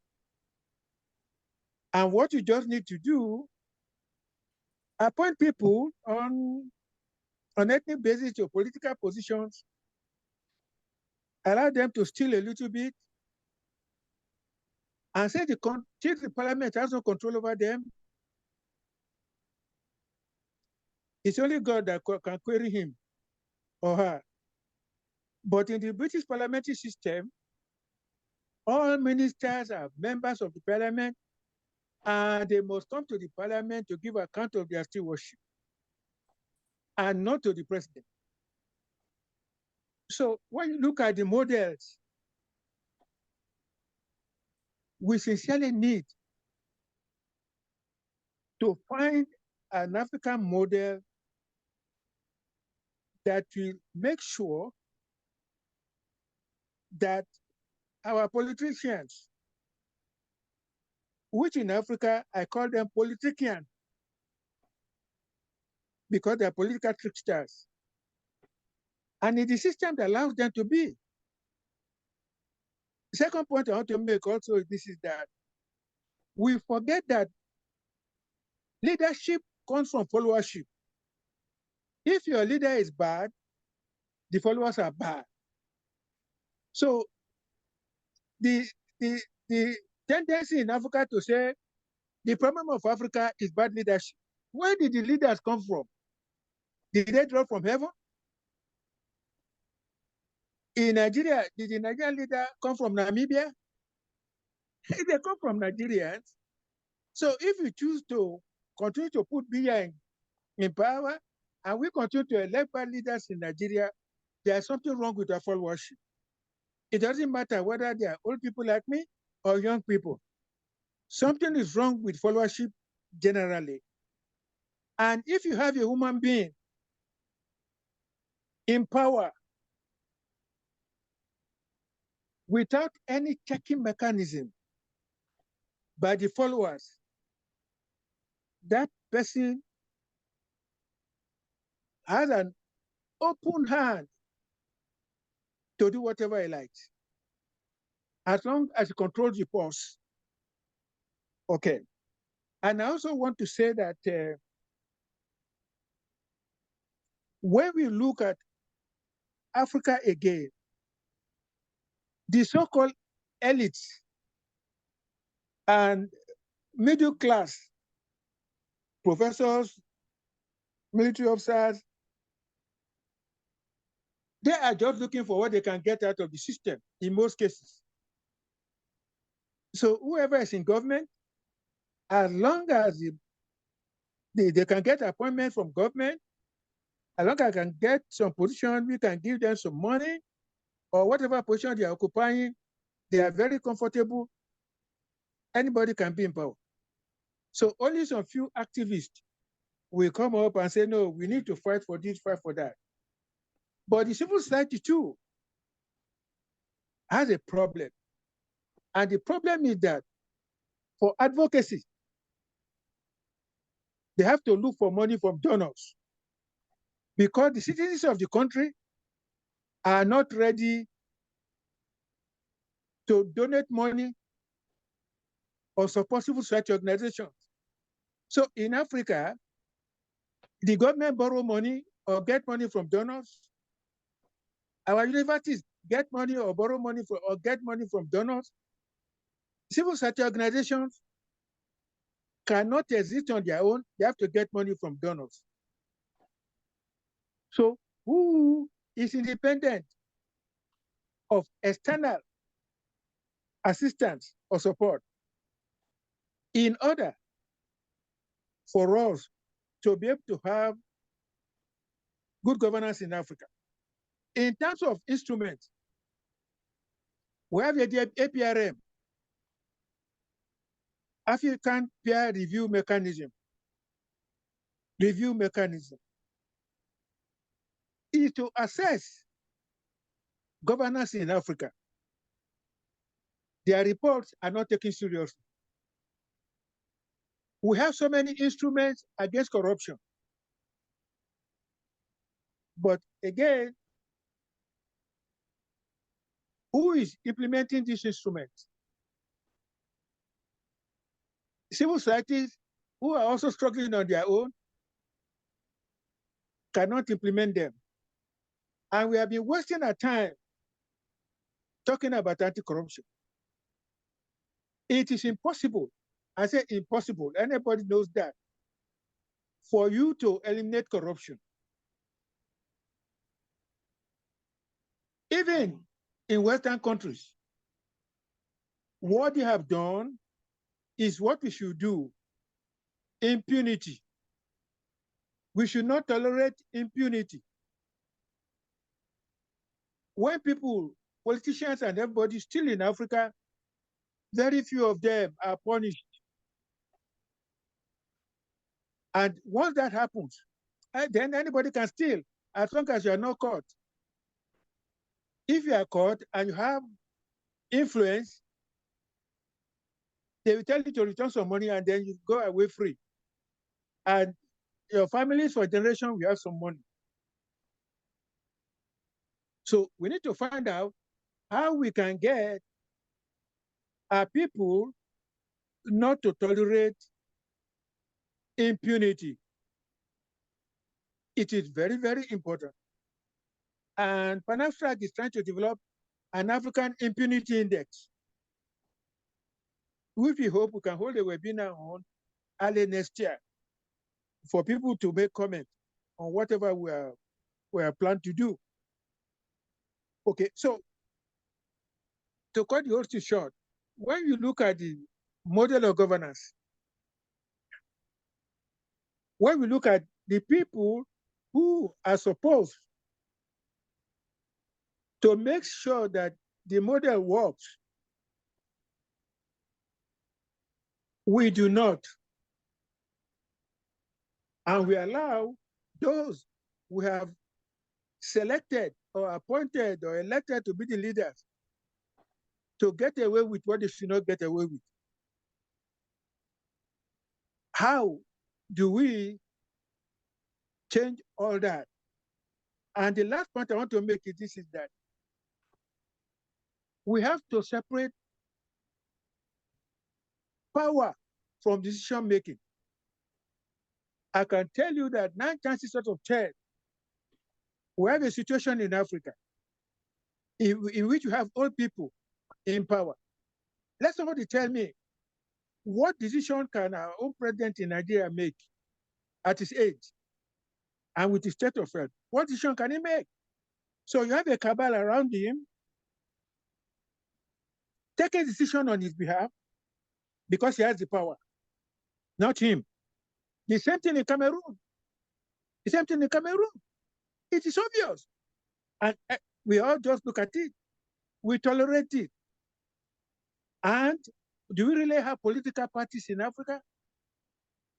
Political parties are controlled by people who have money and who can use the public funds to win elections. So election is nonsense in Africa. And if you win election and you have spent your own money, you look for a way to be able to collect the money back. And if you can take care of people with money, so what Africa needs to do, we put too much attention on leadership. We need to put much more attention by civil society organizations on followership, on making sure that the people put up the mechanism to tell the leaders they are going to select, we have put you there. If you mess around, we will come to the street and make sure that you get out. That is what's working in the Western world. And that is the difference. And lastly, point I want to make is that we need to choose the model. South Africa is trying. What South Africa has done is to put the presidential and parliamentary model and combine them together. So the president reports to the South African parliament, and they have a council of traditional rulers who sits above the parliament to maintain a moral position over the politicians. They are still in there, but they have institutions.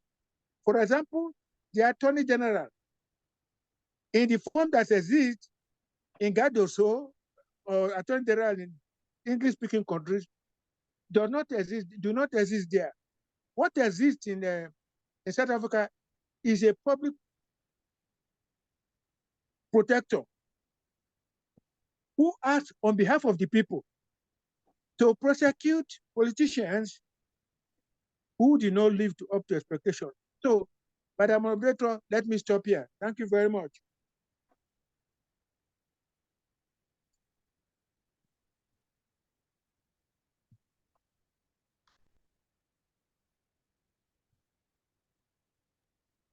We're not hearing you, Prof.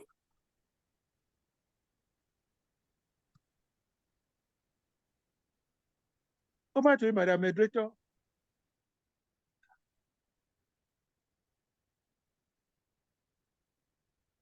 Okay, if my moderator is not there, no, can we move to?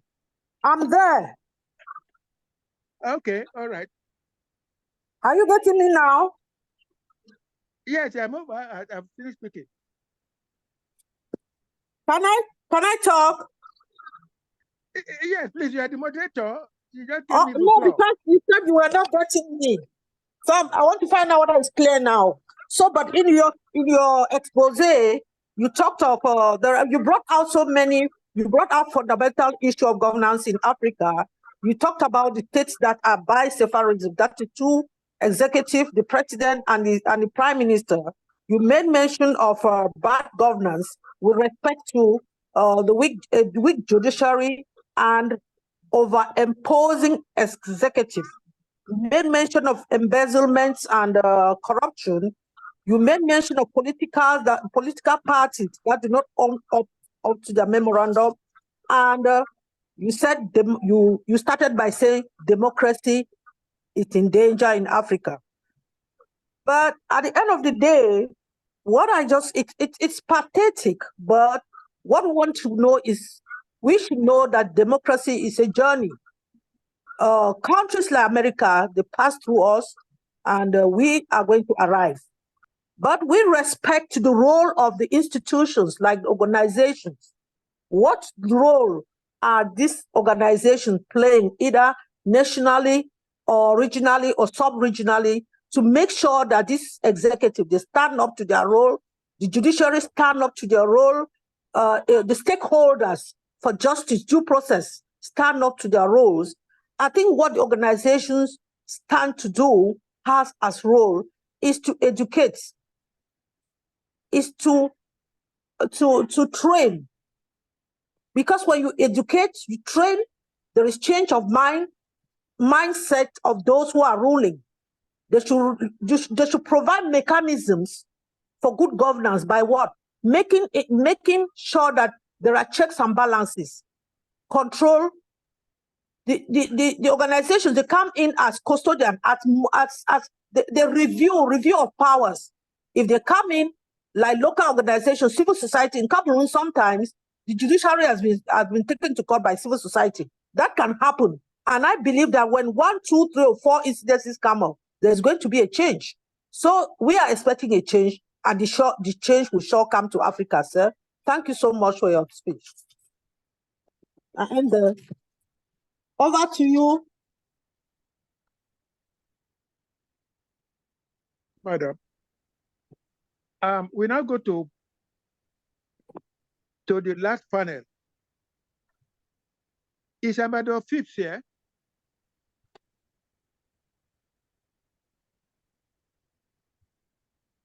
Is Ambassador Phipps here? It looks like he has left. So, yeah, I think he's left. A lot of them have left, sir. Okay, so what we need to do now in this last panel is just to ask each of the moderators who are still with us to please summarize what are the main recommendations from their various panels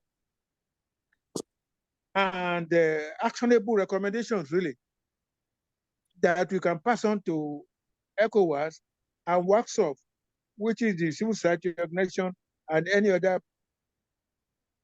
institution that are interested in AU and other parts of Africa.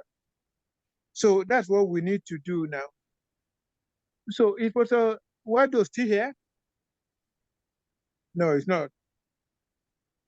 Yeah, Professor Destro? I'm still here. Okay. Yes, what I'm still recommendation here. has he got? You'll understand that our own panel is fundamentally a theoretical discussion to set the agenda rolling. But basically, we were of the considered opinion that the models in Africa on governance are not necessarily exogenous.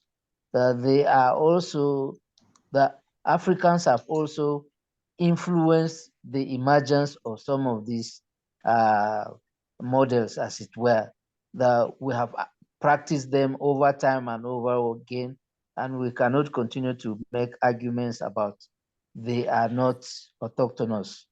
Secondly, we believe we are also of this considered opinion that these models of governance requires persons with character and who are responsive and accountable. Thirdly, we're also of the considered opinion that there is the necessity for inclusiveness, that if we are able to create the necessary environment for inclusiveness, i.e. participation in governance, participation in social institutions, and other relevant governance bodies, as it were. We were also of the considered opinion that we need to strengthen institutions, organizations that will participate in engendering a viable society. For instance, the civil service should be strengthened in such a manner that it contributes to the development of the state. Private organizations or organizations, agencies should be such that they can also contribute to the development of the state through accountability and transparency and responsiveness to the needs of the Nigerian people, our people, as it were. So we are generally agreed that it requires the creativity, the comportment, and the sagacity of our people to move us to the next level. Thank you, Chair.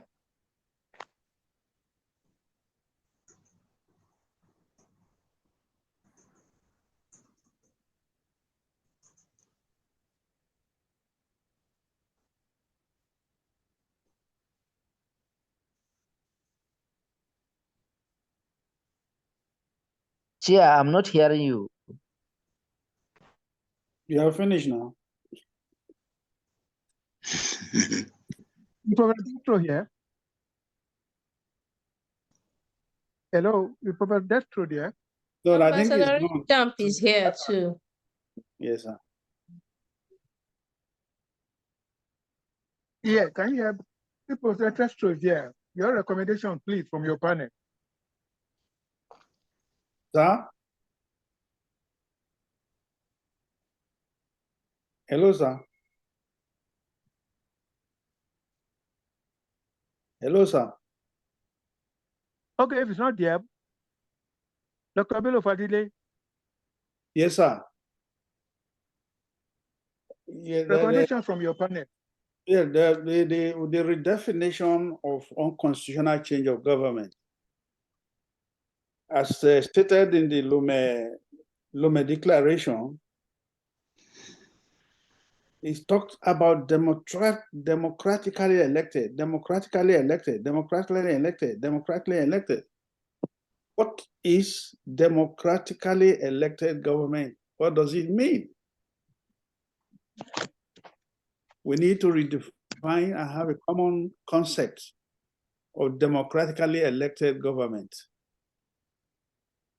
We need to look at government failure seen by the perspectives of the populace that cry out for change. Change by proper election or change by citizens in uniform. We need to look at interventions from outside worlds who, in the larger extent, are the financiers or supporters of a government in place. We have seen election observers writing reports of elections that were not honored or at conflicts. For instance, with AU report, ECOWAS report, European report, IRS reports, conflicting reports on same election. We need to perfect the mode of electing our leaders democratically. Our populace need to be educated on what they have to do as an electorate, that their vote is their power. These are the areas we believe need to be engineered and educated properly. And then the peer review, which used to be good, is no longer viable now. So there is need to encourage peer review before it happens. The peace and security protocol review, early warning system, and then finally, we should discourage winner take all in governance. Inclusiveness is required that there should be power sharing in accordance to your votes.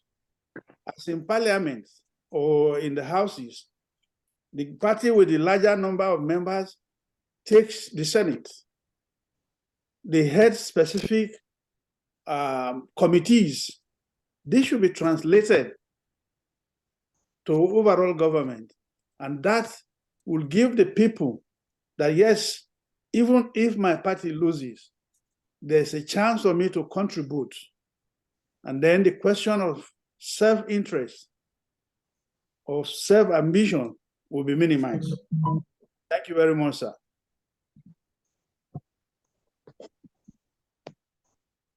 Thank you.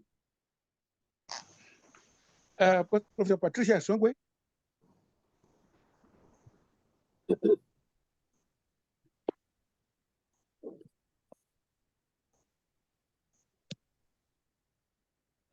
Please go ahead with your recommendations. I have a few. Yeah, Okay. the line is it's breaking, but I can get you, sir. We have some few here. The first is increasing regional organization and national engagement to deal with threats and violation of constitutional order that originates from within the ruling regime. That's the first one. The second one, we have to develop clear normative guidelines on what constitutes a serious threats and enforcing normative frameworks on constitutional governance.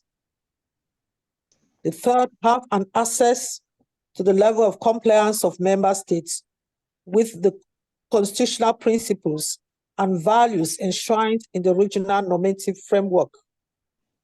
The next one is to organize an objective and impartial evaluation of member states' compliance with the regional normative framework, while duly respecting and taking into account the legal, the political, and institutional context.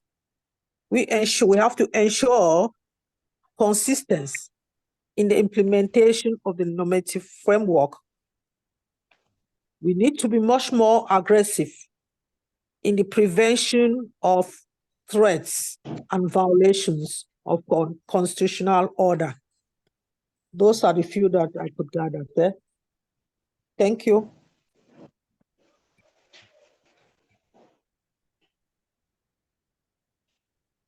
Thank you very much, Prof. Yeah, you're welcome, sir. Excuse me. Okay, has anybody got any recommendations that you want to make? Yes. Okay, please go ahead. Yeah, this is Comrade Messi from Waxoff. I think one fundamental recommendation we can make here is the change of the review of the ECOWAS Protocol on Good Governance and Democracy. We need to advocate to put or to recommend to ECOWAS to put all the different recommendations in that document, because there was an exercise that we actually did 2 years ago, but there was 13 countries out of 15 that accepted and 2 actually refused. Those are Senegal and Togo and potentially Cote d'Ivoire. So we need to advocate to have that work to be published, because there was an extensive work from civil society organizations and ECOWAS civil servants to have all the different recommendations to put in that updated and upgraded and reviewed ECOWAS protocol on good governance and democracy. I think that might be maybe our first recommendation, because that has been hidden civil society or citizens, and we need to push for it. Thank you very much. Thank you. Any other recommendation? Yes. Go ahead, John. Yes, my recommendation will include that authority of the Economic Community of West African States, in partnership with other international bodies, such as the African Union, European Union, United States, and the United Nations, continue to hold the military rulers accountable in returning their countries to democracy. 2, that elections are held as provided for under the Constitution in a transparent, free, and fair manner, deemed credible as per international standard, and rigged elections are revoked by the Supreme Court of the land. That the police are trained to respect the rights of citizens to protest and equipped with the tools to repair wrongdoing. 4, that police brutality against peaceful protesters is investigated in a timely and transparent manner, and perpetrators face the full weight of the law. 5, that ECOWAS consider leaders changing the Constitution to perpetuate themselves in office a criminal offense. 6, that key officials of election bodies are duly elected by Parliament to work for the people, owing loyalty to the state, and not an individual with appointing power. 8, that state actors provide a platform for their citizens to freely express themselves through protest without any retaliation from the police or the military. 9, that dialogue is encouraged in settling disputes as the result of protests. 10, that the citizens are encouraged to peacefully protest at any time, which serves as the engine of democracy. Lastly, set deterrent mechanisms and implement mandate. Thank you.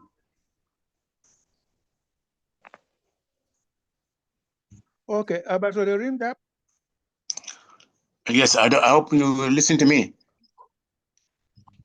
You are getting me? Yes. Yes, please. As the last speaker or commentator on this issue, you raised a very important issue about democratically elected president.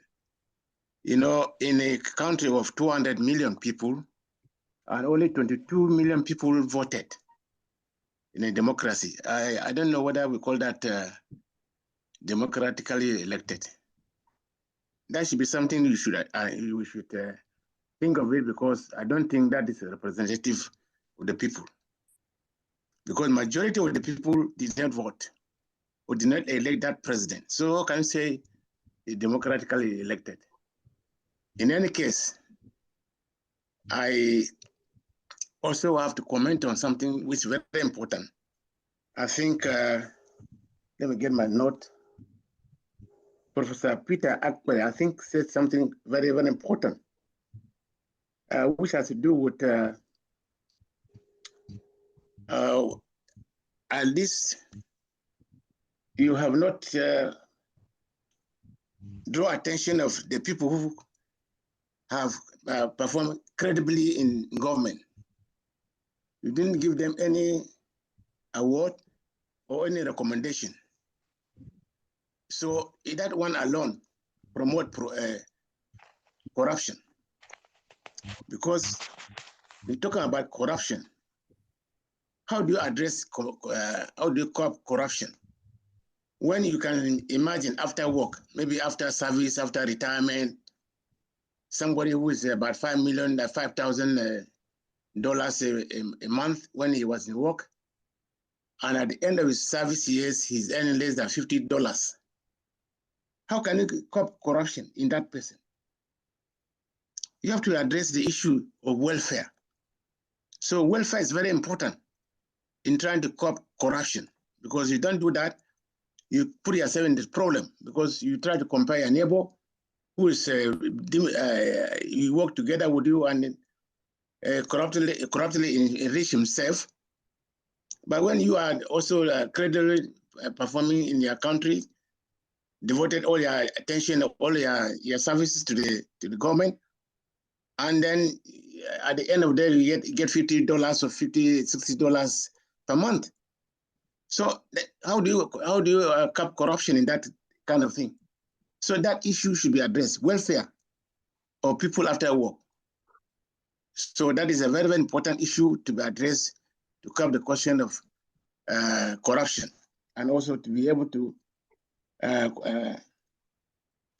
give appointment or give some recognition to those who have performed credibly during service years. I think these are the major things that we should also address in order to curb some of this problem in Africa or West Africa. I think lastly, I have to also say something very important. I think the keynote speaker, I have some notes with me, will say something about, we know that democracy is a way of life that we have taken or adopted from the West. It will live with us. Some of us live during the military regimes. We saw what has happened there. But today, for me, I've tried to compare, put them side by side with the civilian performance. The quality of work they've done, the quality of services they have put, the service of, let's say, infrastructure they have put in place is far greater and better than the civilians. Take, for instance, Nigeria in 1999. Today, compare them with what the military have done, what Abacha that is talking about. The best hospital in Abuja is built by Mrs. Abacha. They call it National Hospital. Yes, I was part of that thing, but that's the only other hospital we have in Abuja. It was built during the military. And it is the one that is today. There is no better hospital than that one in Nigeria. So try to compare and put it side by side and see. Well, I'm not advocating for military regime, but I'm also giving another example. In my state, I come from Plateau State. The governor who was a former military governor, he ruled as a governor of Gongola State, then later was governor of Benue State, then he became governor of Plateau State. Compare his services, his activities, things that put in place in Plateau State. You can't compare it with any other civilian governor. That is Jonah Jam. You go there and see what he put in place. So he has put in better services to the people. So I'm not saying that I'm just putting challenges to the civilians or the democratic, whatever it is, that we should have to put in place services people can see, can point to it. I think I don't need to go further than to point out these few things to add to whatever conclusion we're going to put to make sure that we address these matters in West Africa. Thank you very much. Okay. Thank you. Any other comments? Okay. I think we've given everybody a chance who want to speak. I have a general recommendation, sir. Like I said during my opening remark, we have here in America. Yes, sir. Can I go on, sir? It's a general recommendation. Yeah, go on. Yes, sir. Like I said, last week we had a webinar by American Bar Association, and there's a body called Defending American Democracy. And the ambassador mentioned something about retired military personnel forming a group, or I don't want to call them pressure group, but forming a group that can advise government, like we try to do in Council of African Security Affairs, advise them on good governance, good election processes to avoid coup d'etat or unconstitutional change of government. I don't know if you can find a place for such a body in our recommendation. Apart from you use the example of French legionnaires. Security Council, Peace and Security Council of the AU, or the Peace and Security of ECOWAS. These are political appointments, and I don't know how we can get something into it. Thank you, sir. That's my general observation and recommendation. And thank you for hosting this and making it possible, sir. Okay, thank you, everybody. But let me point out that one, all the AU, ECOWAS, and all these regional bodies, if you look at them and the structures they have a secretariat with commissioners. You can call them the executive. You have ECOWAS Court, which is the judiciary. You have ECOWAS Parliament. The same with East Africa, Southern Africa, and the AU itself, and Central African Republic, or another small regional economic communities. Therefore, you can say that ECOWAS, for example, is a confederation of ECOWAS states. But what is missing is that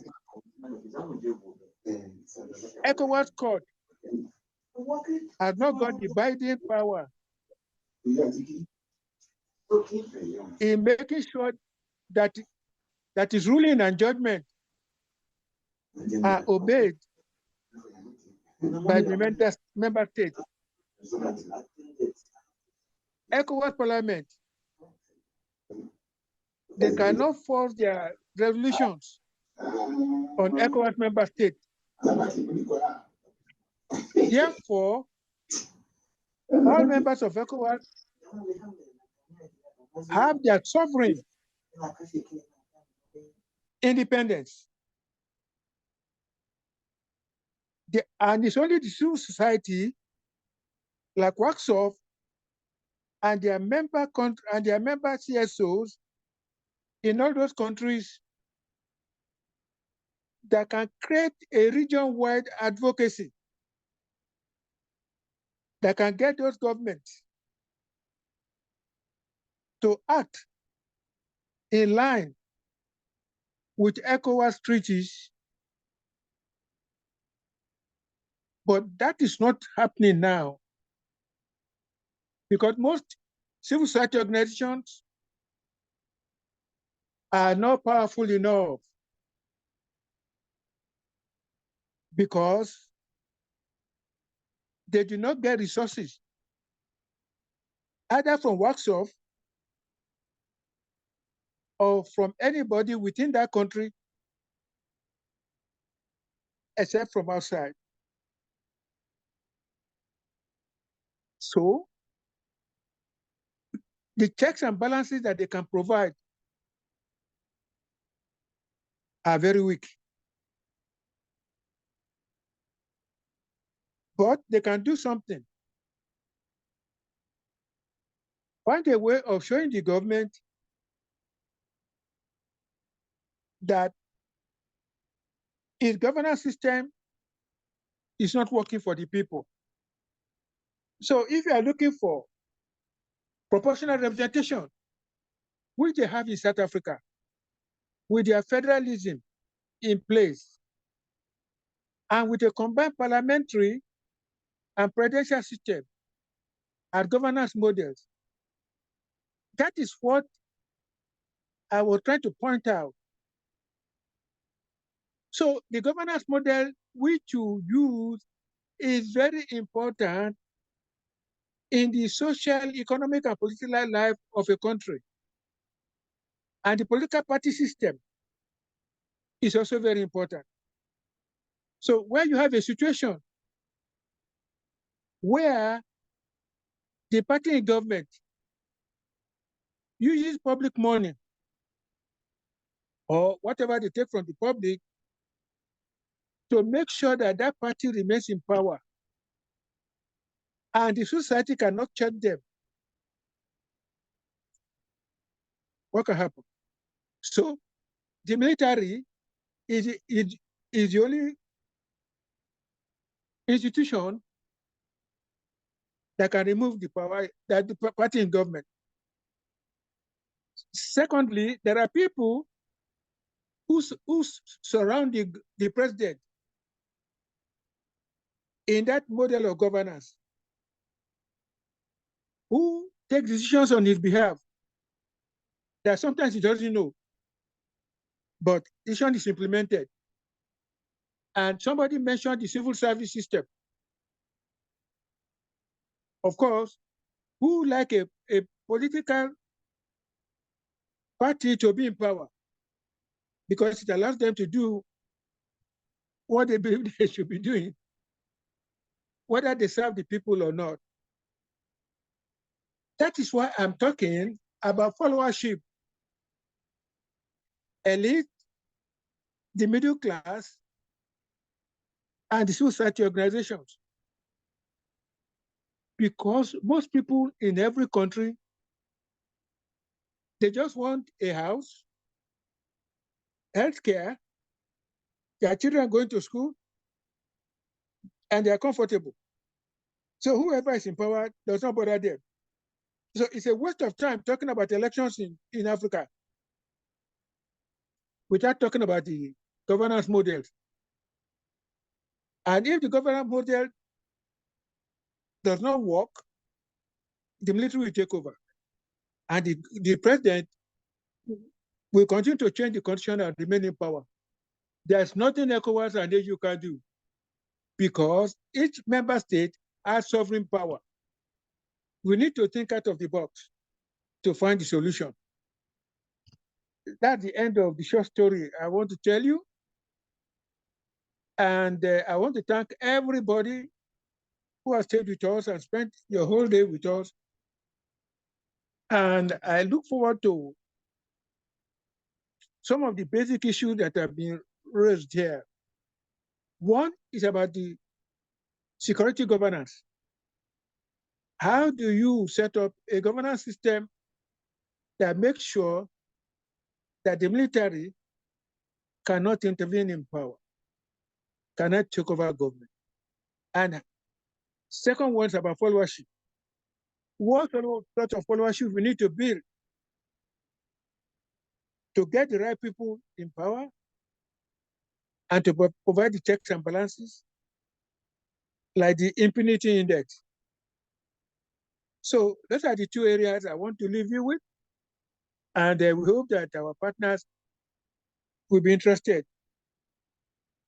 in working with us on those issues.